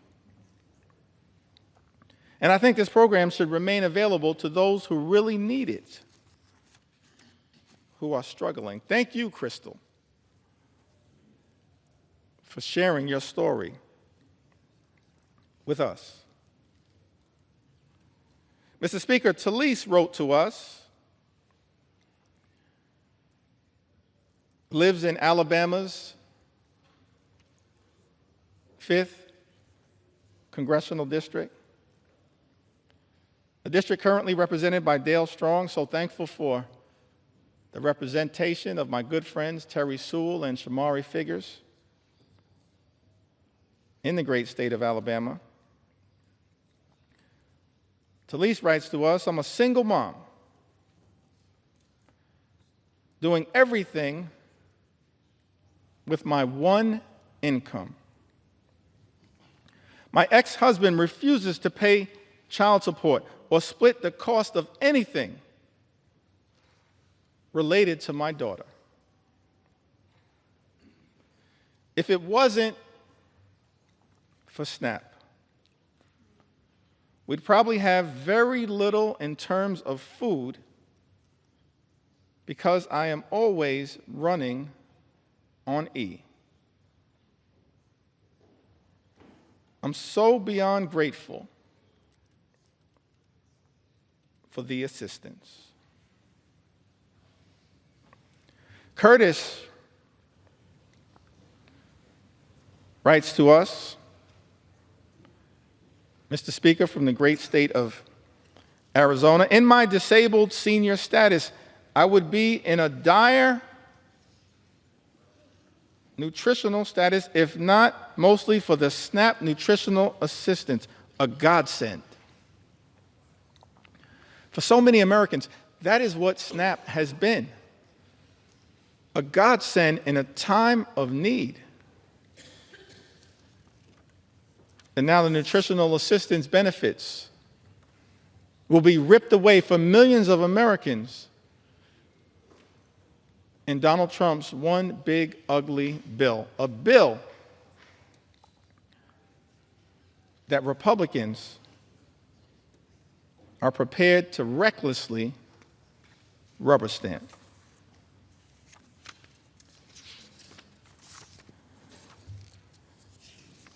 You also heard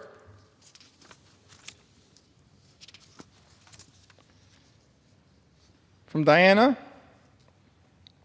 great state of California. Diana writes, SNAP has helped my family tremendously during this difficult time. We really appreciate all the help. My husband was diagnosed with cancer, and we have a little one at home. It's been difficult taking care of everything. Please keep this benefit to help people get on their feet. Diana lives in the Inland Empire, California's 33rd Congressional District, represented by the chairman of the House Democratic Caucus, Pete Aguilar. Diana, Pete Aguilar is fighting hard for you. Just like every single House Democrat are fighting hard for the American people to protect you as best we can from this cruel assault on nutritional assistance. We're going to continue to fight hard for you.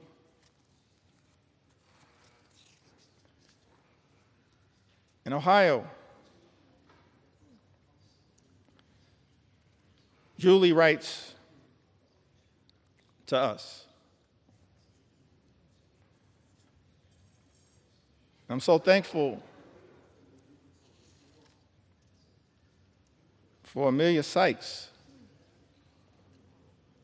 Marcy Kaptur. Marcy Kaptur is the original gangster of the Ohio delegation. The longest serving woman in the history of the United States Congress, fighting hard on behalf of the people she incredibly represents. along with Amelia and Chantel Brown, and Greg Landsman, and of course, y'all know I couldn't leave out my big sister, Joyce Beatty.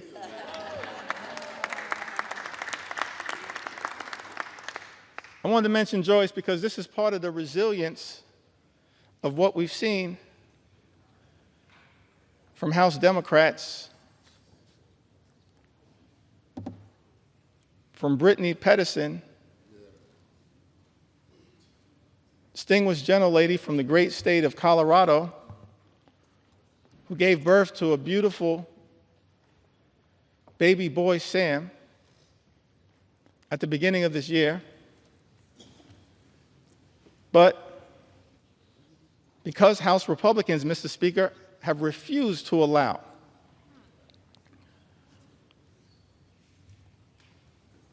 proxy voting, virtual voting, for expectant mothers and new mothers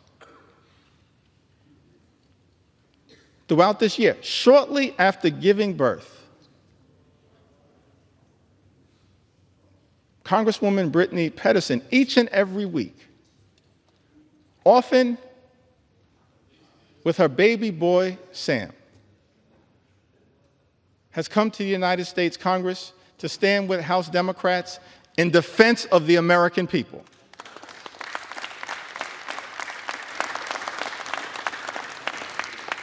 And she did it in connection with that first vote that set this whole disgusting abomination into motion in February. That same day,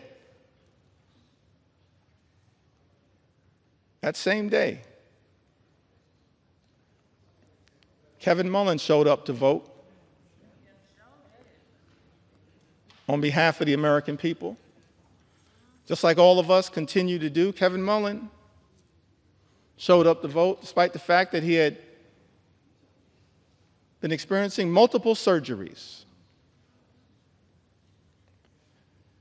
was dealing with some complications. But he understood, just like all House Democrats understand, the need to stand up in this moment and fight hard for the American people, the need to be here throughout this entire toxic journey that Republicans have set us on. Connection with this one big, ugly bill. Kevin Mullins, coming off of multiple surgeries,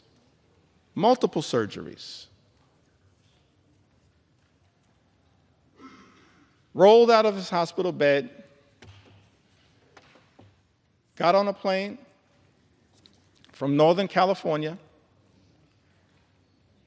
took his wife with him so that she could change his IV on the plane across the country to be here and stand with his sisters and brothers in the House Democratic Caucus family to push back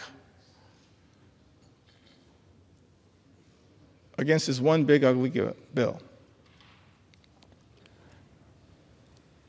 I was so thankful, so appreciative to see the great Joyce Beatty, who's been battling some issues, working her way through them, putting off surgeries for as long as she could. And yet, perhaps against some of the advice that she may have received, understood, as she said in her own words, the importance of being here on behalf of the American people,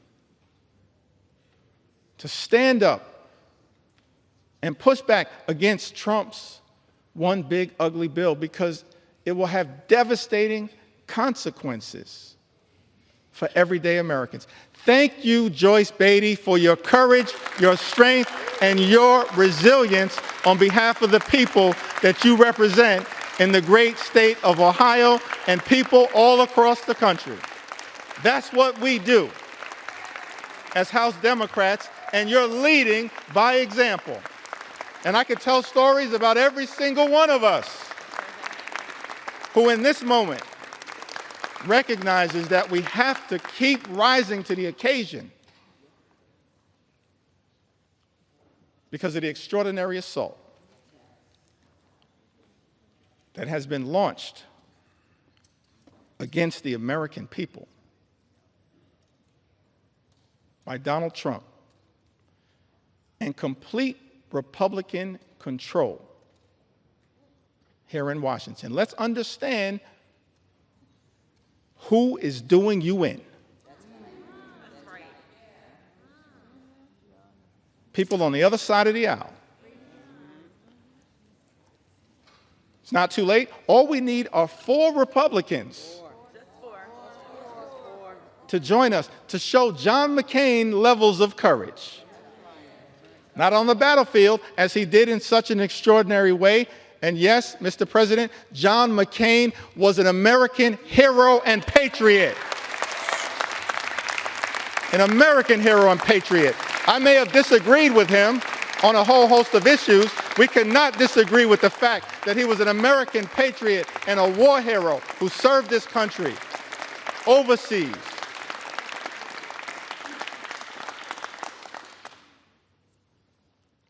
And then he came back home after being a POW year after year after year.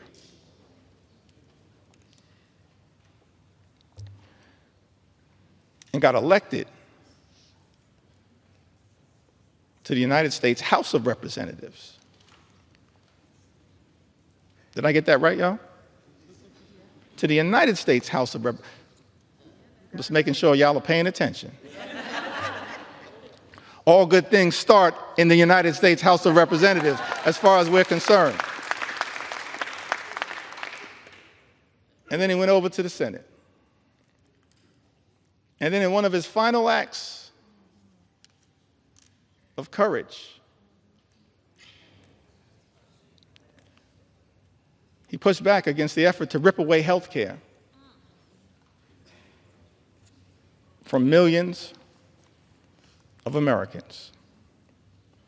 All we need is 4 Republicans to show John McCain levels of courage when it comes to protecting the health, the safety, and the well-being of the American people, protecting the nutritional assistance of the American people. I think earlier today, I may have neglected to mention the leadership of Jim McGovern, who's done an extraordinary job leading the charge on the Rules Committee as we've pushed back against this all-out assault on the American people. Hour after hour after hour after hour, Jim McGovern, the members of the Rules Committee, and so many members of the House Democratic Caucus pushing amendment after amendment, debating hard against this one big ugly bill on behalf of the American people. Jim McGovern, of course, longtime champion for combating hunger in the United States of America.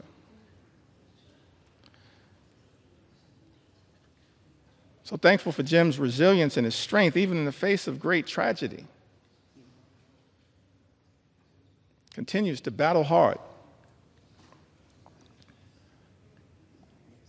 on behalf of the American people. Julie writes, SNAP has been an amazing help to my family. Very grateful to receive it. I'm a single mom of twin 13-year-old girls. I've been on my own with my girls since they were 1 and have never received child support. I do work. People who receive Medicaid work. People who receive SNAP work. So some people in this town need to stop lying to the American people.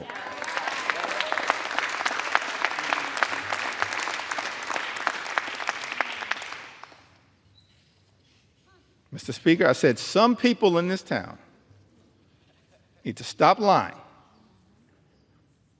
to the American people. Julie said, I do work. But don't make enough money to cover all my expenses. It's a big misunderstanding that people on SNAP don't have jobs.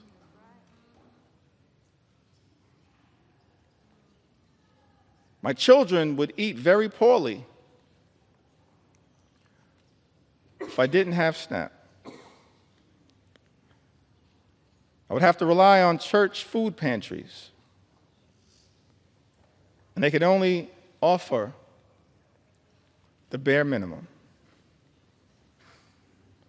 The food banks don't give basics like milk and bread. That's Julie's experience. Mr. Speaker, she lives in Ohio's 14th congressional district, represented by our colleague, Congressman David Joyce. We heard from Mark from the Commonwealth of Pennsylvania.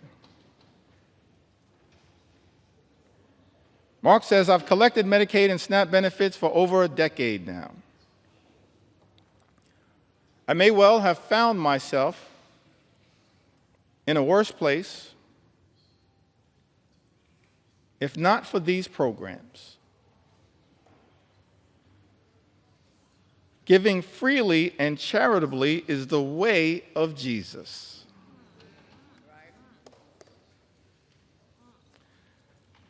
Reverend Cleaver, some people in this chamber need to hear those words again. Giving freely and charitably is the way of Jesus. That's someone who's talking like a Matthew 25 and 35 Christian. SNAP and Social Security benefits have been life-saving for me. They literally keep me alive. I suffer from severe depression, anxiety, OCD, and have Asperger's. This is why I'm on Social Security and SNAP. I believe that everyone should have access to these benefits. And in an ideal world, our communities would be centered around love, harmony, and the protection of each other. That's real love. Not fake love, like promising to love and cherish Medicaid, and then turning around and presiding over the largest cut to Medicaid in American history, which is what Donald Trump's one big ugly bill represents. Mark says, I believe that everyone should have access to these benefits. And in an ideal world, our communities would be centered around love, harmony, and the protection of each other. That's the kind of leadership that this country needs and deserves right now, but that's the kind of leadership it's not getting from 1600 Pennsylvania Avenue. Mr. Speaker, Mark lives in Pennsylvania's 1st Congressional District. I believe that district is represented by our colleague, Congressman Brian Fitzpatrick. I want to ask the question, what happened earlier today?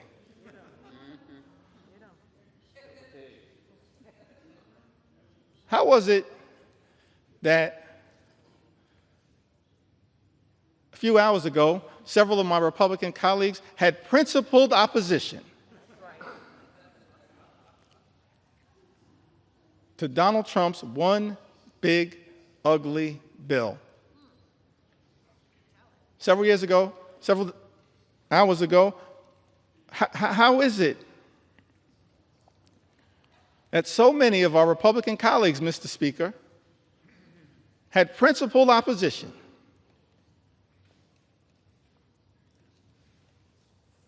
to Donald Trump's one big, ugly bill? Either because of the devastating assault on Medicaid, health care, supplemental nutritional assistance, assault on veterans, assault on clean energy jobs, assault on the cost of living, which is represented in this bill, or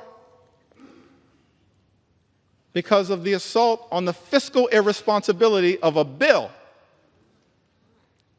that will explode the deficit, increase the debt by trillions of dollars, send us on a death spiral, potentially, as it relates to our economy. How is it, Mr. Speaker, that so many of our colleagues on the other side of the aisle had principled opposition just a few hours ago and now seem prepared to fold on the floor of the House of Representatives? Don't you have some responsibility, Mr. Speaker, to say to the American people what happened? What deals were cut? What occurred in the back room? It will all come out one way or the other, Mr. Speaker. Incredible to me that this Congress is on the verge of ripping food out of the mouths of children, veterans, and seniors as a result of this one big, ugly bill in order to reward billionaires with massive tax breaks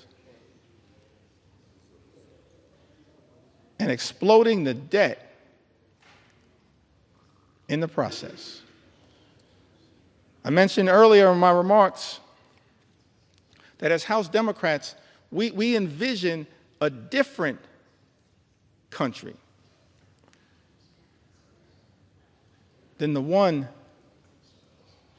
that is being ravaged by such extremism right now. Imagine a country where every single American can afford to live the good life. Good paying job, good housing, good health care, good education for your children, and a good retirement. Work hard, play by the rules, live the good life.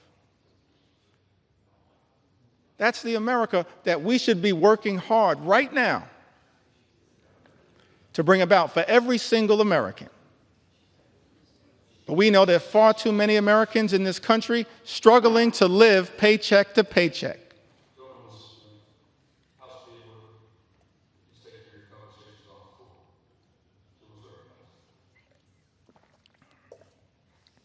Thank you, Mr. Speaker. That should not be the case in this great country. The wealthiest country in the history of the world, a country that has become far too expensive for far too many people. Donald Trump promised to lower the high cost of living on day one. He made that promise to the American people. Made that promise, hadn't happened on day one, hasn't happened on month 1, month 2, month 3, month 4, month 5, month 6. It's not happening. Mr. Speaker, costs aren't going down. Costs are going up in the United States of America. Life is becoming more expensive. And it seems to me that in this great country, this Congress should be working hard to build an affordable economy for hardworking American taxpayers. That's our plan. That's our vision. That's our goal as House Democrats, an affordable economy for hardworking American taxpayers. But Donald Trump's one big ugly bill will make life more expensive for the American people. Lynette wrote to us. She's also a resident of the Commonwealth of Pennsylvania. She said, I'm a single mom of 3 girls. Although my 2 older girls are out of the home, they and I struggle. I work full time, but it's not enough to get by. Without the help of SNAP and Section 8,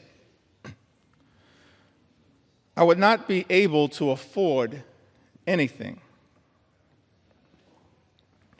I sacrifice every day so my daughters can have food and a place to come home and call home. I get $124 a month in food stamps.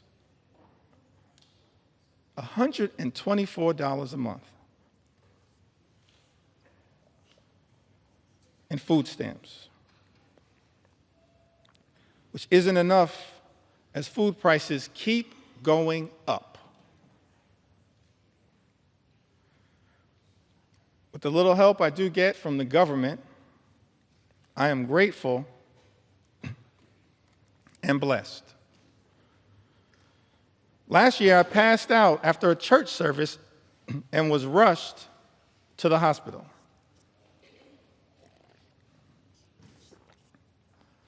I didn't have any insurance at this time, but I was treated. However, I could not pay back the services that I received, and I still need treatments.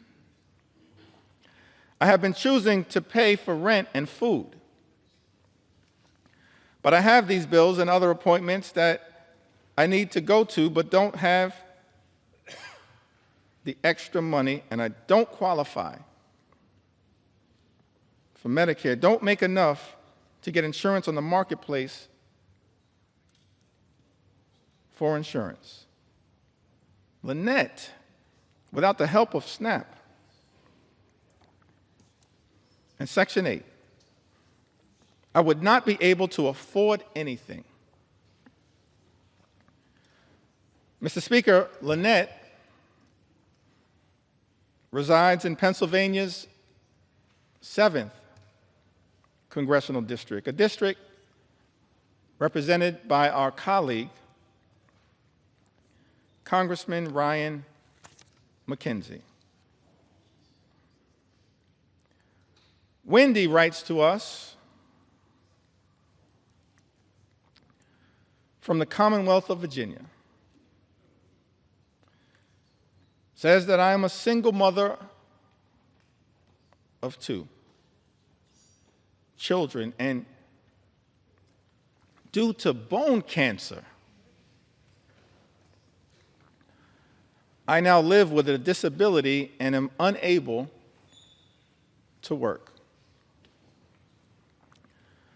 I have not only survived cancer, but my children and I also survived domestic abuse. I have been making ends meet while not working or receiving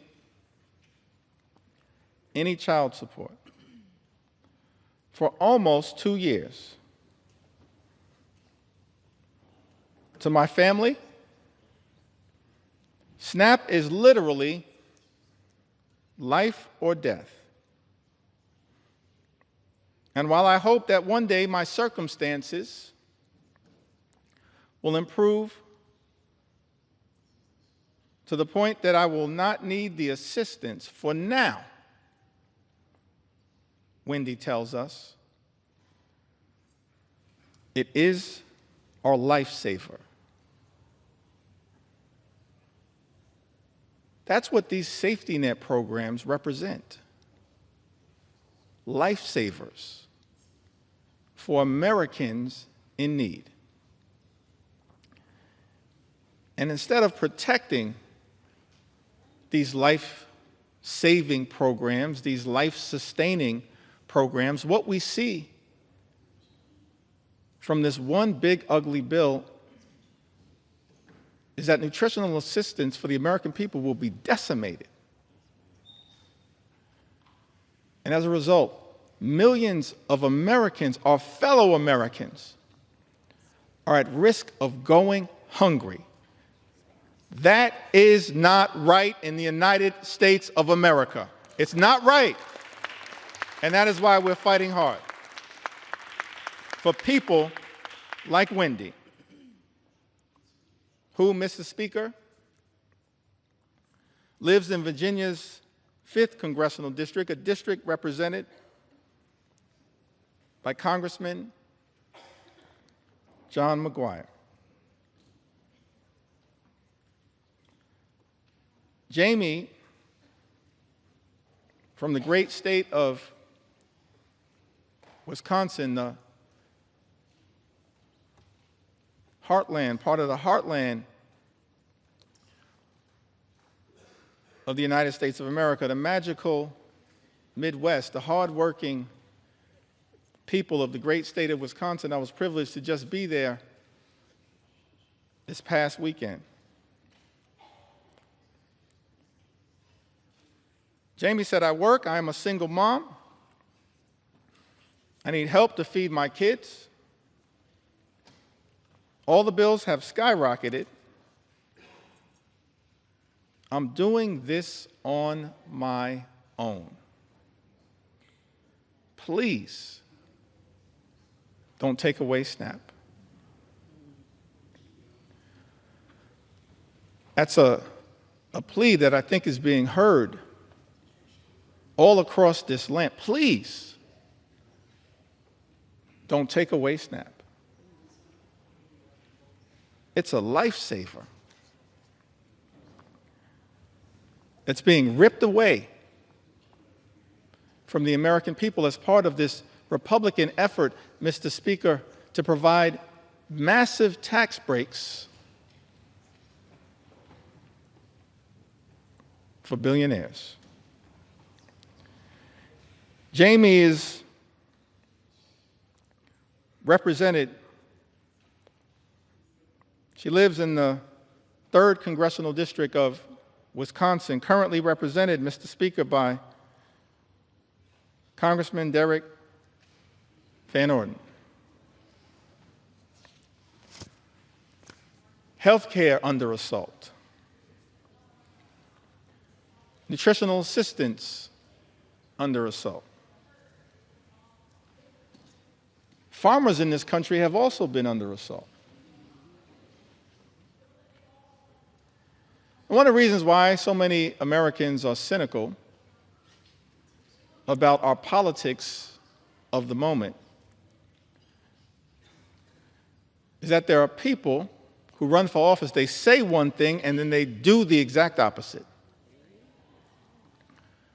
And many of the policies that we've seen come out of the Trump administration are inconsistent with the rhetorical promises that were made on the campaign trail. Donald Trump and House Republicans promising to look out for people in farm country. and then supporting policies that do the exact opposite. April is from Iowa. Says that fourth-generation farmer on land her family has worked for almost 125 years in north-central Iowa.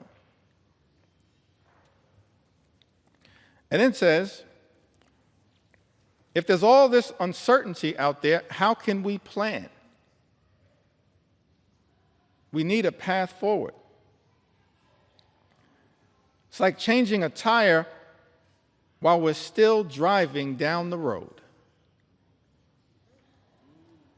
That's what our farmers are being asked to do, change a tire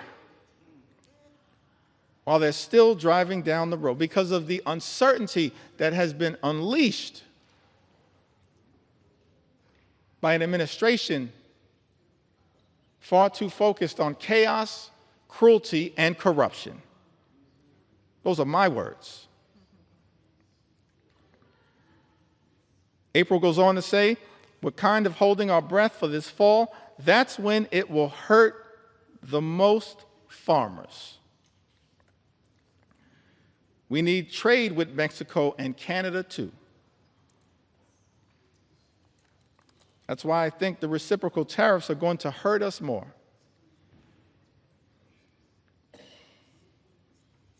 We get fertilizer from Canada. We get parts and products made in Mexico.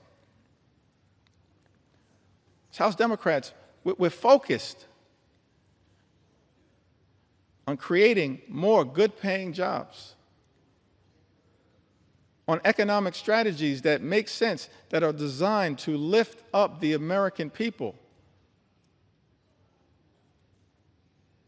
But I can't find anything in this 900-plus page bill that is actually designed to permanently sustain a positive trajectory for farmers in this country and for everyday Americans. In fact, the chaotic uncertainty of the economic policies that have been unleashed by the Trump administration and complete Republican rule in Washington, D.C., will have devastating consequences for the American people and for farmers like April. John writes to us from the great state of North Carolina. He says to us, not many families can say this, black families, that is, but we've been here for over 100 years. My great-grandfather, my grandfather on both sides, and my father were all farmers.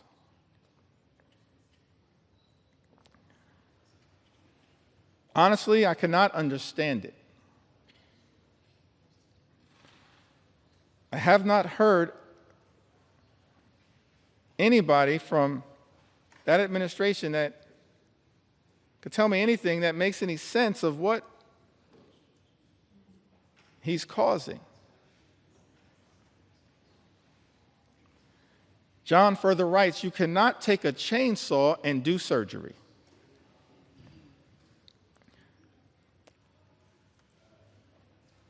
I'm going to plant about 50% less than I would normally because I don't know what the price is going to be.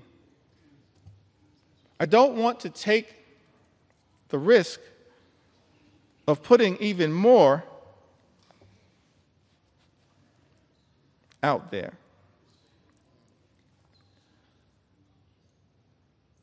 What we've seen from the Trump administration, from this so-called DOGE effort, and from our Republican colleagues, Mr. Speaker, is deeply troubling. Republicans are trying to take a chainsaw to Social Security, a chainsaw to Medicare, a chainsaw to Medicaid, a chainsaw to the health care of the American people, a chainsaw to nutritional assistance for hungry children, a chainsaw to farm country, and a chainsaw to vulnerable Americans. But as House Democrats, we're here to make clear, Mr. Speaker, we're determined to take a chainsaw to Project 2025. A chainsaw, a chainsaw, a chainsaw to Project 2025 on behalf of the American people. We don't want this country to go backward. We want this country to go forward. And so no matter what it takes, no matter how long it takes, we're going to take a chainsaw to your Project 2025. That's what we're prepared to do.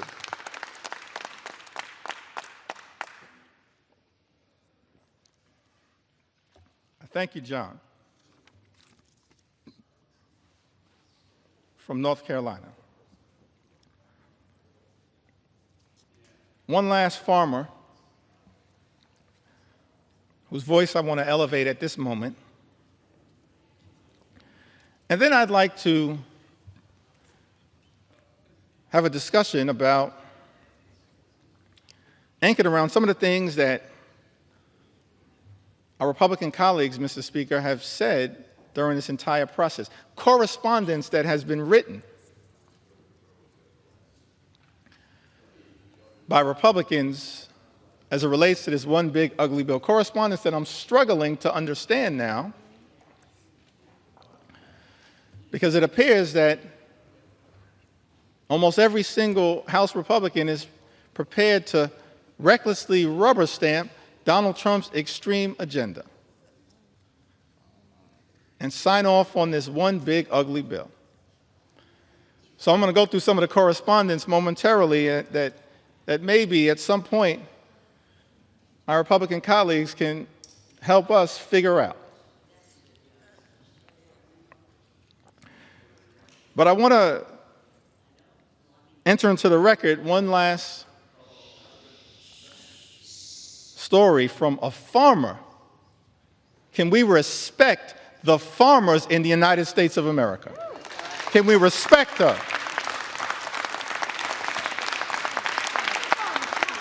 We began this country as an agrarian economy.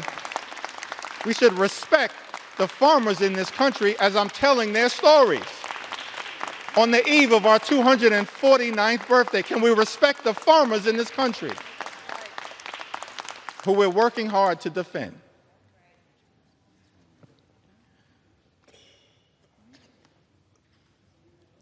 Susie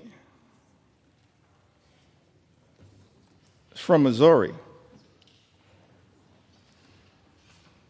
In a district, Mr. Speaker, represented by Ways and Means Chairman, our colleague, Jason Smith. She writes to us, she says that Susie and her husband, they moved back to her family farm over 2 decades ago,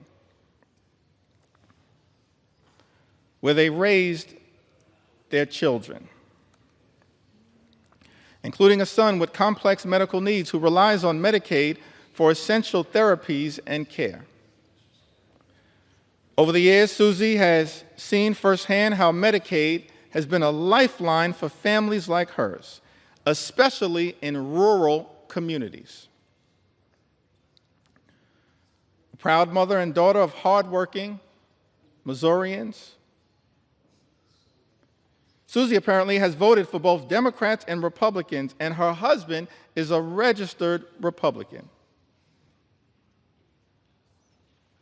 But as farmers, they both believe that access to health care should never be a partisan issue. We agree. Thank you, Susie. Access to health care in the United States of America should never be a partisan issue. It should never be considered a privilege just for the wealthy, the well-off, and the well-connected. It is a right that should be available to every single American, and that is what we are fighting hard right now to defend here in the United States of America, and to push back against this one big, ugly bill.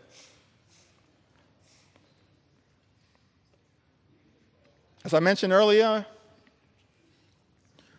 in the time that I have remaining, I certainly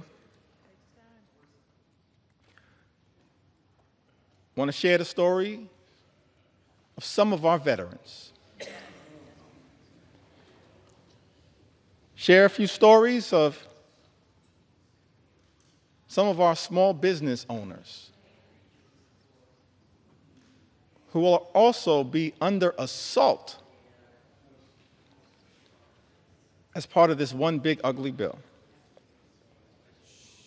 And share the stories of hardworking and law-abiding immigrant families who also will be targeted by this one big ugly bill. But I did want to take a little time at this moment to enter into the record some of the statements that have been made, Mr. Speaker, by our Republican colleagues.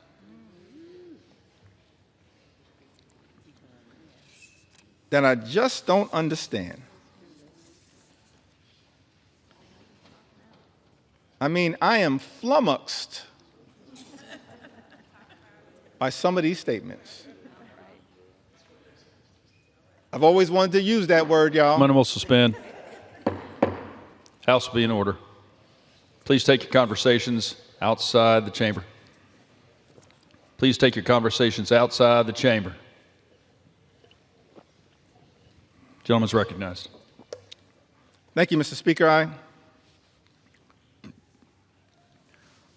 hoping to seek some clarification at some point after I'm able to yield the floor. But I'm still here to take my sweet time on behalf of the American people.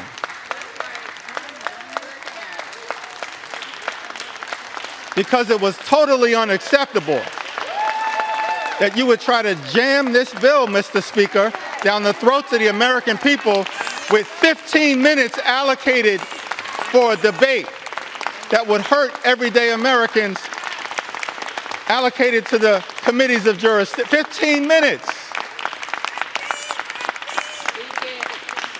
And so now I'm here with my House Democratic colleagues, 4 hours in, taking our sweet time on behalf of the American people. And I'm flummoxed. Maybe it's flummoxed.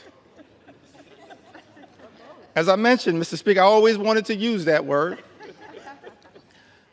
I can't spell it, but I know what it means. I'm confused by many of these statements, so I'm trying to enter them into the record and then perhaps at some point get some clarification. Talking about Medicaid cuts, the largest cut to Medicaid in American history. Vice President said these cuts are immaterial. Are you kidding me? Immaterial? I'm perplexed. I'm astonished. I'm confused that someone who sits in the second highest office in the land would say that Medicaid cuts, $1 trillion or so of Medicaid cuts that are in Donald Trump's one big ugly bill are immaterial.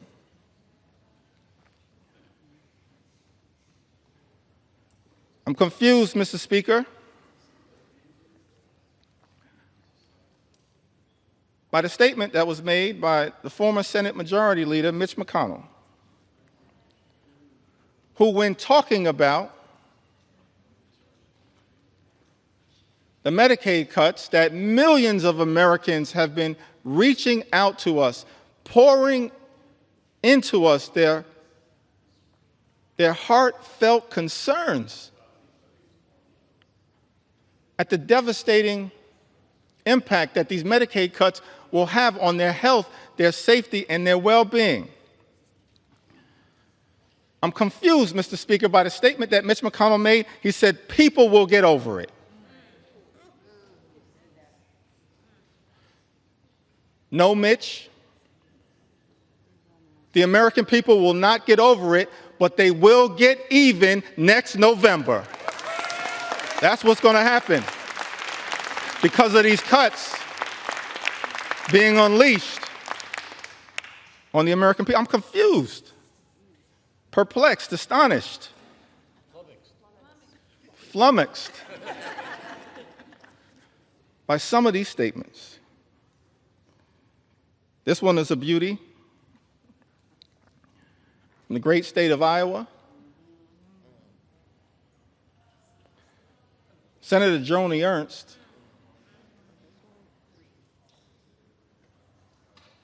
she showed up at a town hall meeting in Iowa. First of all, I'll give her credit for showing up at a town hall meeting because House Republicans were instructed not to show up at town hall meetings. So she shows up, Mr. Speaker, at a town hall meeting, is questioned about the fact that health care in America, that the Medicaid is a question of life or death. And when asked by one of her constituents about the concern that was had, the fact that people will die as a result of the devastating cuts to Medicaid and health care that are in Donald Trump's one big ugly bill, Senator Ernst says, we're all going to die anyway.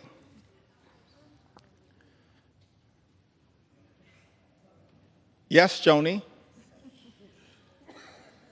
the American people understand that at some point all of us will transition.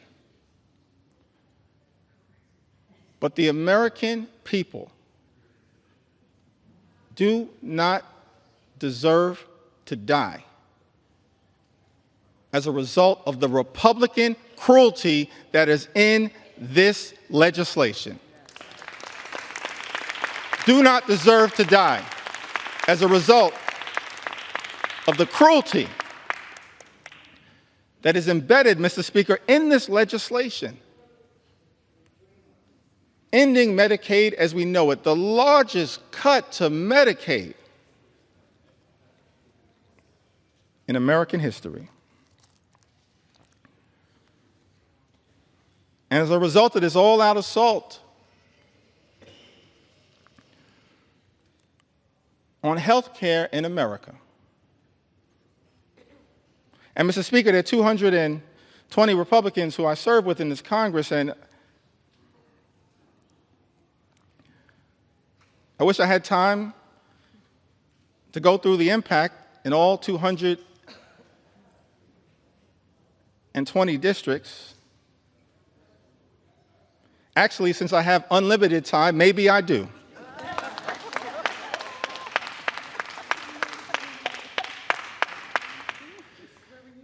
But, Mr. Speaker, I figured that, I'll start in my home state of New York.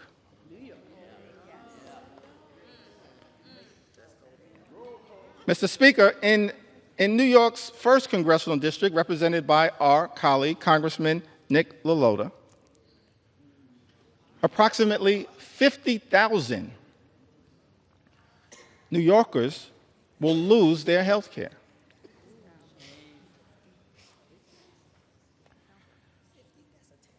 in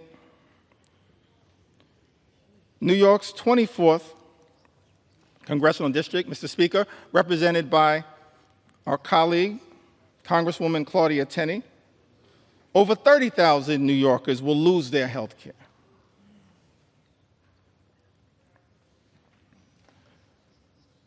In parts of western New York and upstate district, New York 23, currently represented by Congressman Nick Langworthy, approximately 35,000 New Yorkers will lose their health care as a result of Trump's one big ugly bill.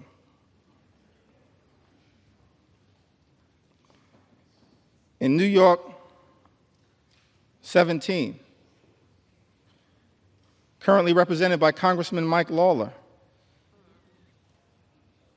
more than 30,000 New Yorkers will lose their health care. In New York 21, the North Country,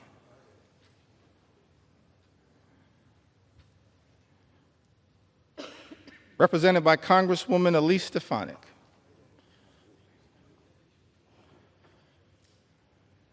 welcome back to Congress. I'm sorry it did not work out for you. That's a lesson that should be learned by all those who pledge fealty to the wannabe king. But I digress.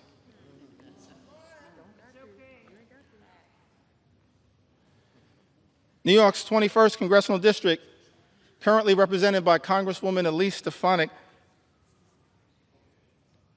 approximately 44,000 New Yorkers will lose their health care.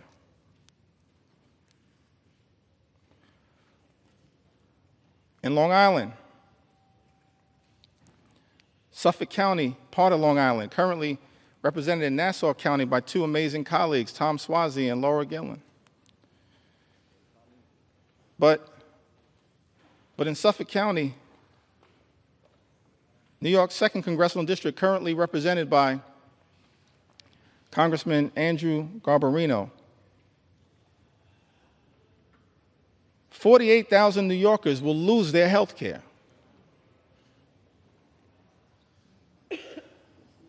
In Suffolk County, in New York's 2nd Congressional District, as a result of Trump's one big ugly bill. And in the 11th Congressional District, a district that includes all of Staten Island, a district, Mr. Speaker, currently represented by Congresswoman Nicole Malliotakis, more than 50,000 New Yorkers will lose their health care as a result of Donald Trump's one big ugly bill on Staten Island and in New York's 11th Congressional District. I don't think the Wu-Tang Clan would approve of that.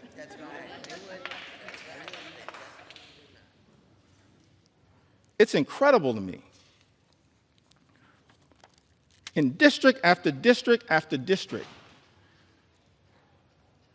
Mr. Speaker, represented by my Republican colleagues, so many Americans will stand to lose their health care as a result of Donald Trump's one big ugly bill. Now, this is not just a Democratic perspective. We stand by that perspective. We'll continue to articulate that view and forcefully defend the health care of the American people, but it's not just a Democratic perspective. And so I thought that it was important that we enter into the record some of the words, Mr. Speaker, of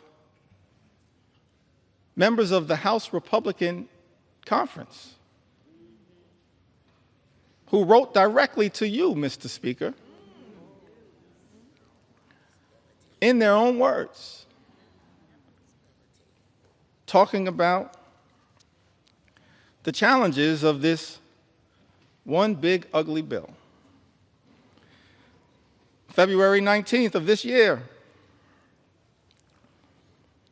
in a letter written to the Honorable Mike Johnson, Speaker of the United States House of Representatives. The subject line was, "Protecting American Communities in the Budget Reconciliation Process." For all of the American people who may be watching the floor of the House of Representatives right now, that's the process that we're in. It's one big ugly bill.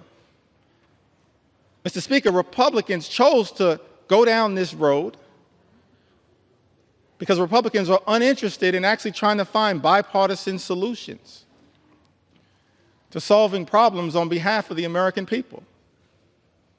And so we're in this budget reconciliation process that can avoid the filibuster in the United States Senate. And Republicans, Mr. Speaker, have been uninterested in trying to actually find bipartisan common ground. We're the party of common sense. Let's be clear about that. I'm going to be spending some time on the road talking about what common sense really is all about. Common sense certainly is not taking health care away from the American people. And so in this letter on February 19th, and I got a lot of statements that have been entered into the record, but I figured we'd start with this one. February 19th,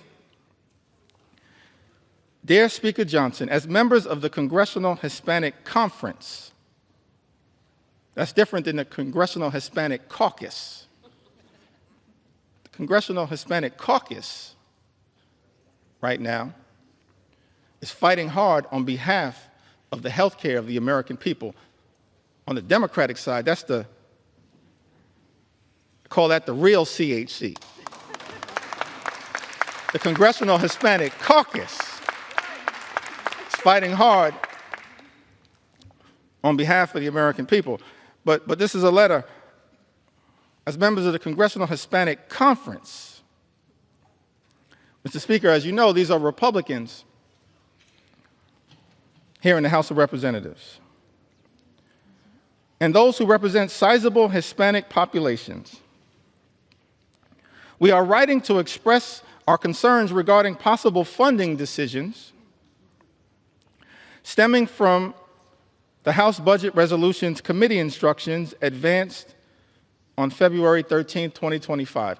Those budget instructions, by the way, were what set this whole toxic process in motion that has resulted in this moment that we find ourselves in right now on the floor of the House of Representatives, connected to this one big ugly bill. And in this letter, it says that while we fully support efforts to rein in wasteful spending and deliver on President Trump's agenda, let me park right there parenthetically for a moment. Nothing in this bill is about waste, fraud, and abuse. Nothing is doing anything meaningful about waste, fraud, and abuse. The letter continues, it is imperative that we do not slash programs that support American communities across our nation. It then goes on to say that the House Budget Resolution proposed $880 billion in cuts to programs under the jurisdiction of the House Committee on Energy and Commerce, with Medicaid expected to bear the brunt of these reductions. Their words, not our words. Nearly 30% of Medicaid enrollees are Hispanic Americans, and for many families across the country, Medicaid is their only access to health care. Slashing Medicaid would have serious consequences, particularly in rural and predominantly Hispanic communities, where hospitals and nursing homes are already struggling to keep their doors open.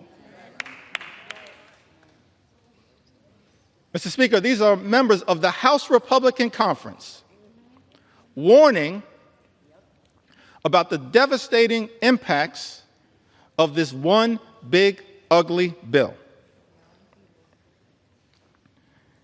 It goes on to say that the House Committee on Education and the Workforce has been tasked with cutting $330 billion where federal aid for higher education, such as Pell Grants, may be a target for reductions. Once again, let me park right there parenthetically to make the observation. This bill also assaults higher education in the United States of America. That's a disgrace. And Mr. Speaker, members of the House Republican Conference predicted that that would occur. Their words, not our words. House Committee on Education and the Workforce has been tasked with cutting $330 billion where federal aid for higher education, such as Pell Grants, may be a target for reductions. Hispanic students make up a significant share of Pell Grant recipients, many of whom are first-generation college students, striving for a better future for themselves, their families, and our nation. If we are serious about empowering the next generation and strengthening our workforce, we must facilitate and not undermine opportunities that help students succeed. Finally, the House Committee on Agriculture has been directed to cut $230 billion. And then, Mr. Speaker, our Republican colleagues go on to write, while we fully support efforts to eliminate fraud, waste, and abuse, by the way, that's all fake, we support a federal government that's effective, that's efficient, that's equitable, that eliminates waste, fraud, and abuse. That's not what this bill is all about. But it goes on to say, while we fully support efforts to eliminate fraud, waste, and abuse, we must ensure that assistance programs such as SNAP remain protected. I mean, I'm just confused. Remain protected as nearly 22% of Hispanic families rely on this critical program as a temporary safety net during difficult times. And then this letter concludes, written to you, Mr. Speaker, by the Congressional Hispanic Conference. Hispanic Americans are the future of the Republican Party. I'll reserve judgment on that statement. As House Democrats, we're going to fight for every single community in the United States of America, including the Hispanic community. Every single community. We want every single community to experience the good life, to afford to be able to live the good life. That's what we want. For every single community, good paying job, good housing, good health care, good education for your children, and a good retirement. That's what we want for every community. But the Congressional Hispanic Conference, they write, in closing to you, Mr. Speaker, that these Hispanic Americans are closely watching to see if we will govern in a way that honors their values and delivers results.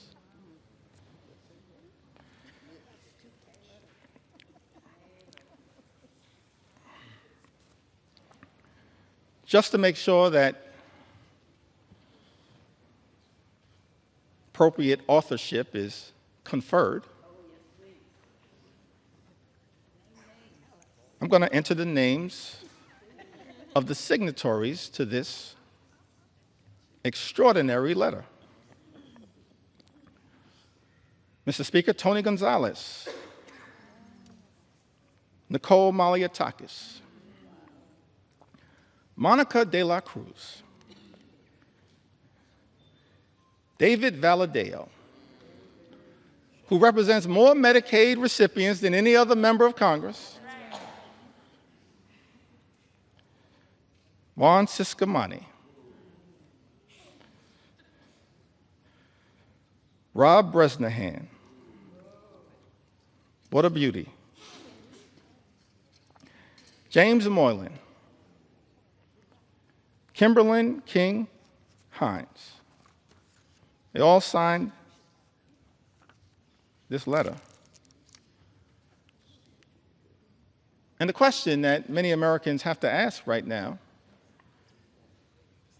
is that after signing a letter indicating your commitment, Mr. Speaker, to protecting Medicaid and SNAP and access to affordable higher education through Pell Grants, how is it possible that, Mr. Speaker, some of our Republican colleagues will turn around and devastate Medicaid, devastate supplemental nutritional assistance, and devastate the ability of Hispanic communities to achieve the type of upward mobility, in part through higher education, that is talked about in this letter? That letter was written in February. And then we go to March. Can I talk about it?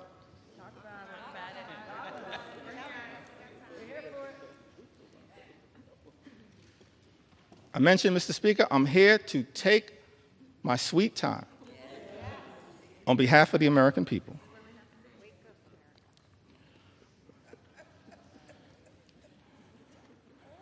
And so on March 9th, there's a letter that's written to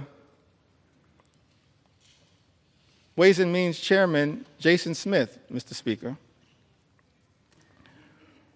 By my count, 21 Republicans signed this letter. And it's about the importance of the clean energy economy in the United States of America. I would assume, based on this letter, that all of the signatories to this particular piece of correspondence are now horrified by the attack on clean energy jobs, and the clean energy economy in this one big ugly bill. But we'll see shortly, because everyone is going to have to go on record. But in this particular letter, written on March 9th, Mr. Speaker, 21 members of the House Republican Conference write to Chairman Jason Smith. Countless American companies are utilizing sector-wide energy tax credits, many of which have enjoyed broad support in Congress to make major investments in domestic energy production and infrastructure for traditional and renewable energy sources alike. Both our constituencies and the energy industry alike remain concerned about disruptive changes to our nation's energy tax structure. With all this in mind, the letter continues toward the end. We request that any proposed changes to the tax code be conducted in a targeted and pragmatic fashion that promotes conference priorities without undoing current and future private sector investments, which will continue to increase domestic manufacturing, promote energy innovation, and keep utility costs down. I mean, the language that was chosen there is pretty interesting, but the translation is protect the clean energy economy. That's what this letter was all about. Written by my count, 21 House Republicans. Mr. Speaker, Andrew R. Garbarino, Jennifer Kiggins, Juan Ciscomani, Gabe Evans, David Valadeo. What a prolific writer.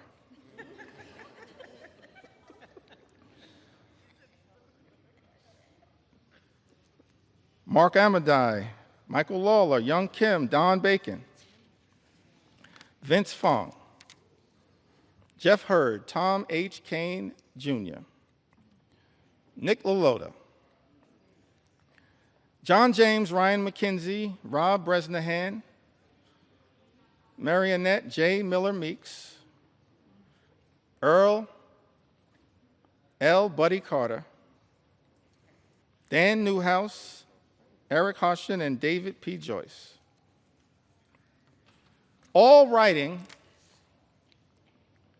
in support of a clean energy economy. We as House Democrats, we know that there's an all-of-above approach that is underway right now, but we support wind and solar energy, renewable energy, because renewable energy is cheaper energy, and cheaper energy means reducing the high cost of living for everyday Americans. That's what we as House Democrats support. And yet, I'm perplexed because this letter was written, but the one big ugly bill represents an extraordinary and unprecedented assault on clean energy and cheaper energy in the United States of America. Mr. Speaker, I asked the question, what are those 21 Republicans going to do when it comes to voting for this one big ugly bill?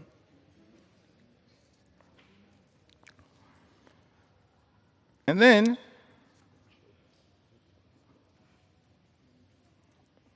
we've got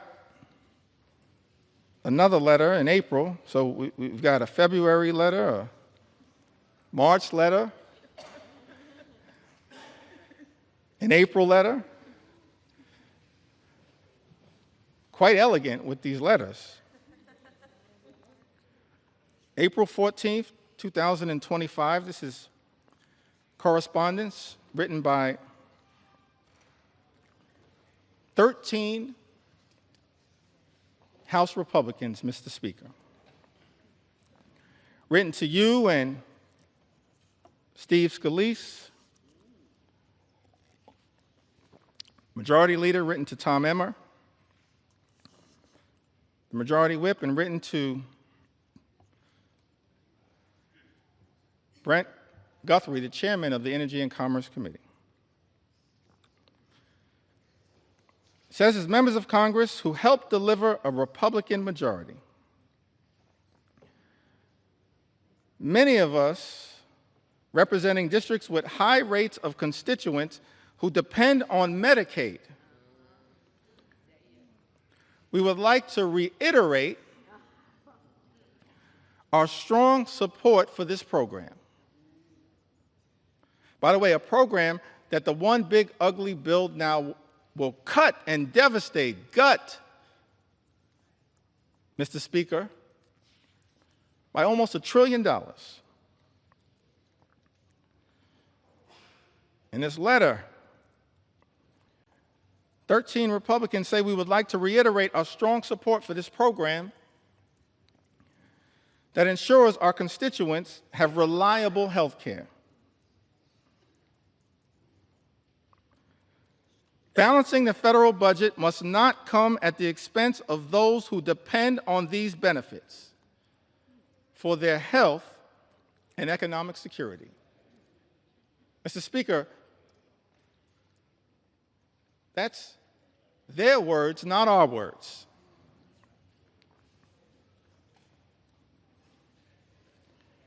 And then this bill makes an extraordinary declaration. I think it's important for us to understand who led this bill. David Valadao. These are just facts, Mr. Speaker. Publicly issued letters. David Valadao, Don Bacon, Jeff Van Drew, Rob Bresnahan, Juan Ciscomani, Jen Kiggins, Young Kim, the usual suspects. Robert J. Whitman, Nicole Maliatakis, Nick LaLota, Andrew R. Garbarino, Jeff Hurd, and Michael V. Lawler. By my count, 13 members. And in some of the relevant portions of this letter, it says to strengthen Medicaid, we urge you to prioritize care for our nation's most vulnerable populations. Our constituents are asking for changes to the healthcare system that will strengthen the healthcare workforce, offer low-income, working-class families expanded opportunities to save for medical expenses, support rural and underserved communities, and help new mothers.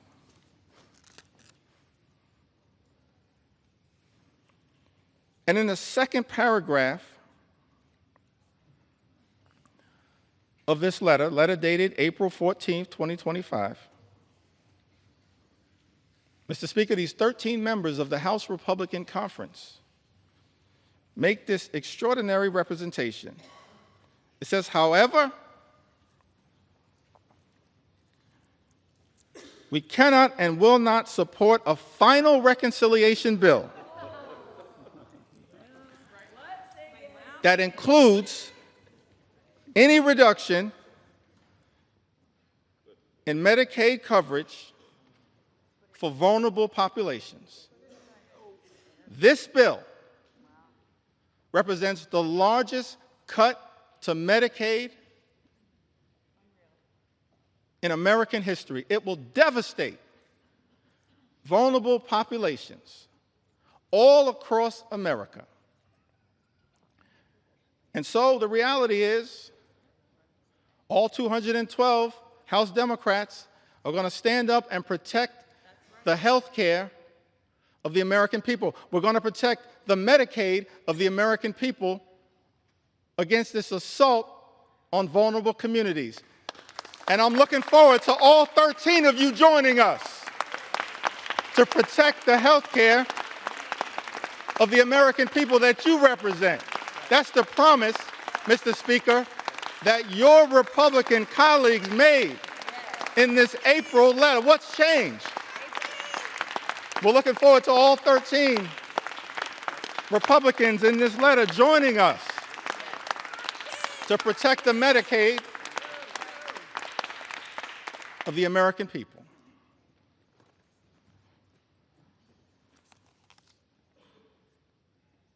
And, you know, this SALT issue is also an interesting one.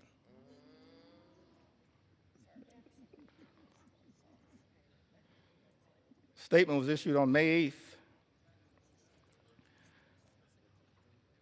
from my colleagues in the New York delegation: Elise Stefanik, Andrew Garbarino, Nick LaLota, Mike Lawler. Just facts right now. Big talk about standing up to protect the state and local tax deduction. And what's interesting, let's make sure we set the record straight here.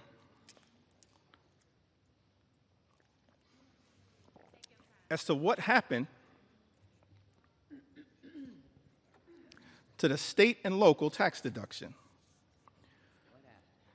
which impacts millions of hardworking American taxpayers all across the country, including in the districts represented by the individuals that I just named. The state and local tax deduction was decimated, Mr. Speaker, by Donald Trump, House Republicans, and Senate Republicans in 2017 in connection with the GOP tax scam that callously and unnecessarily imposed a $10,000 cap, wiping away thousands of dollars a year for hardworking American taxpayers. Republicans did that. Mr. Speaker, let's set the record straight. And so, Mr. Speaker, there are people in this chamber claiming to be saviors. Saving what? From the devastation that Republicans have wrought by decimating the state and local tax deduction? And you know what's interesting about this is that people who are against this claim that the state and local tax deduction is subsidizing states in certain places to the detriment of others. But every single state that suffered from the Republican effort, Mr. Speaker, under Donald Trump's presidency in 2017 to decimate the state and local tax deduction, every single state is a donor state, sends more money to the federal government than we ever get back in return. A donor state. Some people in this town running around misrepresenting the facts. We're okay to be a donor state, but don't lie to the American people about the reality of the state and local tax deduction. And then you have this extraordinary statement on May 8th, big talk, no action.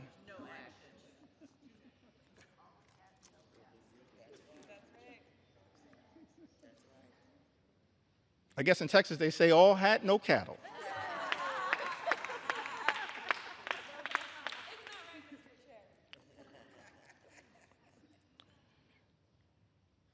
And so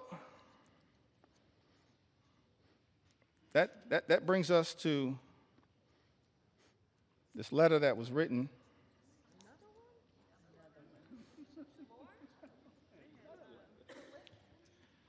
prolific writers, Mr. Speaker, in the House Republican Conference on June 6th. I'm really confused by this combination of this particular letter followed by an interesting statement that was made after the Senate passed Donald Trump's One Big Ugly Bill by Lisa Murkowski. And maybe somebody, Mr. Speaker, can help me reconcile these statements. Because all of us in the House and in the Senate were independently elected to stand up on behalf of our constituents in the chambers that we serve in. I'm going to get back to that point momentarily. So in the House, we passed this One Big Ugly Bill initially in late May. It devastated Medicaid, devastated nutritional assistance, devastated the clean energy economy that actually is benefiting red state after red state after red state in the United States of America. And so,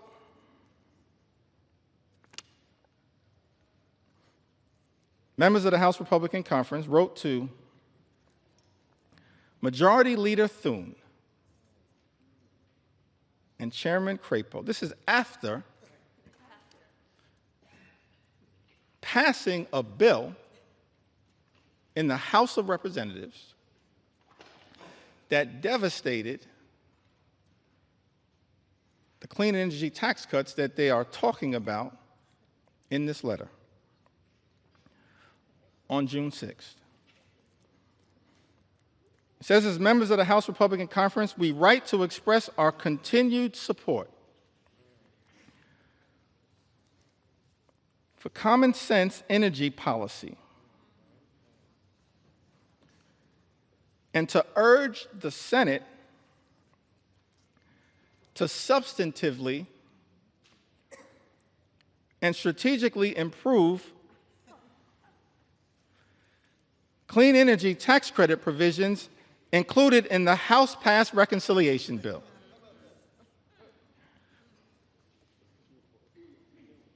I mean, what is happening right now? Maybe I don't understand the legislative process. So in this letter,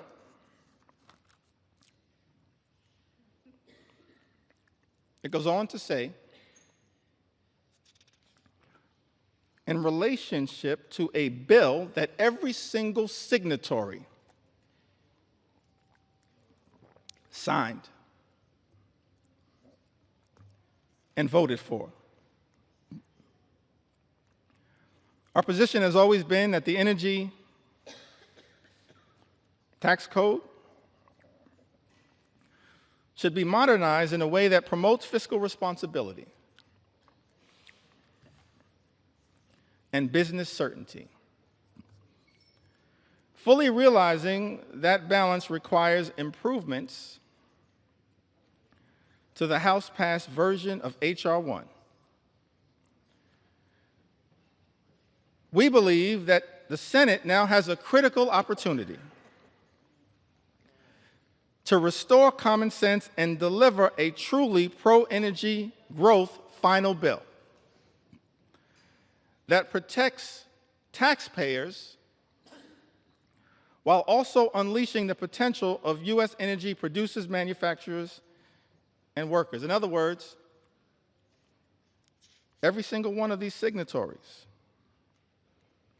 Jen Kiggins, Brian Fitzpatrick, Juan Ciscomani, Nick LaLota, Mike Lawler, Andrew Garbarino, Don Bacon, Mark Amadei, Gabe Evans, Young Kim, David Valadeo,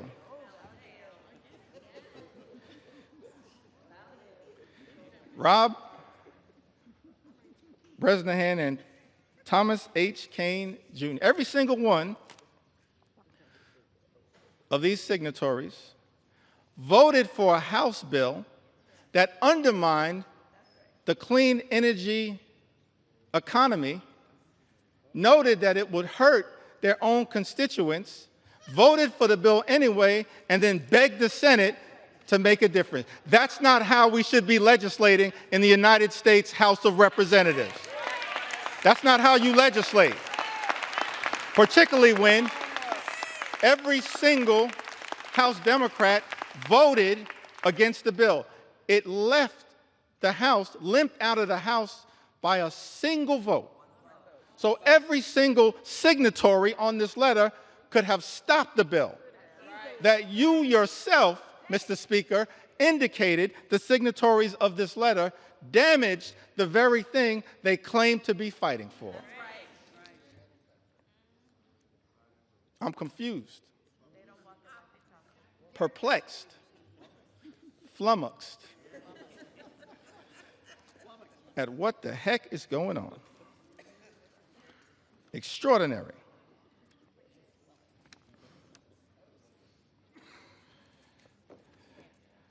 I mean, I'm just overwhelmed by the amount of correspondence. I had to just pick out the ones that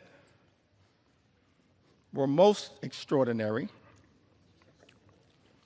to make sure that they were entered into the record. The most recent one on the subject of Medicaid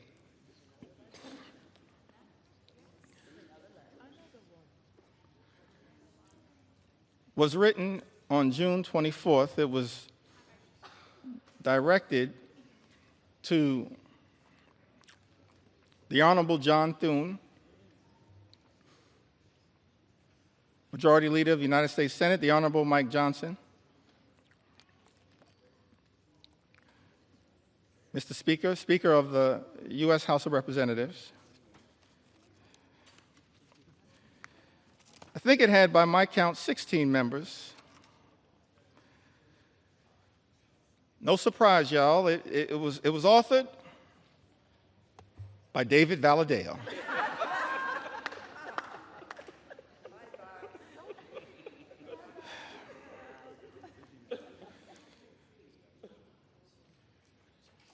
I mean, these letters can make up a book, Mr. Speaker.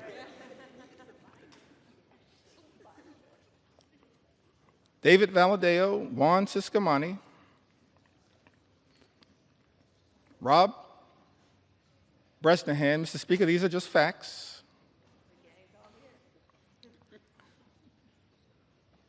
Chuck Edwards, Young Kim, Andrew Garbarino, Mike Lawler, Jen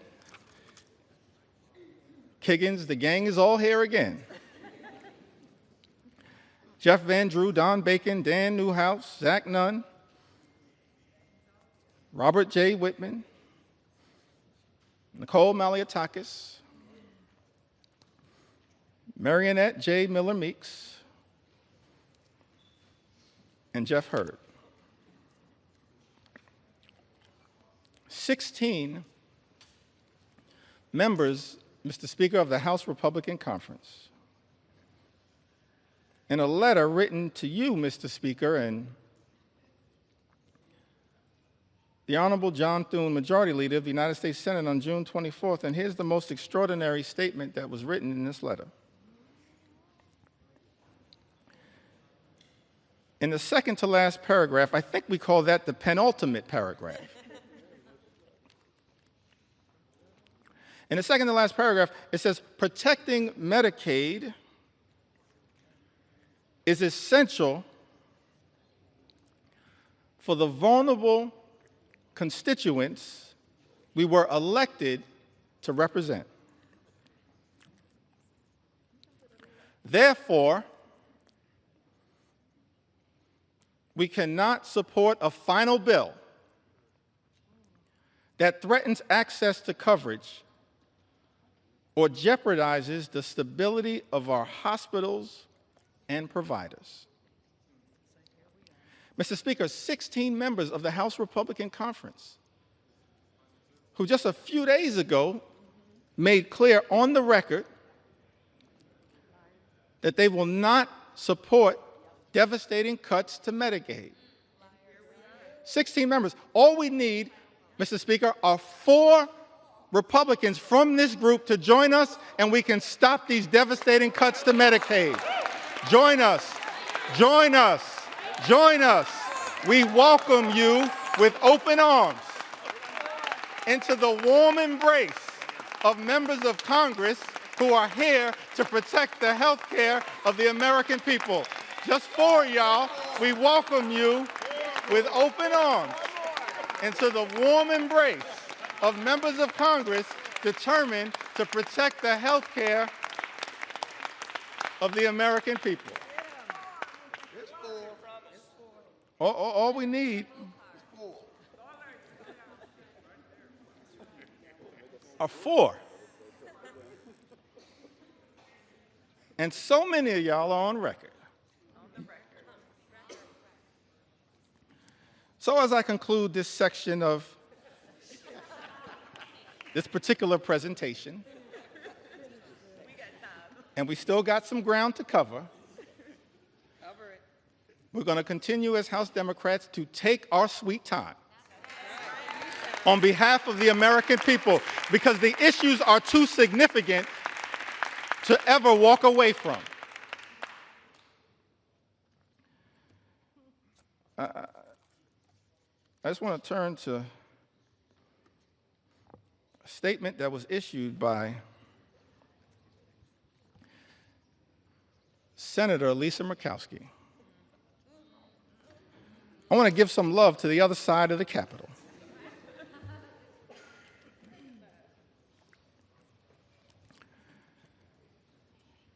And again, Mr. Speaker, these are just the words that were issued. I'm not even trying to characterize the words. But the American people need to hear these words from the people that were sent to Congress to protect their interests. Senator Lisa Murkowski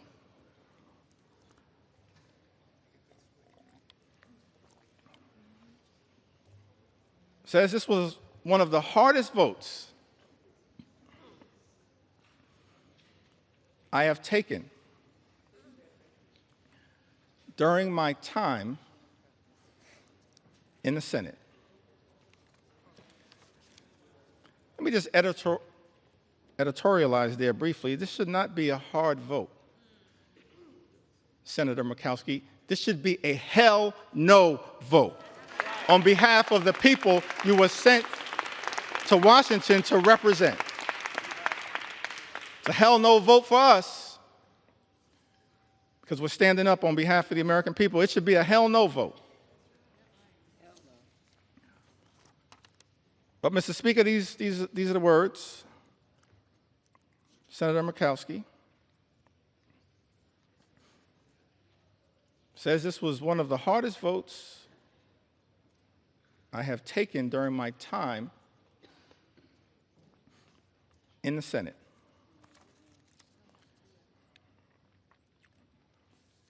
And then she keeps it real. As far as I can tell, she says, but let's not kid ourselves. This has been an awful process. Speaker, those are the words of a Republican senator, not us. This has been an awful process, a frantic rush to meet an artificial deadline that has tested every limit of this institution.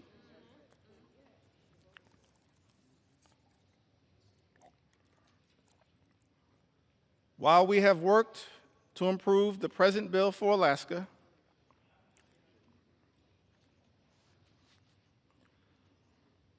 it is not good enough for the rest of our nation. And we all know it. Yes, Senator Murkowski, we all know this one big, ugly bill will devastate everyday Americans across this country. And yet, in the concluding paragraph, This comes after Senator Murkowski voted for this bill, the deciding vote in the United States Senate. Says my sincere hope is that this is not the final product.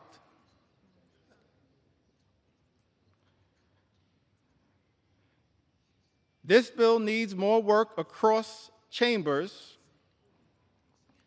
and is not ready for the president's desk. We need to work together to get this right. So let me get this straight. I think the number was 16 House Republicans, Mr. Speaker, vote for a bill they know will hurt the communities, Mr. Speaker, that they represent, vote for the bill anyway, when any one of them could have stopped this bill from ever leaving the House of Representatives, and then write a letter to the senators in the other side of the Capitol saying, fix this bill. When any single one of them could have stopped the bill dead in its tracks. And then Senator Murkowski, in her chamber, turns out to be the deciding vote for a bill that she says, Mr. Speaker, is not good enough for the rest of the nation, and we all know it, votes for it anyway, and then begs the House to fix the bill. That is not how the people's business should be done in the United States Congress. We have a responsibility to stand up for what is right and stand up for what is right in the chamber that we serve in. That's what we should all be doing. And so our House Republican colleagues, Mr. Speaker, have one last opportunity to join us as Democrats, every single Democrat who's going to stand up and protect the health care of the American people, stand up and protect the nutritional assistance of the American people, stand up and protect our farmers, stand up and protect our veterans, stand up and protect the clean energy economy, stand up to protect our public schools. Every single one of my House Republican colleagues have the opportunity now in this chamber, not the other chamber, in this chamber, to join us as Democrats and stand up for what is right. The eyes of America are watching. Started this process, Mr. Speaker, 3:28 in the morning, this debate. Took to the House floor, maybe an hour and a half after that. And we still have a lot to say. On behalf of the American people. For such a time as this, every single one of us have an opportunity to stand up for what is right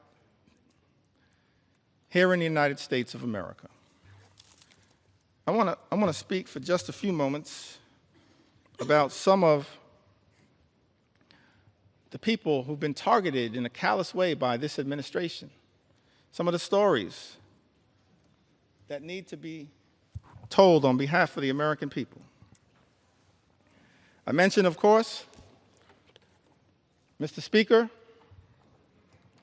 throughout this process, we have been thankful for the stories shared by everyday Americans who went to bed last night fearing the worst and have woken up this morning horrified by Donald Trump's one big ugly bill that will hurt everyday Americans and rewards billionaires with massive tax breaks that will serve to devastate the social safety net and explode our nation's debt. And so I want to tell a few stories on behalf of our nation's veterans who've also written to us to share their concerns with this one big ugly bill. Victoria from Arizona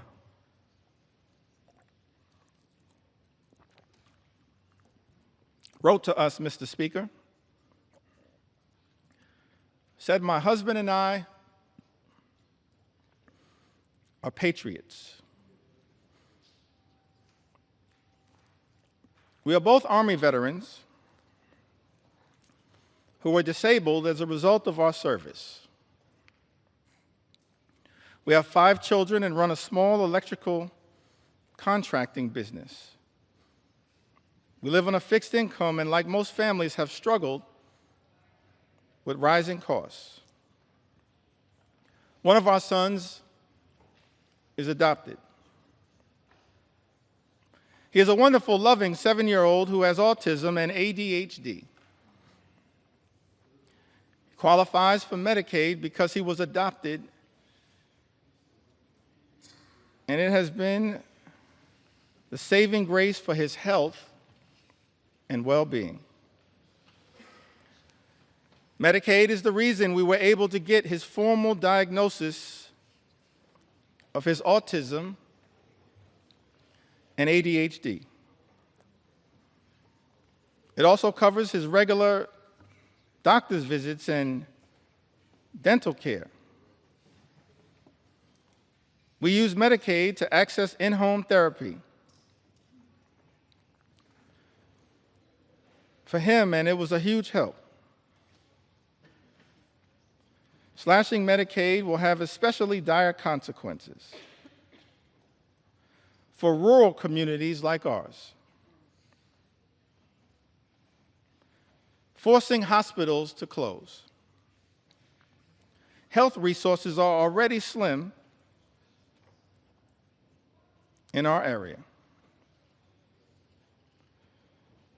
And then this Army veteran writes, President Trump is causing enormous stress and hardship for families like mine. He and his billionaire friends don't need more tax breaks. It's outrageous. The last thing we should even be considering is cutting Medicaid. These programs are lifelines. We agree with you, Victoria. She lives in Arizona's 6th Congressional District. District, Mr. Speaker, currently represented by Congressman Juan Ciscomani. Troy, another veteran, lives in California, Mr. Speaker. Lives in a district currently represented by Jay Obernalte. That's California's 23rd congressional district, I believe. He writes to us and says, I was in the U.S. Army and went to Kosovo in 2001, Iraq in 2003, and 2005. I depend on the VA as I am too disabled to work. I depend on VA health care. My children are now on Medicaid. I have worked from when I was 14 years old to 42. I am suffering from long COVID And until I can return to work, I need help from the American people. I have had your backs. Time for you to cover my back, writes Troy. Mr. Speaker, I need NIH's help. Now is the time to stand up for all Americans. Stop the assault on the VA, NIH, Medicaid, and the rest of Americans. We agree with you, Troy. It's time to stop the assault on the American people. Stop the assault that is represented in this one big, ugly bill.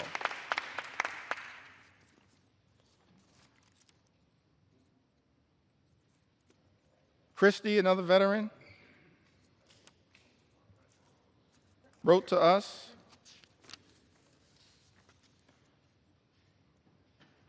and says, I was drafted in 1970. My choice was incarceration or militarization. So I enlisted in the Navy and became a Navy corpsman serving on the USS Long Beach, CGN 9, and her Marine detachment, where I was assigned to the 3rd Marines, 1st Medical Battalion. I was blessed. I lived through 2 tours, giving medical care to my shipmates. Every other day, I was assigned to flight ops to transfer or pick up the wounded and dead Marines from shore to ships waiting offshore about 8 miles. I hated the smells of war. This veteran writes, death and misery were my constant companions. The war left me unsettled, mentally and morally corrupt. For 50 years, I have suffered with my PTSD, which went undiagnosed for years. After 12 years of VA therapy and working hard for my soul to be repaired, I find myself living alone and isolating from others. And I am one of the lucky ones, thanks to the care I have received from the VA. Veterans pouring out their heart and their soul, sharing their anxiety with all of us, urging this Congress to do something, to stand up on behalf of the veterans who are going to be hurt by this one big, ugly bill. Devastated by this one big, ugly bill.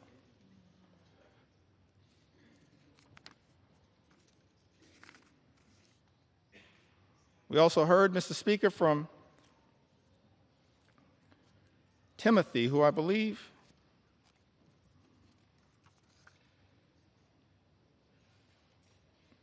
may have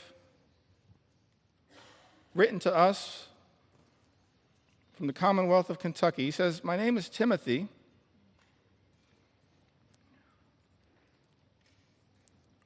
And for the past 5 years, I have worked at the Department of Housing and Urban Development in field policy and management. The Department of Housing and Urban Development that was once led so ably by our former colleague, Congresswoman Marcia Fudge, and now has been taken in a very different direction. Timothy writes, in this role, I've educated the community about HUD's programs such as FHA loans and housing counseling that allow people to purchase homes.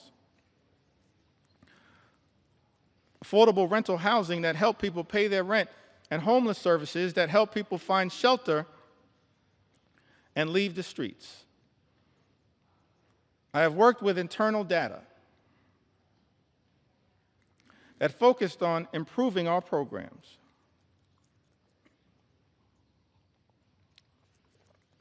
Most recently, I worked with a team that hired people from housing authorities and Job Corps with the goal of providing people a career and a way off government assistance. Those incredible people, along with myself, have been fired by Elon Musk's Doge.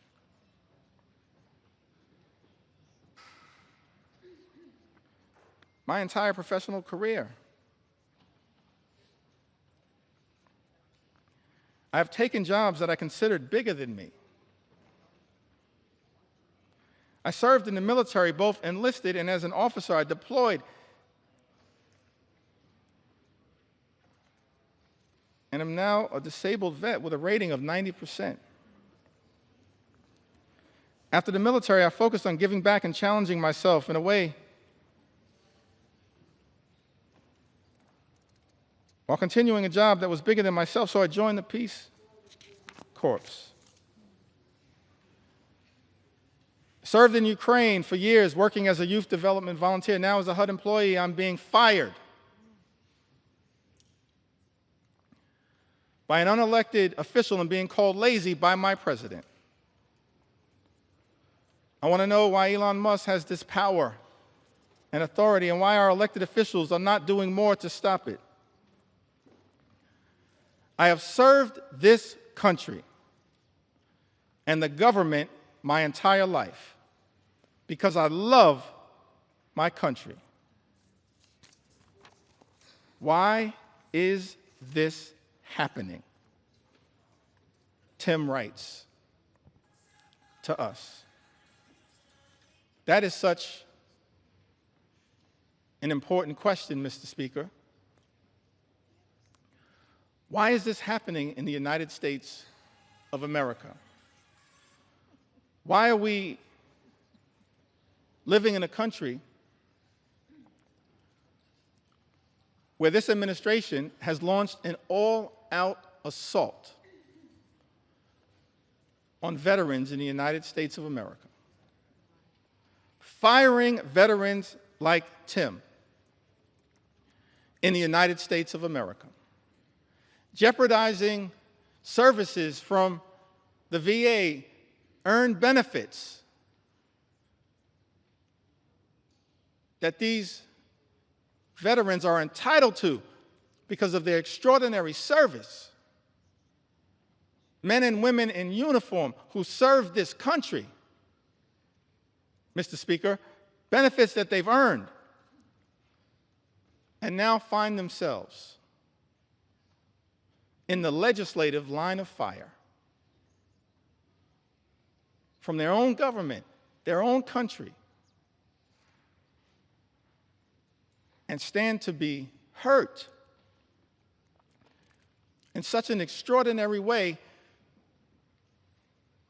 by this extreme Republican budget, this one big, ugly bill. We're here on the House floor, Mr. Speaker, to say to Tim and every single veteran who put on the uniform, every single man and woman who served this country, we will not abandon you in your hour of need. We're going to stand up for every single veteran in this great country and make sure that the veterans of the United States of America are treated with the dignity and respect that you deserve. That is our promise to each and every veteran in the United States of America, and that's why, Mr. Speaker, we stand in strong opposition to Donald Trump's one big ugly bill. An all-out assault. Here in the United States of America, an extraordinary assault. An assault on the economy, an assault on our veterans, an assault on farm country, an assault on health care, an assault on nutritional assistance. And of course, this one big ugly bill, and the Trump administration, I wish it was not so. Because at the beginning of this Congress, Mr. Speaker, I stood right where you stand right now and said in my first remarks to this Congress and the American people that as Democrats, we were prepared to find common ground on any issue to make a difference in the lives of the American people we all represent.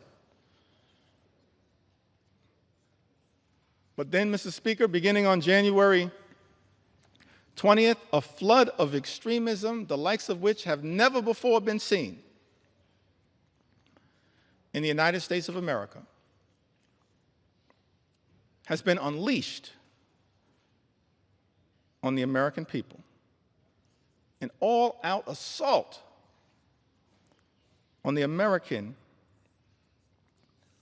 way of life.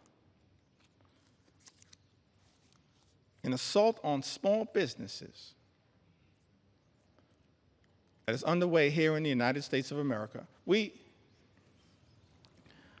should all recognize that small businesses represent the heart and soul of the American economy. And if we're going to stand up for any group of people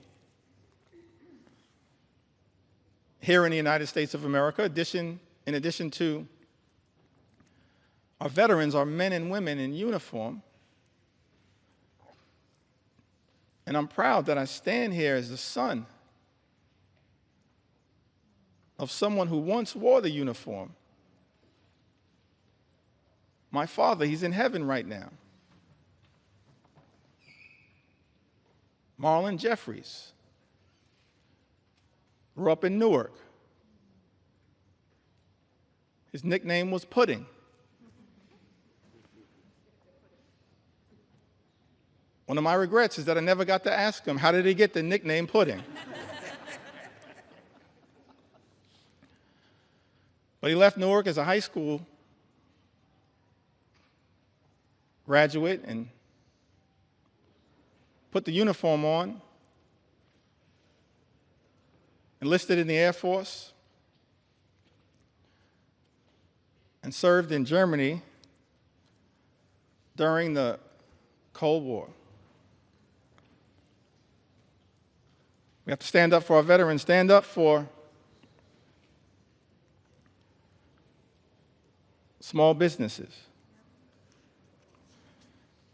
And we've heard a lot throughout this process about concerns from small business entrepreneurs here in the United States of America.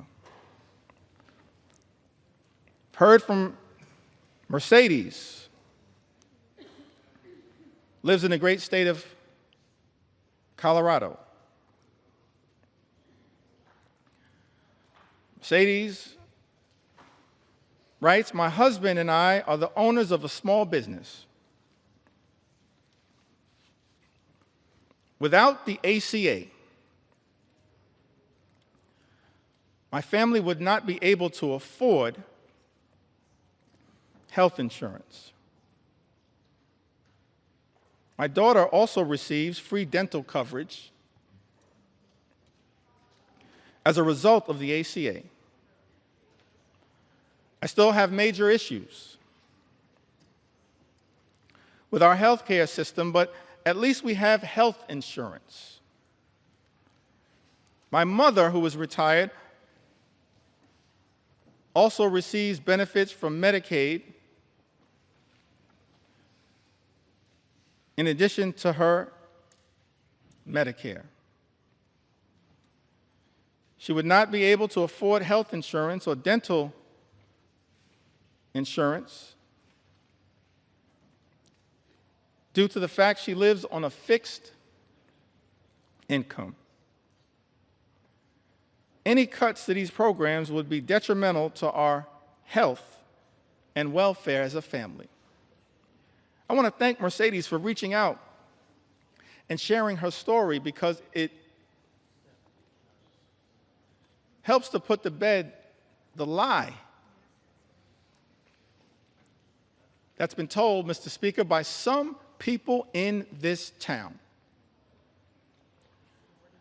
That the people, the everyday Americans who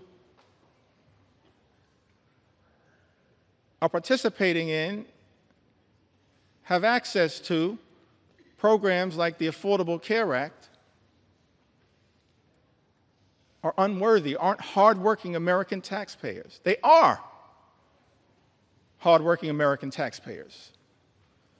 A group of people that real leaders in this country, beginning in modern American history, as I illustrated earlier from President Franklin Delano Roosevelt all the way through, our most recent president, who we served with in the last Congress, have recognized that we have a sacred obligation to stand up for everyday Americans who are struggling right now, including our small business entrepreneurs, the heart and soul of the American economy, who right now are dealing with such economic uncertainty because of the erratic, reckless, and dangerous Trump tariffs that have unleashed so much chaos and uncertainty, raising costs for small business owners all across the country, undermining their ability to fully achieve their entrepreneurial dreams. This is not who we should be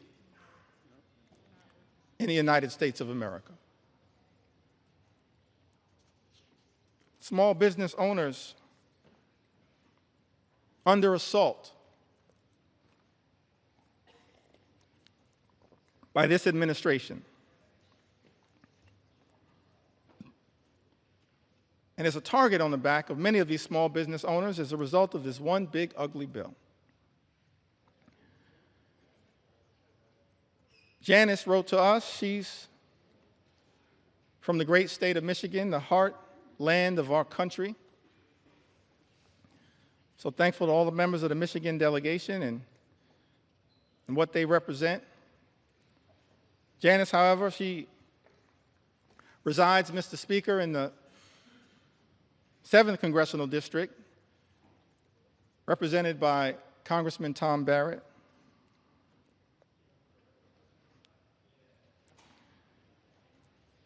Says that small business owner, mother, ACA recipient in Michigan, who recently spoke about how Trump's tariffs would potentially force her to close her business,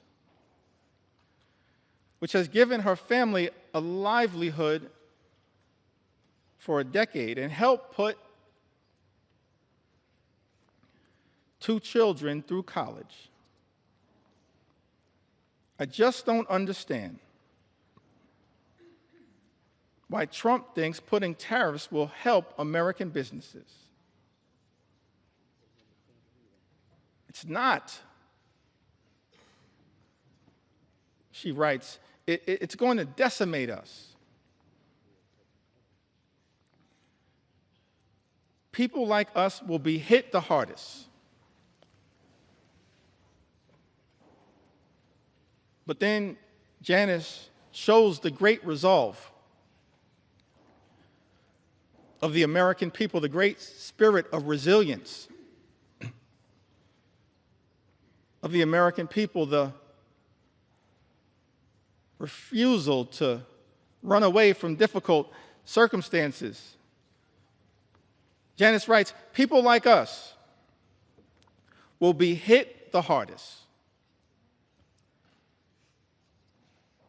But,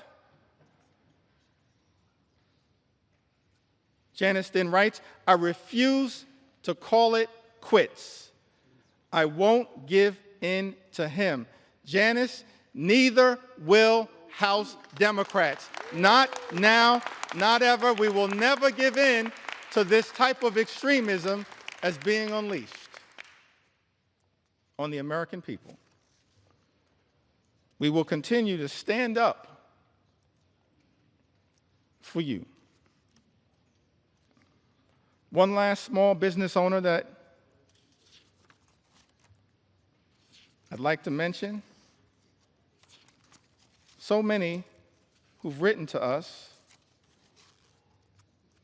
whose stories I want to be able to share, but let me perhaps go back to the Big Apple, the great state of New York. But let me also say to the American people, one of the ways in which we've received all of these stories, and we urge you to continue to share these stories from all across the land. You can share your story with us at democraticleader.house.gov/share your story.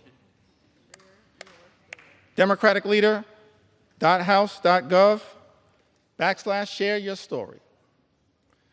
We want to hear from the American people as to how we can best represent your interests on this day and on all days moving forward, because your stories are powerful. Your stories will continue to give us the resolve to fight for an America that's fair and just,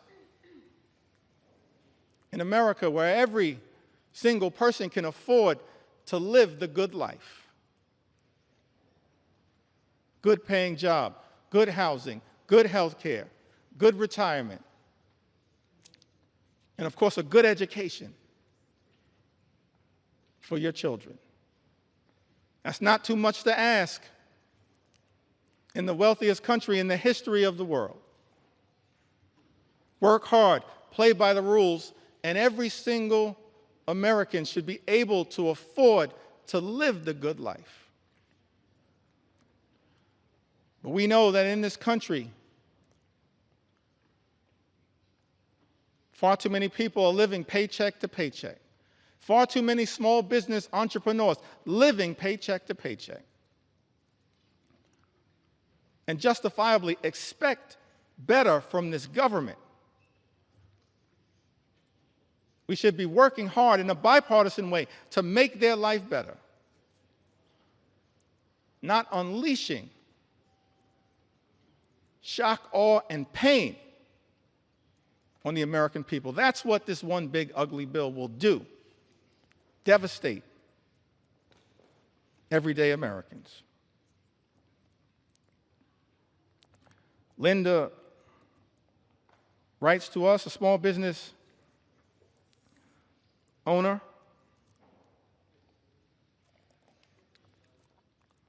I believe she's from the North Country. Lives in New York's 21st Congressional District, Mr. Speaker. Linda's a flower farmer and flower importer in upstate New York. Small business has been impacted by Trump's tariffs on products being imported from Western Europe, the Netherlands, I believe. The economic strain and uncertainty imposed by the tariffs on small business owners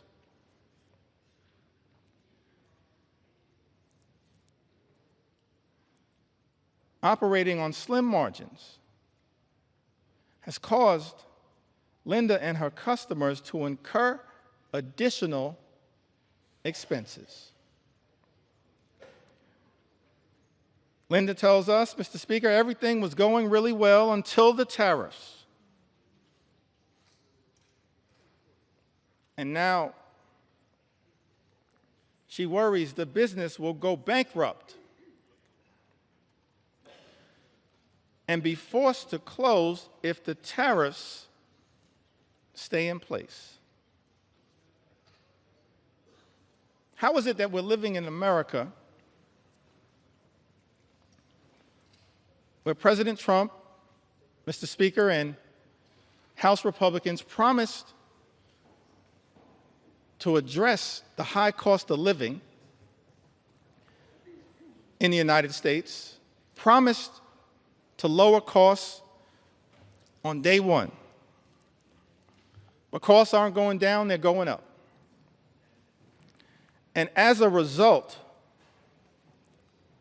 of these Trump tariffs, are now at risk of experiencing thousands of dollars per year in additional costs. And there is nothing in this one big ugly bill that is going to meaningfully make the lives of everyday Americans, of hardworking American taxpayers, of working class folks, of middle class folks, of all those Americans who aspire to be part of the middle class, of the poor and the sick and the afflicted. Nothing in Donald Trump's one big ugly bill that will meaningfully make their life more affordable. An all-out assault on the economy. We're dealing with an all-out assault on health care, on Medicaid, on the Affordable Care Act, on the Children's Health Insurance Program. All-out assault on the care, Mr. Speaker, being provided by Planned Parenthood, the medical care being provided by Planned Parenthood that is jeopardized in this very bill. All-out assault on hungry children, on hungry veterans, and on hungry seniors, millions of people who will lose their nutritional assistance, will go hungry. Food is being ripped out of their mouths by this one big, ugly bill. Mr. Speaker, that so many of my Republican colleagues seem prepared to support, notwithstanding their prior statements on the record to the contrary. All-out assault on veterans. An all-out assault represented in this bill on small business owners and entrepreneurs who are the heart and soul of our economy. And this bill also represents an all-out assault on law-abiding immigrant families. And Mr. Speaker, we're going to tell their stories as well. We're going to tell their stories. We're going to tell their stories. Because what's happening in this country, an all-out assault on law-abiding immigrant families, is unconscionable, unacceptable, and it's un-American. Because this is a country that should continue to pride itself as a nation anchored in the rule of law, and at the same time, a nation anchored in our journey as one of immigrants from all over the world. And we should never abandon that journey. We're approaching the 249th birthday of this great country, this exceptional country. And I believe, and we can go directly, if necessary, Mr. Speaker, to the words that were initially issued by Thomas Jefferson, the author of the Declaration of Independence.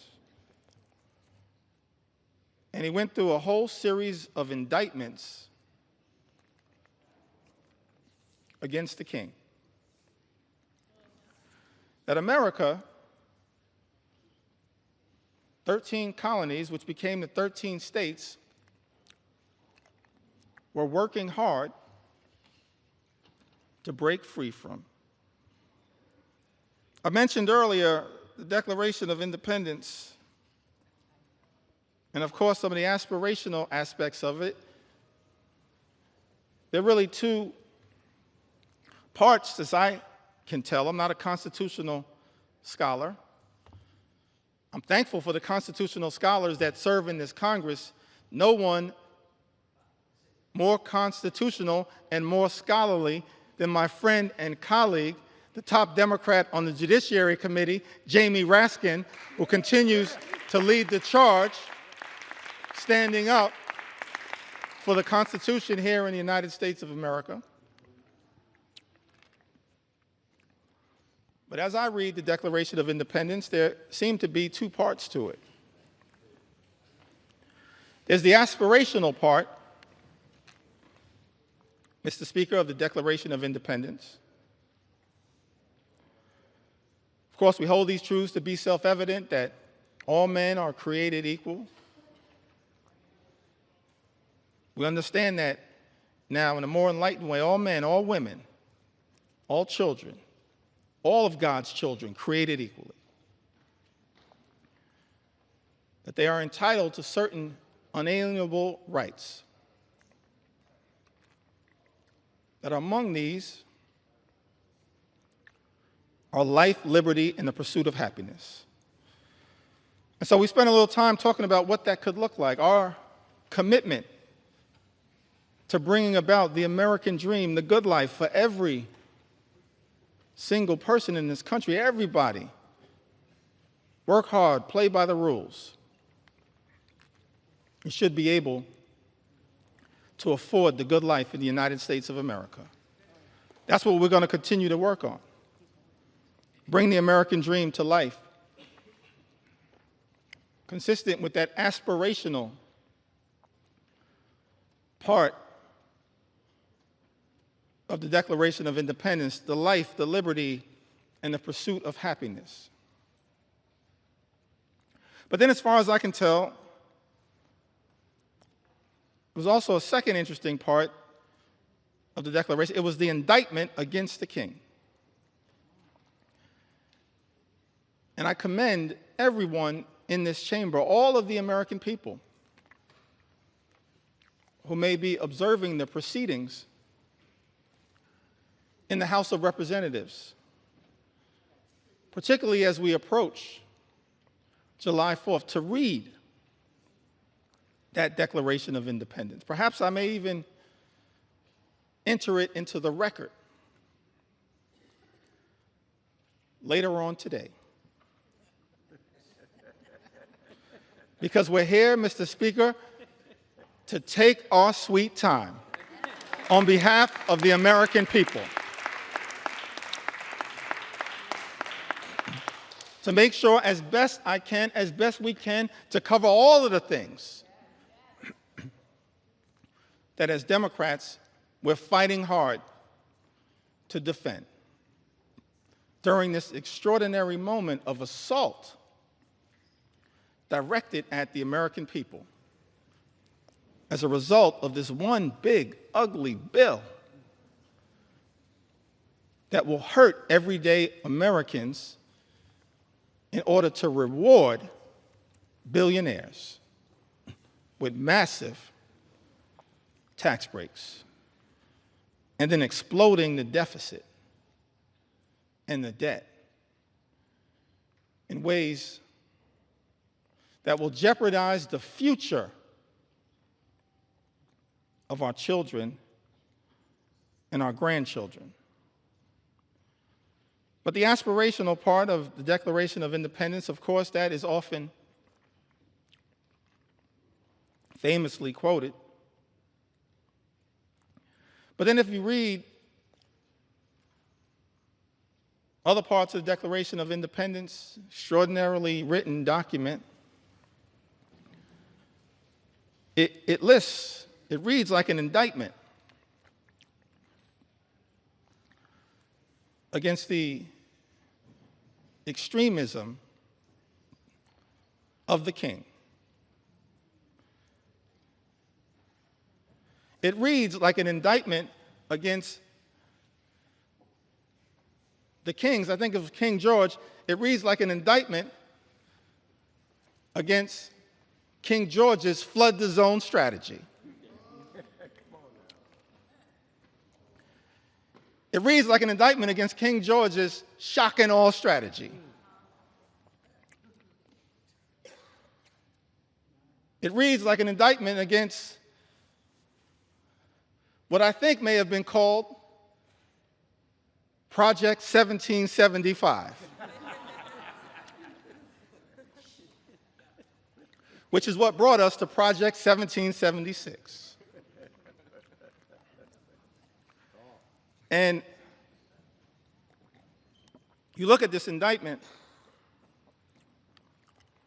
and one of the things it alludes to, it talks about, is the notion of the king's effort to stop the assimilation of people from other parts of the world into the United States of America. So we understand that from the very beginning of this great country, there was a recognition, of course, of the importance of immigration to the success and vitality of the United States of America. And let me be clear, Mr. Speaker, so there's no misrepresentation.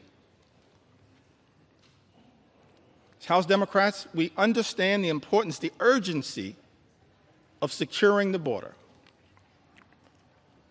We believe that our immigration system is broken and that it should be fixed in a comprehensive and bipartisan way. So many leaders in that effort, so many big ideas were willing to partner in a bipartisan way. Pramila Jayapal, Linda Sanchez, Adriano Espaillat, Tom Suozzi, so many others. Veronica Escobar, we want to partner to fix our broken immigration system in a bipartisan and comprehensive way, secure our border. But we're also going to make sure we stand up for our nation's heritage, a nation of immigrants, which continues to this very day. It's an important part of American exceptionalism, and as far as I can tell, in my reading of the original document, the writings of the founders of this great country, the framers of the Constitution, they recognized it from the very beginning. They weren't perfect. We didn't have a perfect start. But of course, as the preamble to the United States Constitution set forth, we the people, in order to form a more perfect union. Mr. Speaker, we've been set on this magical course, our march toward a more perfect union. And the immigration journey has always been an important part of the American journey. That's why it's heartbreaking to see some of the things that are happening in the country right now. The targeting in such an extraordinary way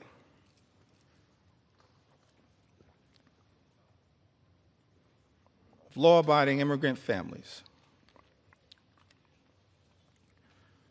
including American citizens. How can this be in the United States of America? Some people who might suggest that we should stay away from these stories. No, I'm going to lean into this part of the American journey because we support our heritage as a nation of immigrants. And we're going to stand up for dreamers, stand up for farm workers, stand up for law-abiding immigrant families all across this country. U.S. citizen children have been deported, Mr. Speaker. Is this who we've become in the United States of America? How can this be? This is extraordinary. 2-year-old American named Manu Borges Santos was born in Fort Lauderdale, Florida, in September of 2022. February, she was taken into custody in Florida alongside her mother and father, both of whom were undocumented. And as a result of this situation, 2-year-old Manu was deported to Brazil. Because of the Trump administration, Manu, a U.S. citizen, only 2 years old, is now effectively stateless. Manu is not a citizen or resident of Brazil. It's a 2-year-old girl, an American citizen.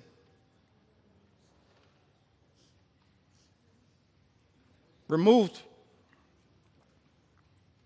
from her homeland, but can't get legal status in her parents' ancestral home.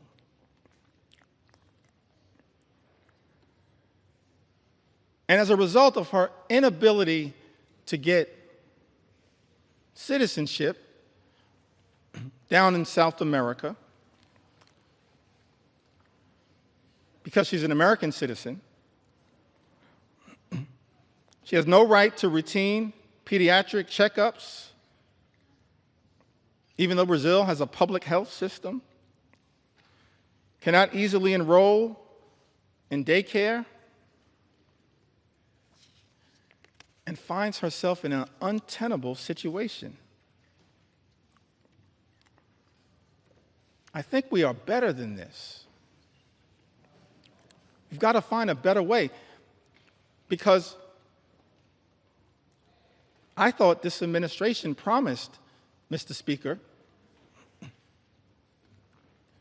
to target violent felons, not 2-year-old American citizens. That's unacceptable, as far as I can tell, in the United States of America. Target violent felons all you want. We support that. They should be deported. But why are resources being spent targeting 2-year-old American children? That's not American. And I don't believe the American people support that. Mr. Speaker, that's not what this country should be all about. Manu wasn't the only one. The only American citizen who's been targeted. by the deportation machine, a deportation machine that will be unleashed on steroids by this one big ugly bill. We know that, in fact, is the case. That's not hyperbole. It's not a hypothetical. It's not hype. J.D. Vance told us the other day, don't worry about the cuts to Medicaid. Don't worry about the fact that this is the largest cut to Medicaid in American history. Don't worry about the fact that millions of Americans, more than 17 million Americans, will lose their health care, and many more will experience higher premiums, copays, and deductibles, whose life will measurably get worse as a result of this one big ugly bill. Vice President J.D. Vance said, don't worry about that because it's all about the deportation machine. That's not targeting violent felons. Apparently, much of what has been unleashed on the American people targeting American citizens, like a 2-year-old American girl with the initials VML, who was deported alongside her mother and sister to Honduras without any meaningful due process. VML was taken into custody by ICE on April 22nd.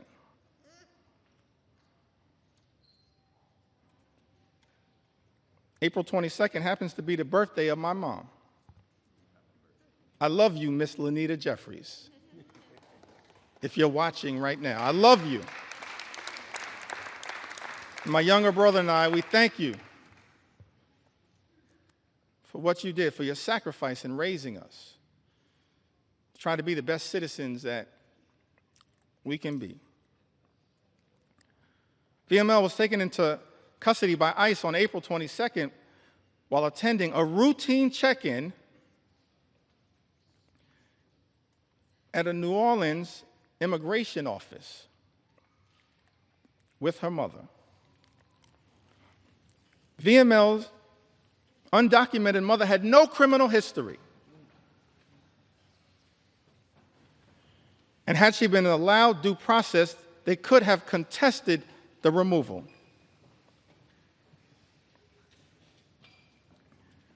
Instead, this 2-year-old American citizen was never given a chance to exercise her rights by the Trump administration. That is not who we are. We are better than this in the United States of America.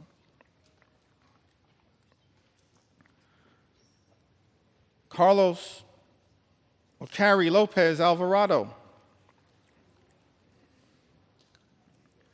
a U.S. citizen, arrested while she was 9 months pregnant, masked men wearing Border Patrol uniforms, followed by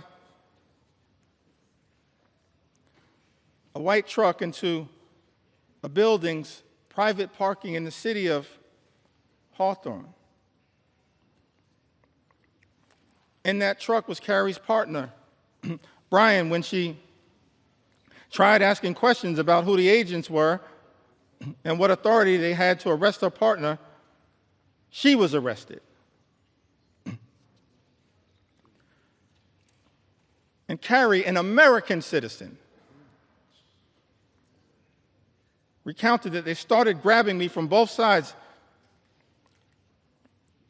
and I ducked down to sort of shield my stomach because I was afraid. An American citizen afraid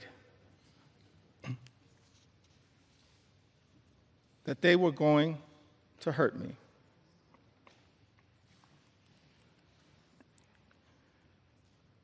She told them her due date. She was 9 months pregnant.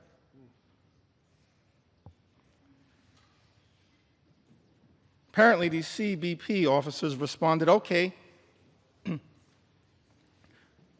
your baby is going to be born here, but you're from Mexico, right?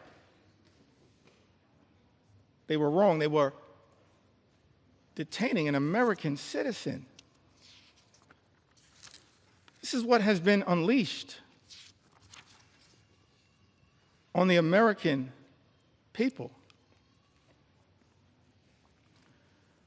One last story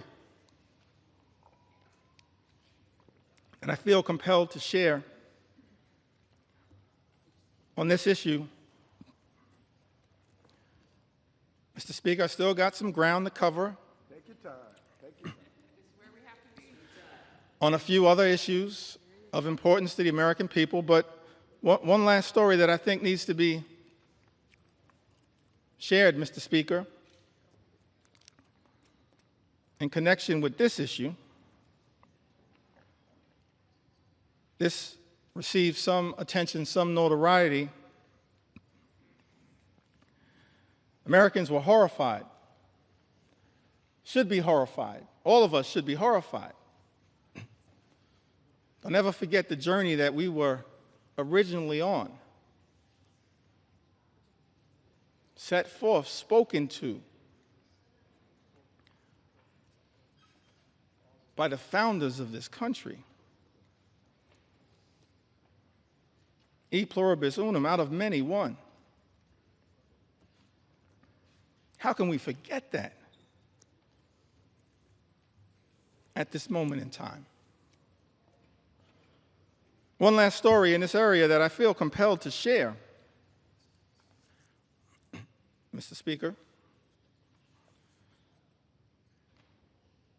Story of Narciso Barranco, 48-year-old undocumented landscaper who has been in the United States since the 1990s and has no criminal record.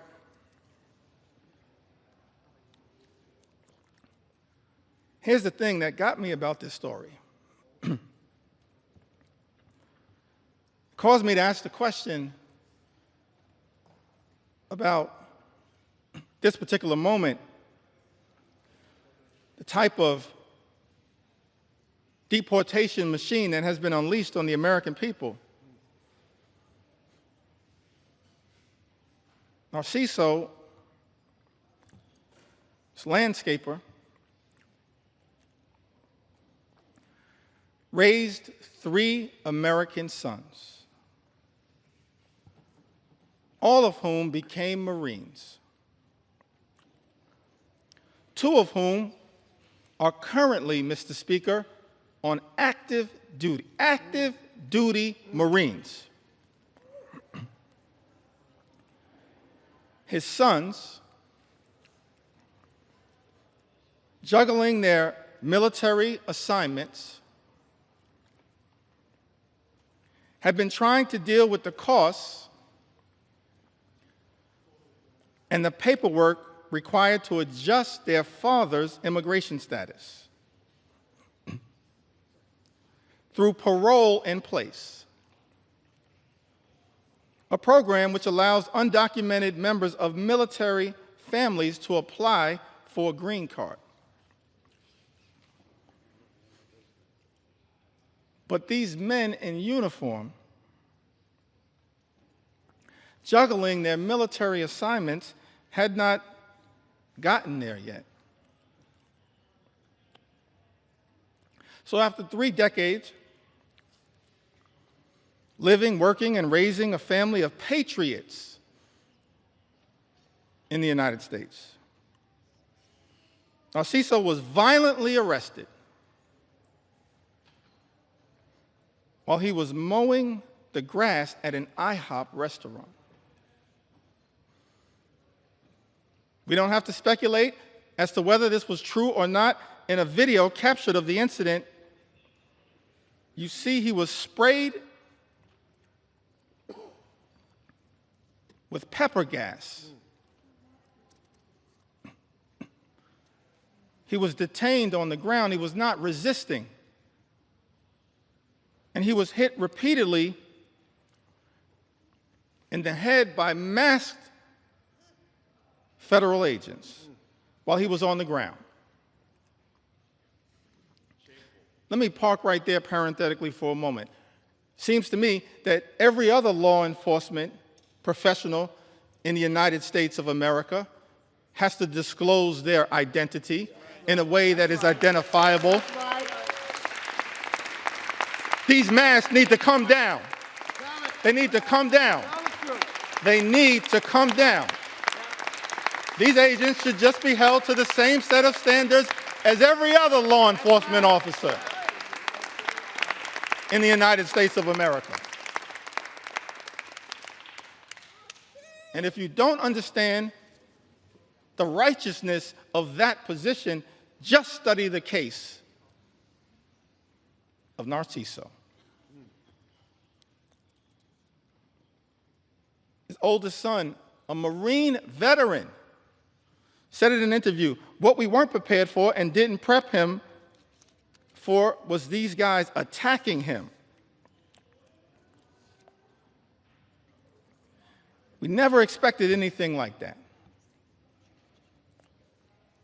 We expected these guys to act professionally.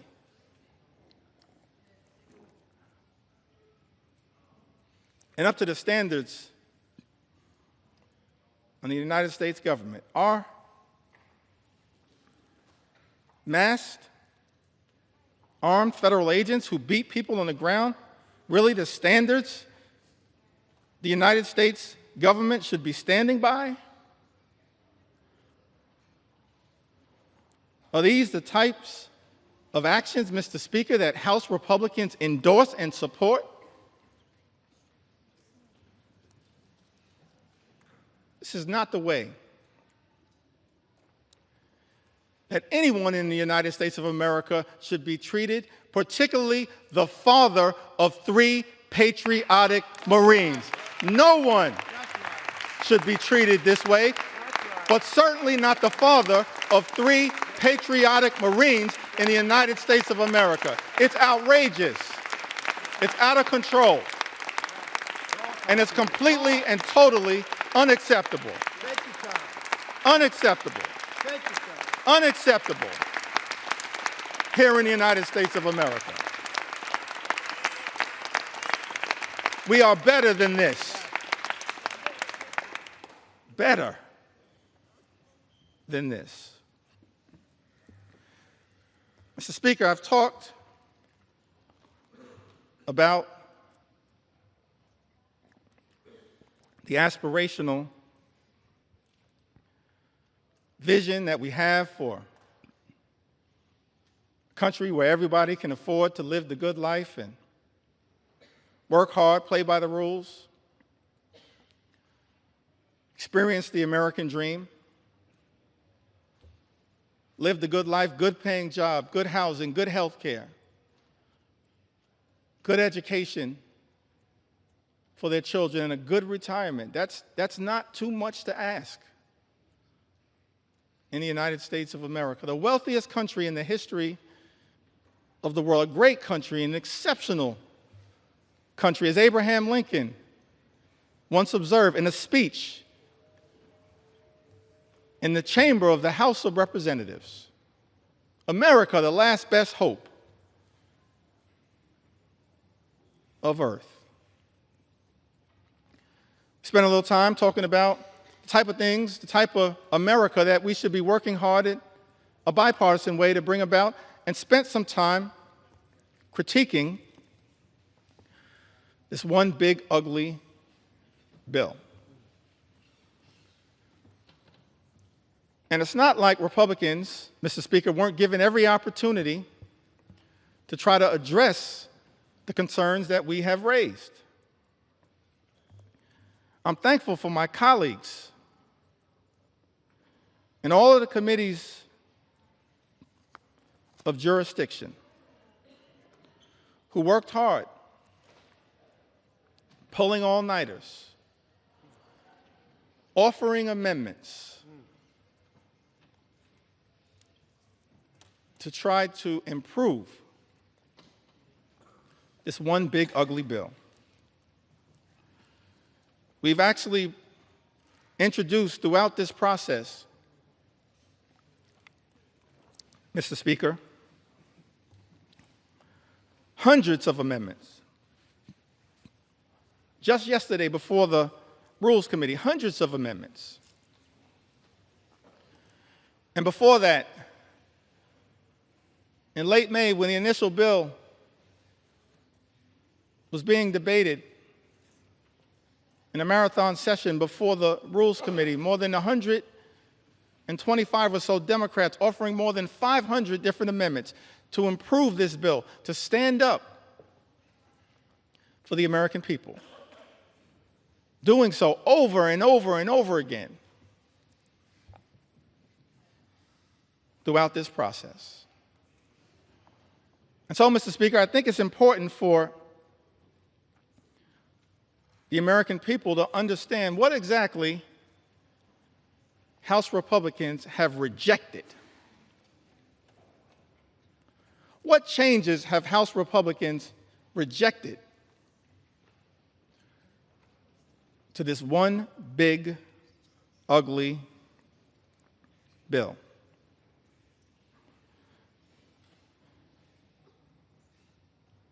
We repeatedly tried to offer an amendment, both in rules and on the House floor on behalf of the American people,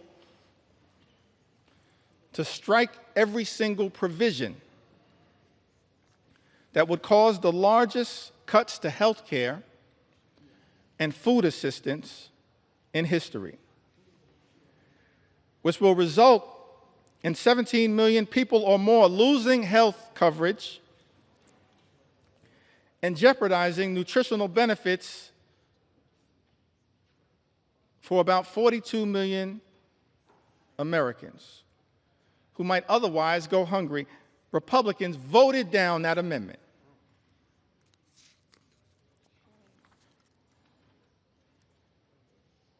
I believe it was Representative Amelia Sykes had an amendment to strike the Medicaid cuts in the bill to prevent millions of people from losing their health insurance and to stop hospitals and nursing homes from shutting their doors. Republicans voted down that amendment. Representative Judy Chu had an amendment striking cuts to the Affordable Care Act. Cuts that are in this one big ugly bill that will cause millions of everyday Americans to lose their health insurance or experience having their costs go up. Mr. Speaker, you know that Republicans voted down that amendment. Representative Lauren Underwood from the great state of Illinois had an amendment, and I wish I could go through all of the amendments that have been introduced, but I'm going to highlight as many as I can. Representative Lauren Underwood had an amendment to ensure that people who get their insurance through the ACA, Obamacare, will not see their premiums increase.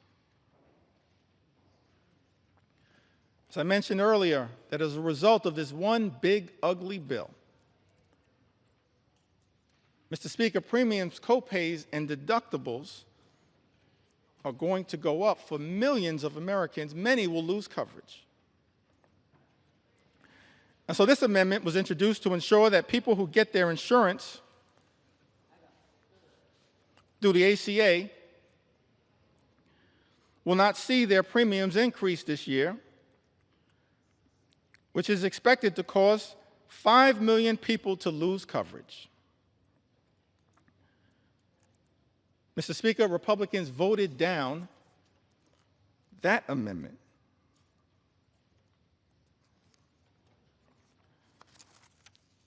Representative Kelly Morrison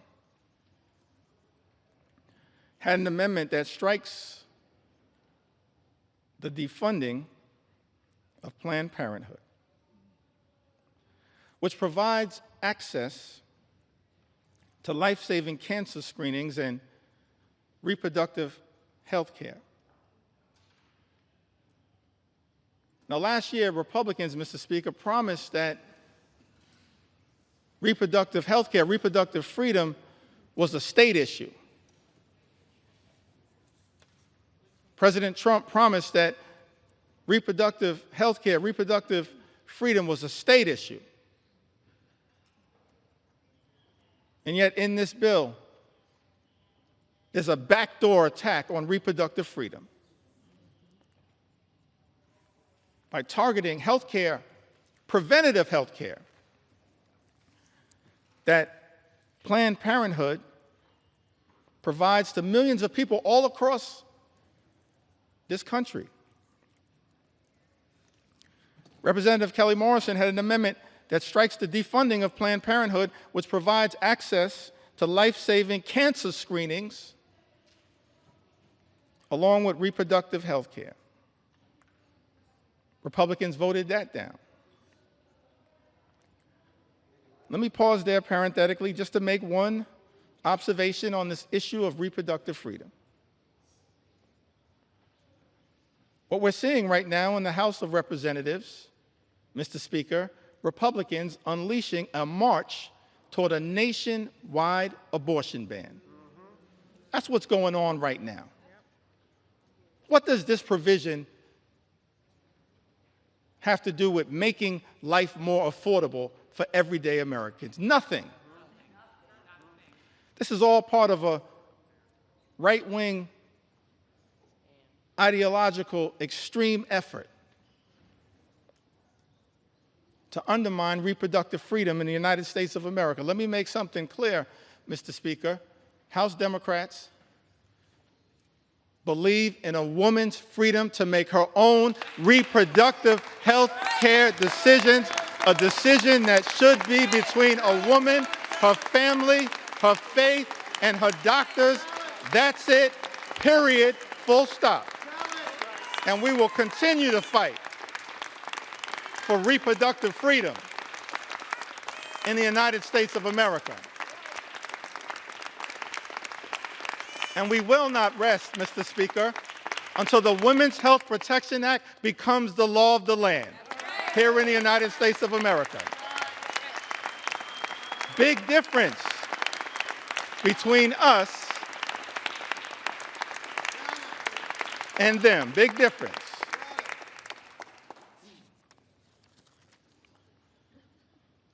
Mr. Speaker, Representative Johanna Hayes introduced an amendment to strike all provisions that would cut food assistance for children, seniors, and veterans. Republicans voted that down. How cruel.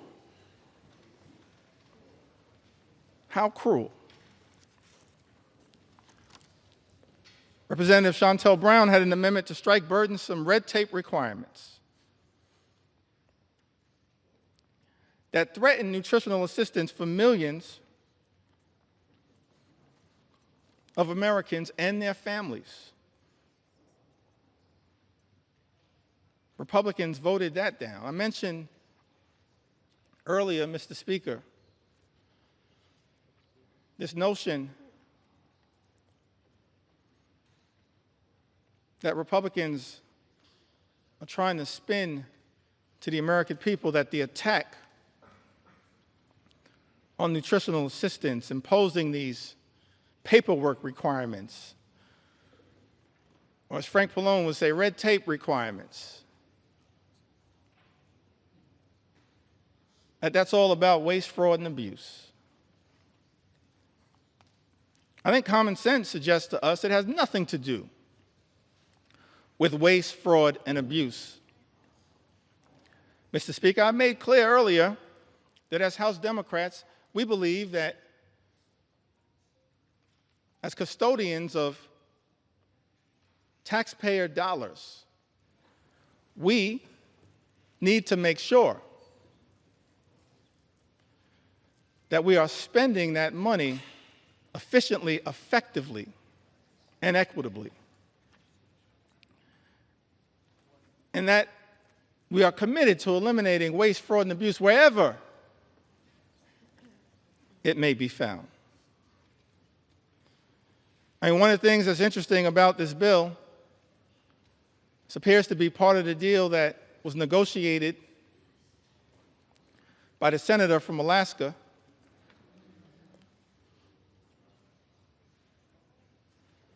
is that the states apparently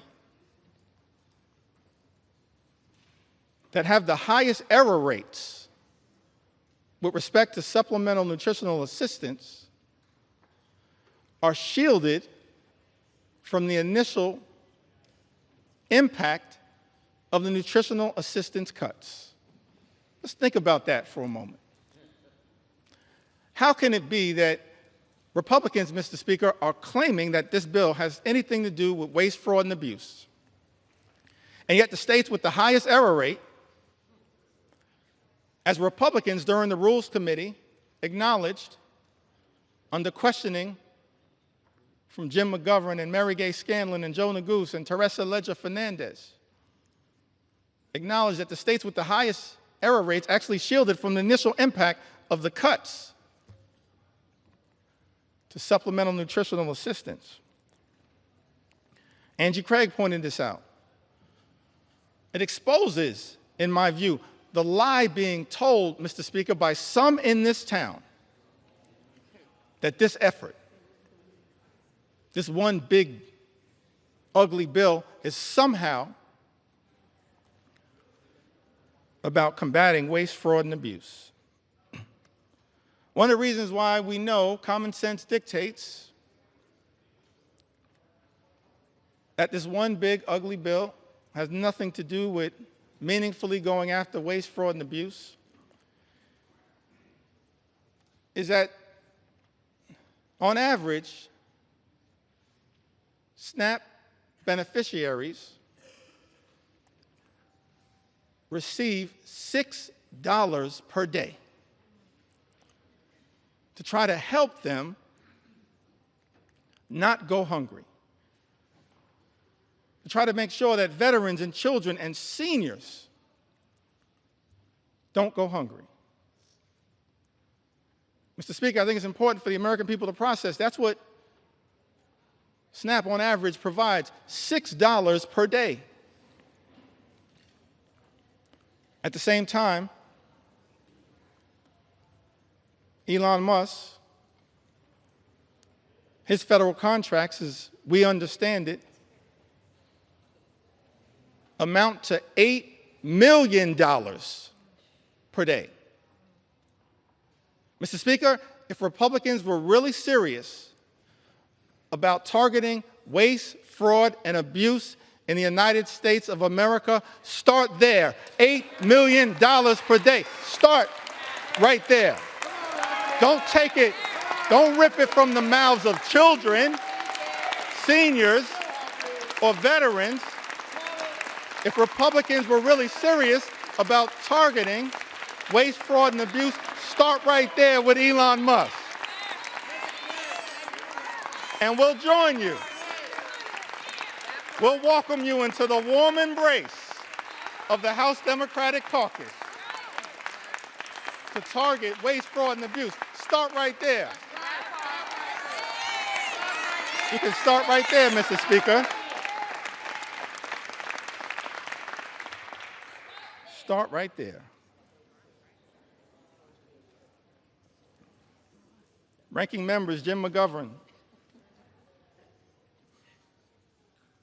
and Bobby Scott had an amendment, Mr. Speaker, to prohibit the bill from going into effect unless cuts to Medicaid and SNAP would not result in fewer families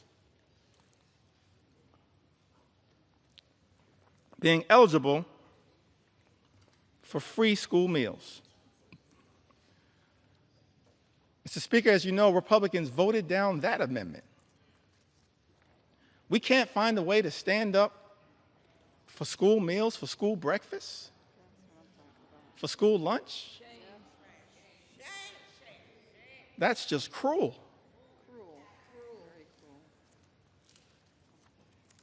It is callous. It's a corrupt perversion of this process, targeting, as this one big, ugly bill does, school children, hungry school children in the United States of America. Speaker, Representative Mike Thompson had an amendment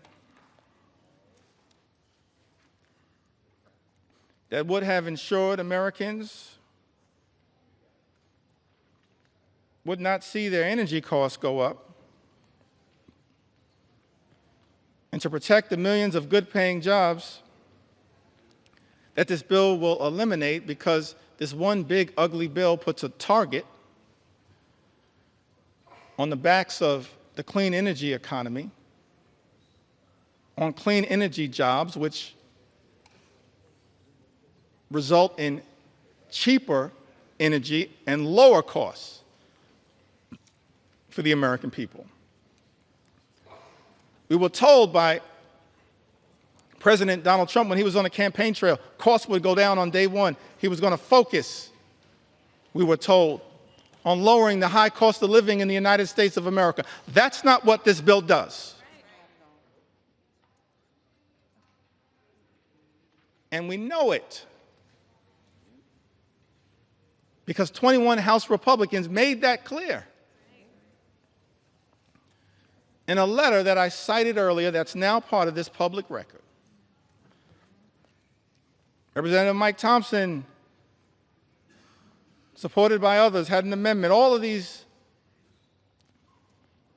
amendments co-sponsored by members all across the gorgeous mosaic of the House Democratic Caucus. We're proud of the fact that we look like we represent, in the most intimate way possible, consistent with John Adams' original vision of the House of Representatives, that the House should be a portrait of the American people. That's what we represent. We're proud of that fact. The gorgeous mosaic of the American people. That's what we're all about, in the most intimate way possible. That's why we love the House. And what the House is supposed to represent, the best of the House, not what we're seeing on the floor right now. Mr. Speaker, Republicans voted down the amendment introduced by Representative Mike Thompson that was designed to ensure that Americans would not see their energy costs go up. It was also designed to protect the good-paying American jobs that were part of both the Bipartisan Infrastructure and Jobs Act, the Infrastructure and Jobs Act, as well as the Inflation Reduction Act.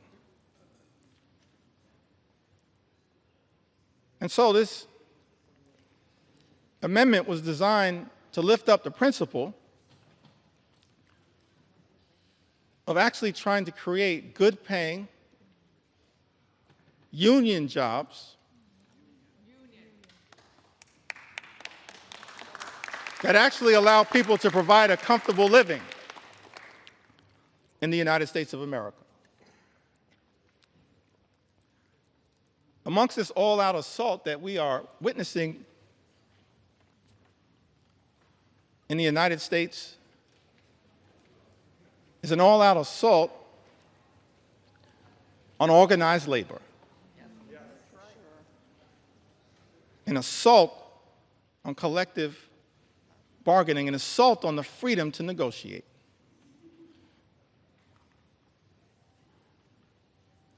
What's the difference, Mr. Speaker, between us and our colleagues on the other side of the aisle? I think one of the things that is a clear difference, Mr. Speaker, is that we believe, we recognize that in connection with this journey, work hard, play by the rules, imagine and dare to dream the ability to live the good life, to experience the American dream. An American dream that when you work hard and play by the rules, you should be able to provide a comfortable living for yourself and for your family. Educate your children. Purchase a home. Have access to high-quality health care. Go on vacation every now and then. And then one day retire with grace and dignity. That's the American dream. That's the ability to afford and access the good life. And we believe as House Democrats that no single force in the United States of America has done more to bring the American dream to life than organized labor, and we will continue to stand up for organized labor today, tomorrow, and always. Not undermine good-paying union jobs. That's what this bill, this one big ugly bill, does in the United States of America. We're going to stand up. Stand up. Stand up for organized labor.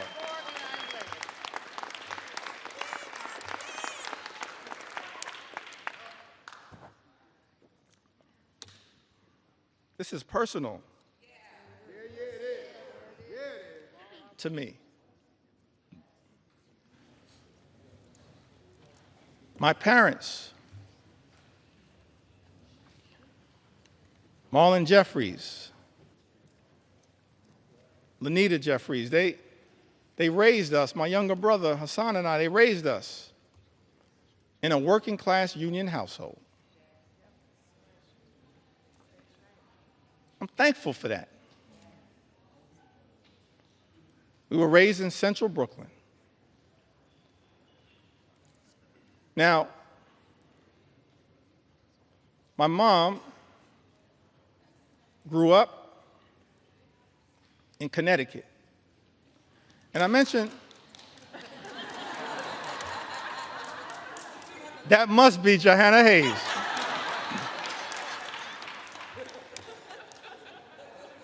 I don't see Rosa DeLauro on my sight line, but we're so thankful for all of the members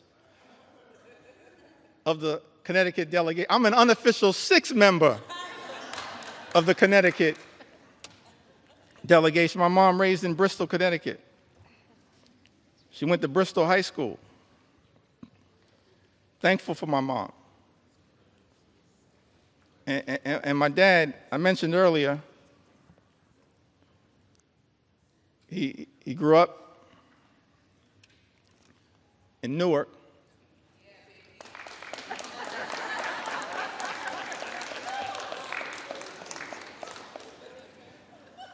That must be LaMonica MacGyver. I grew up in Brick City. I mentioned earlier he had the nickname Pudding. I failed to ask him, but I'm going to see if my mom can unlock the key to that nickname for me. My mom grew up in Bristol, Connecticut, and my father grew up in Newark. And I mentioned earlier that he then went off to serve this country in uniform as an Air Force member, served in Germany during the Cold War. I think about that a lot. I didn't get to talk too much about it. I wish I would have had the opportunity to talk a little bit more with my dad about that. It's an extraordinary thing in the United States of America that someone could grow up in inner city Newark and then have the ability, in part thanks to President Harry Truman, to serve with people of all races to defend this great country. I wish I would have had the opportunity to talk to my dad a little bit more about his experience in Germany, because the one thing that I've been able to take away from that experience was that he came back having fallen in love with Heineken's and Beck's.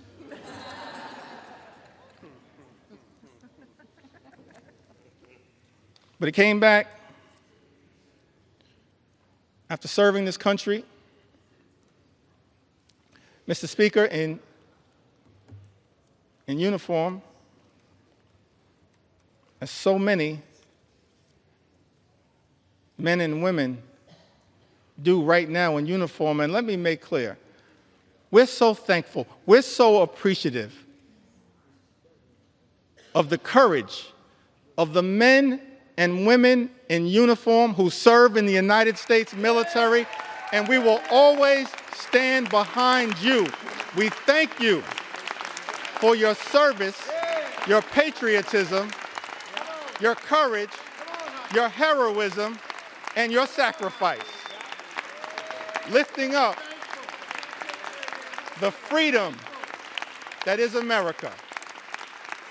You are not suckers, you are heroes.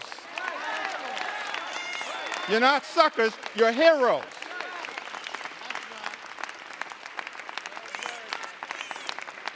We're thankful for your service.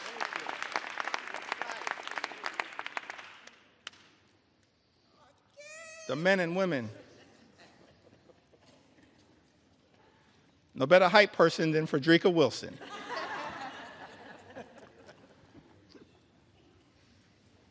So my dad, as I mentioned, grew up in Newark. My mom in Bristol, Connecticut. So they meet at Central State University. Proud to note, a historically black college and university that has given so much. Historically black colleges and universities to the United States of America, and we will always stand behind you. Always stand behind you. We will always stand behind you. I wouldn't be here right now without a historically black college and university. I'll never run away from that. I will never run away from that. And we're proud of the fact, we can check the record, proud of the fact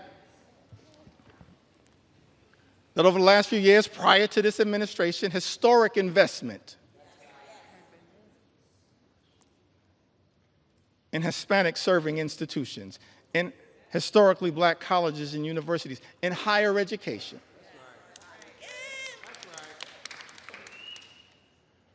That's part of who I am right now. I don't know if I'll have time to tell the story of my grandmother. Maybe I will.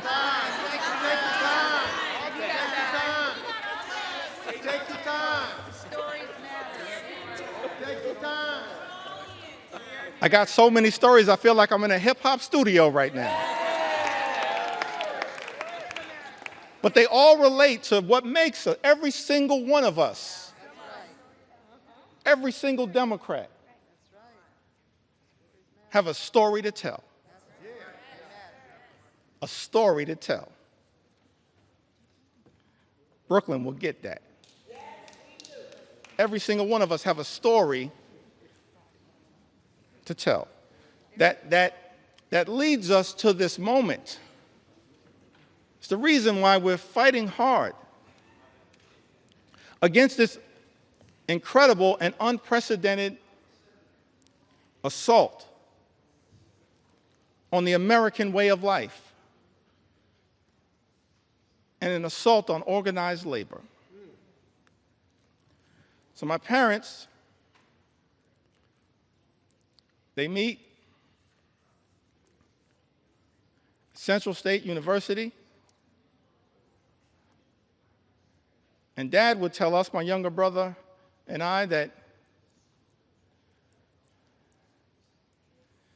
it was love at first sight.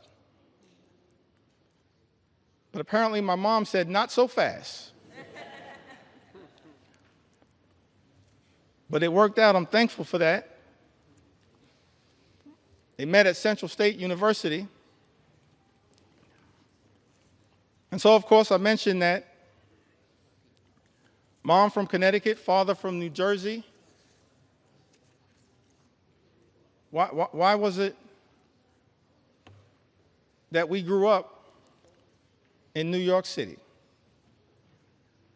Apparently, they compromised and moved to Brooklyn. And so I'm raised in Brooklyn, New York, working class neighborhood, in the middle of the crack cocaine epidemic. Dangerous times in New York City. In a union household, proud that I grew up in the Cornerstone Baptist Church, still a member of the Cornerstone Baptist Church. Grew up in this union household. And Mr. Speaker, I land on that moment, and every single one of us as House Democrats have a similar story to tell about why in our heart, in our soul, in our essence, in our experience, we're so horrified by the attacks on organized labor. Because we understand the importance of what organized labor has meant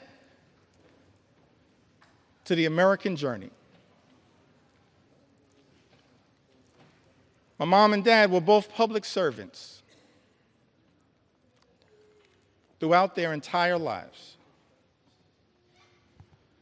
My mom worked for 45 years, DC 37, for the city of New York. My dad, he worked for 30 years. He was a member of the Public Employees Foundation. He was a substance abuse social worker dealing with addiction. During the heroin explosion of the 1970s, the crack cocaine epidemic of the 1980s.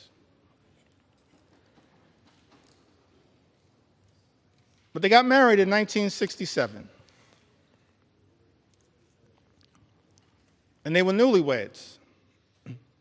And many people familiar with the history of the labor movement, particularly in New York City, know that in 1967, the Social Service Employees Union, which they both belonged to at the time, famously went on strike for better pay, better health care, better working conditions, and most importantly, better service to the clients that they served. And I've thought about that fact. They were newlyweds. A few months in, and they had to make a decision when the Social Service Employees Union went out on strike, whether they would cross the picket line, because it was unclear, perhaps, how they would pay for food and rent and clothing as newlyweds in a new city? Or, Mr. Speaker, were they going to stand in solidarity with their union brothers and sisters? I'm so thankful, Mr. Speaker, when I learned that my parents made that decision to stand on that picket line for as long as it took in solidarity with their union brothers and sisters. That's part of our DNA. That's part of why we fight so hard. We can all trace a similar story. An inheritance from our parents and our grandparents. All of us have that kind of story to tell.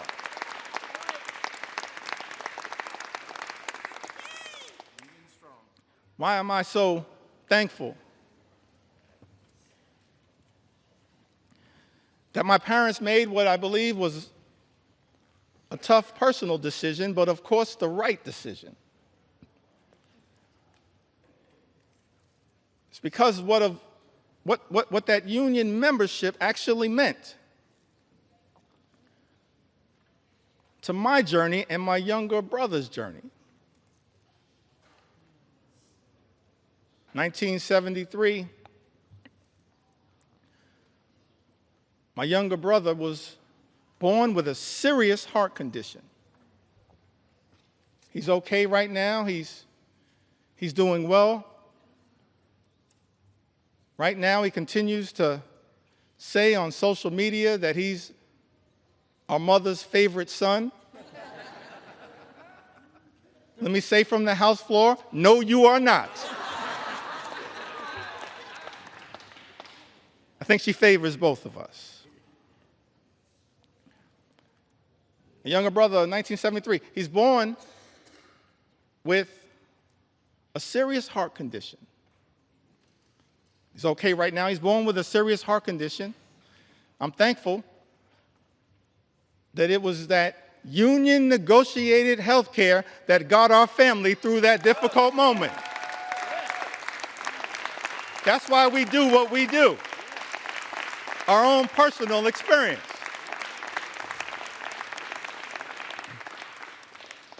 And then in the early 80s, my parents, modest living.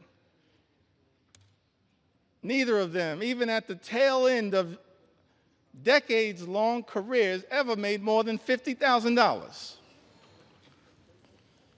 Modest living. But in the early 80s in Crown Heights, rough neighborhood, central Brooklyn, they bought their first and only home. They were able to buy that home, the home that my younger brother Hassan and I were raised in, because of that union negotiated salary, and pay off the mortgage down to zero because of that union negotiated salary. This is personal to us, our own journey. And lastly, as it relates to this part of my journey, why we all fight for what we fight for, why we stood behind Mike Thompson's amendment to protect good-paying union jobs. I went to college. I went to Binghamton University.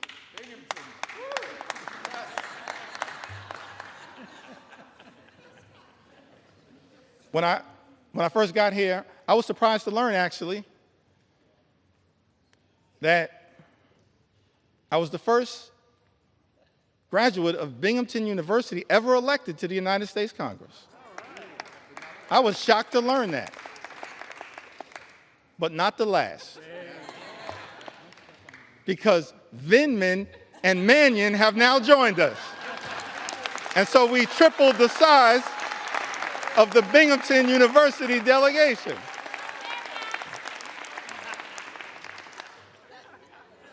part of the reason why we stand up for higher education and public education. That's our own experience. So I graduated from Binghamton University.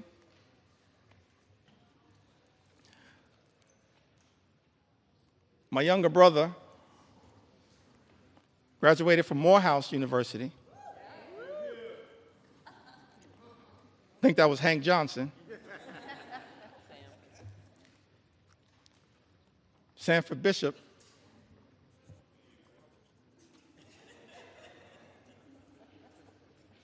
Graduated from Morehouse.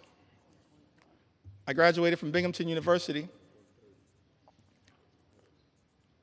And somehow, we managed to graduate from college without owing anything. And for the life of me, I couldn't figure out how.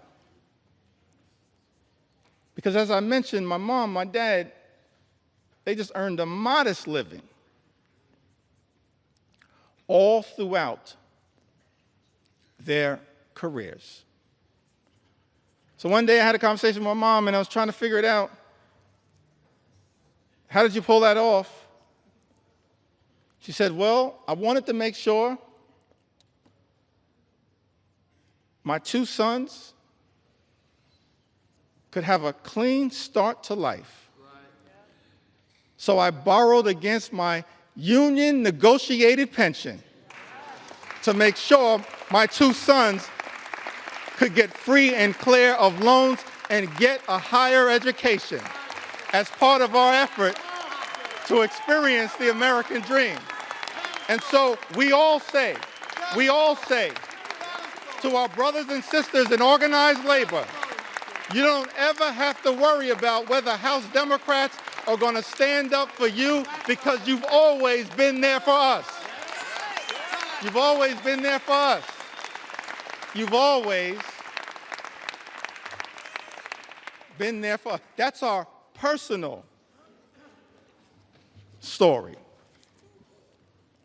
And every single one of us,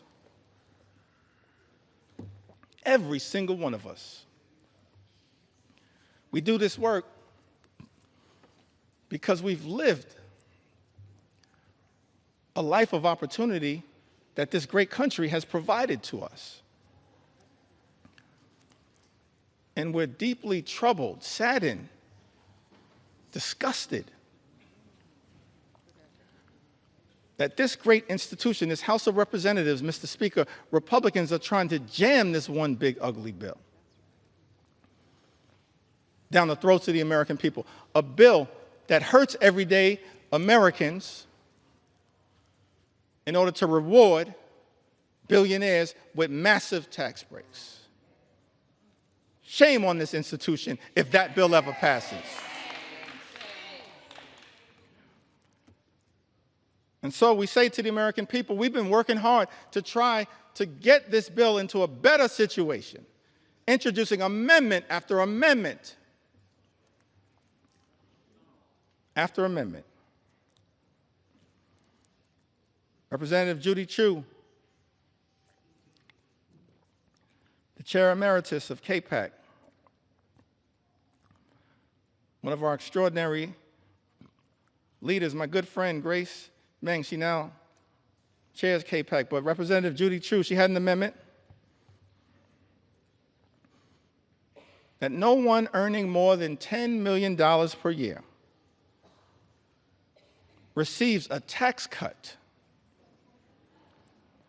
to prevent this reverse Robin Hood and the ballooning of the debt by $4 trillion. Mr. Speaker, you know, Republicans voted down that amendment. We support, as Democrats, providing tax relief to everyday Americans. We're willing to work in a bipartisan way to deal with that issue under the leadership of Richie Neal. But Republicans decided, Mr. Speaker, as you know, to go down this partisan road, play partisan games, try to jam this extreme budget down the throats of the American people. And so amendment after amendment after amendment introduced by House Democrats in good faith, exercising common sense to try to improve this bill. Representative Jimmy Gomez, the chair of the Dad's Caucus here in the United States House of Representatives, he had an amendment to ensure that people who make $1 billion a year don't get a tax break paid for by cutting Americans' health care and food assistance. Mr. Speaker, you know, Republicans voted that down.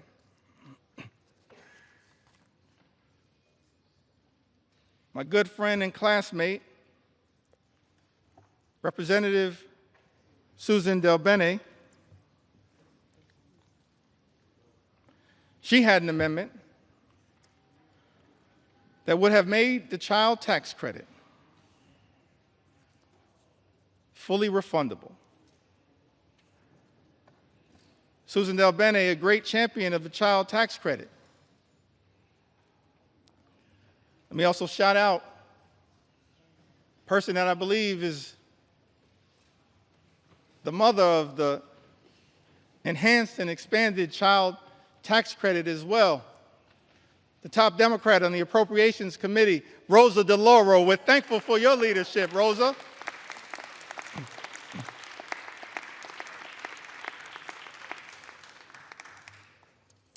Fighting hard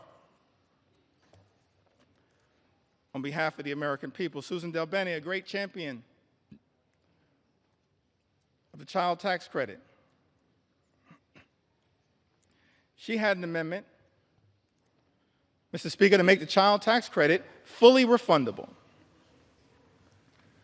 covering the 17 million children who are being left behind by the big, ugly bill, and increase the child tax credit for families. Because what Republicans are doing, Mr. Speaker, as you know, in this particular bill, not enhancing and expanding the child tax credit, you are undermining the child tax credit. And Representative Susan Del Bene, my classmate, along with Catherine Clark and others, the class of 2012. We used to be the new kids on the block, now we're just the OGs.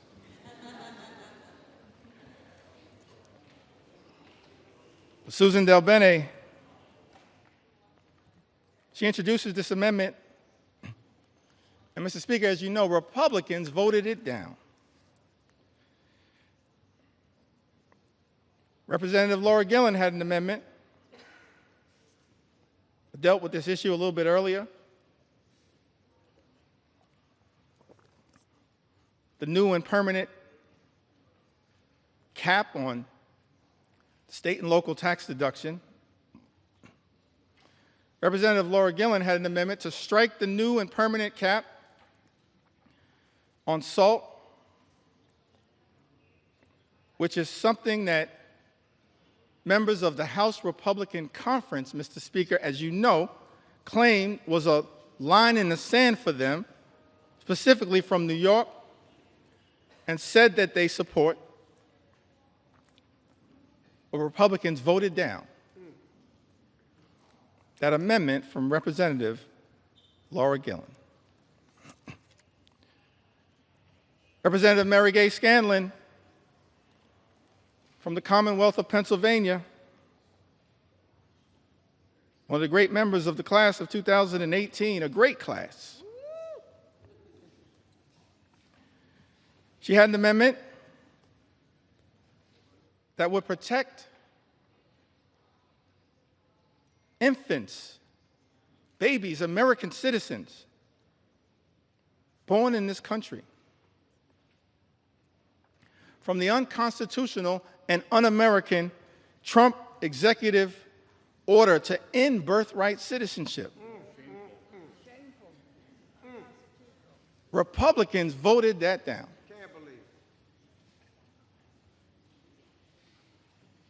Let me make something clear. No matter what it takes, we're going to make sure as House Democrats we stand up for the principle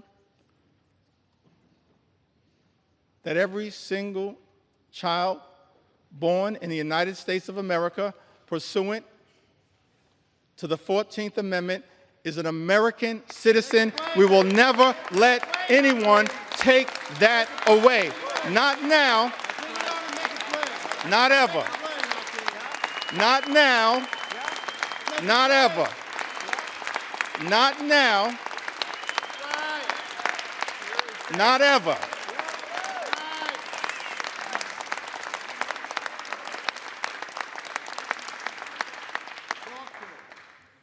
I think Mary Gay Scanlon, I'm appreciative of my big brother, Congressman Greg Meeks,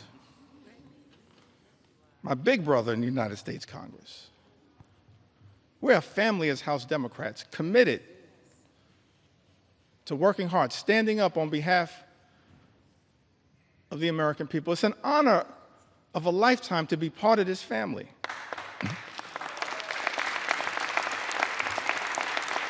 To stand on the shoulders of Nancy Pelosi and Steny Hoyer and Jim Clyburn. It's an honor to be part of this family. Fight hard on behalf of the American people. Representative Mary Gay Scanlon, I've got to repeat this, had an amendment, Mr. Speaker,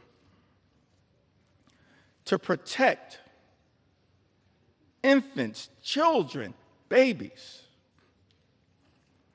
against the unconstitutional and un-American Trump executive order to end birthright citizenship. Republicans voted that down.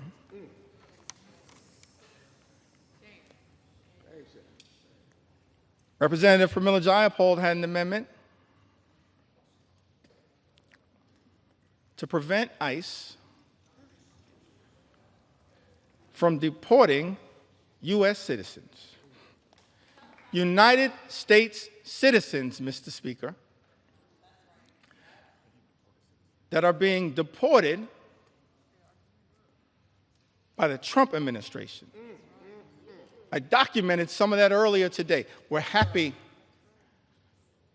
to provide more examples. In fact, I'm happy to debate my colleague, Speaker Mike Johnson, on any of these issues anytime right here on the floor of the House of Representatives. I sent you that invitation. I sent you that invitation. I sent you that invitation months ago. I'm still waiting to get a response. We're not running from the American people. We're ready to debate any of these issues anytime, any place, particularly right here on the floor of the House of Representatives. Representative Pramila Jayapal, she had an amendment, Mr. Speaker, to prevent ICE from deporting U.S. citizens. Republicans voted that down.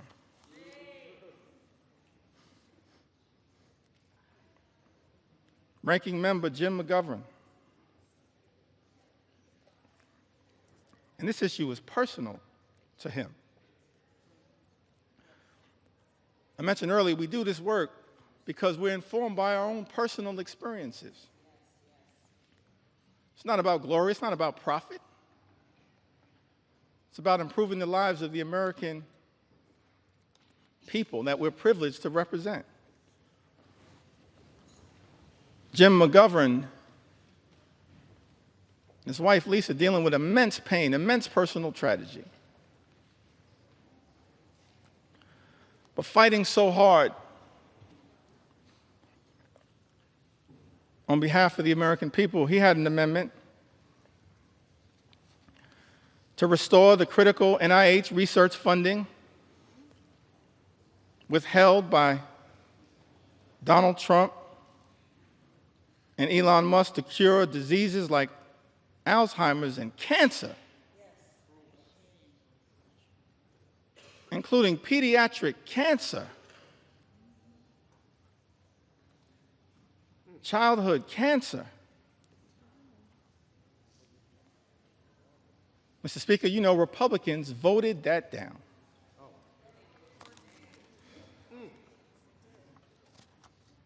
Hundreds of amendments introduced by Democrats to try to deal with the cruelty and the callousness of Donald Trump's one big ugly bill. Many amendments were offered by Democrats, and Republicans chose not to make these amendments in order. In other words, just ignored them, dismissed their importance. Representative Debbie Wasserman Schultz and Gottheimer offered an amendment that adds a new requirement that the Secretary of HHS certify in writing that the reduction and rescissions made by this act will not affect cancer survivors currently on Medicaid or Medicare. Mr. Speaker, as you know, Republicans dismissed that amendment. Representative Houlihan and Representative Ramirez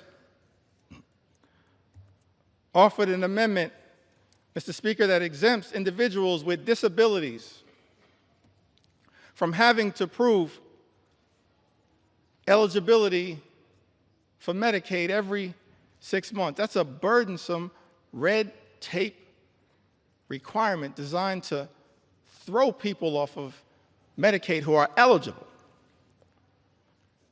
That amendment was dismissed,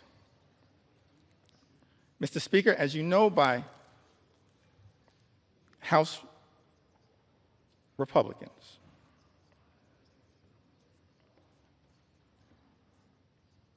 Representative Sarah McBride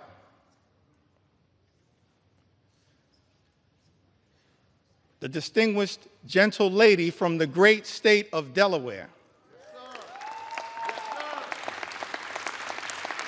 The distinguished gentle lady from the great state of Delaware. She offered an amendment that requires the CBO, the Congressional Budget Office, to certify provisions in this bill to make sure that those provisions will not reduce access to care or increase the cost of care for seniors who are duly eligible for Medicare and Medicaid. Mr. Speaker, as you know, Republicans dismissed that amendment. Representative Rob Menendez offered an amendment that the health provisions will not take effect if it would lead to an increase in mortality rates due to reduced access to hospital services. Mr. Speaker, as you know, House Republicans dismissed that amendment. Representative Val Hoyle introduced an amendment that strikes changes to provider taxes and preserves states' ability to use or increase provider taxes to fund Medicaid and protect hospital funding. Mr. Speaker, you know that despite Representative Hoyle offering this amendment, Republicans dismissed it. Rural hospitals will close as a result of Donald Trump's one big, ugly bill. They will close. Susan Collins acknowledged that fact. But House Republicans are here jamming a bill down the throats of the American people that will close hospitals in rural America, in urban America, in small-town America, in the heartland of America, and apparently, Mr. Speaker, couldn't care less. Let me be clear. We're going to stand up for those communities that my colleagues on the other side of the aisle have abandoned. We're going to stand up for rural America, urban America, small-town America, the heartland of America, Appalachia. We're going to stand up for all of America, whether we represent you or not.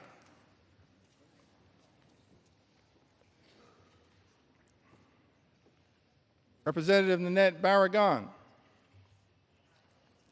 one of our co-chairs of Steering and Policy,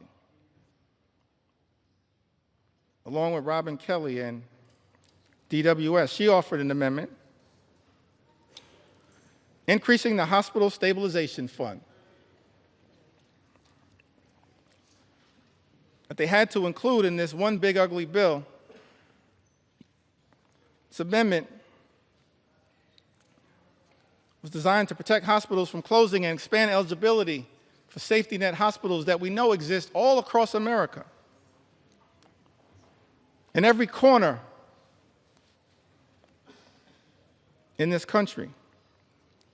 Safety net hospitals that serve a large number of low-income patients, including those with Medicaid. And yet, Mr. Speaker, as you know, House Republicans dismissed this amendment. Amendment after amendment after amendment that Democrats have introduced to try to relieve the pain that is being visited upon the American people by this one big ugly bill, voted down by Republicans or dismissed out of hand. Representative Costa introduced an amendment to protect those on the low-income heating and energy assistance program who are also targeted by this one big ugly bill. It's part of an effort to ensure that all households on SNAP can continue to qualify. Mr. Speaker, as you know, Republicans dismissed that amendment out of hand, ignored it, did not see fit to take it up. Representative Jill Takuda from the great state of Hawaii, she introduced an amendment trying to prevent the nutrition title of this bill from taking effect. Against USDA can determine that the provisions of this one big ugly bill would not result in material economic harm to farmers, ranchers, and producers. Mr. Speaker, as you know, Republicans dismissed that amendment out of hand. Representative Lloyd Doggett had an amendment to extend tax cuts for the 98% of the American people who make $400,000 or less per year.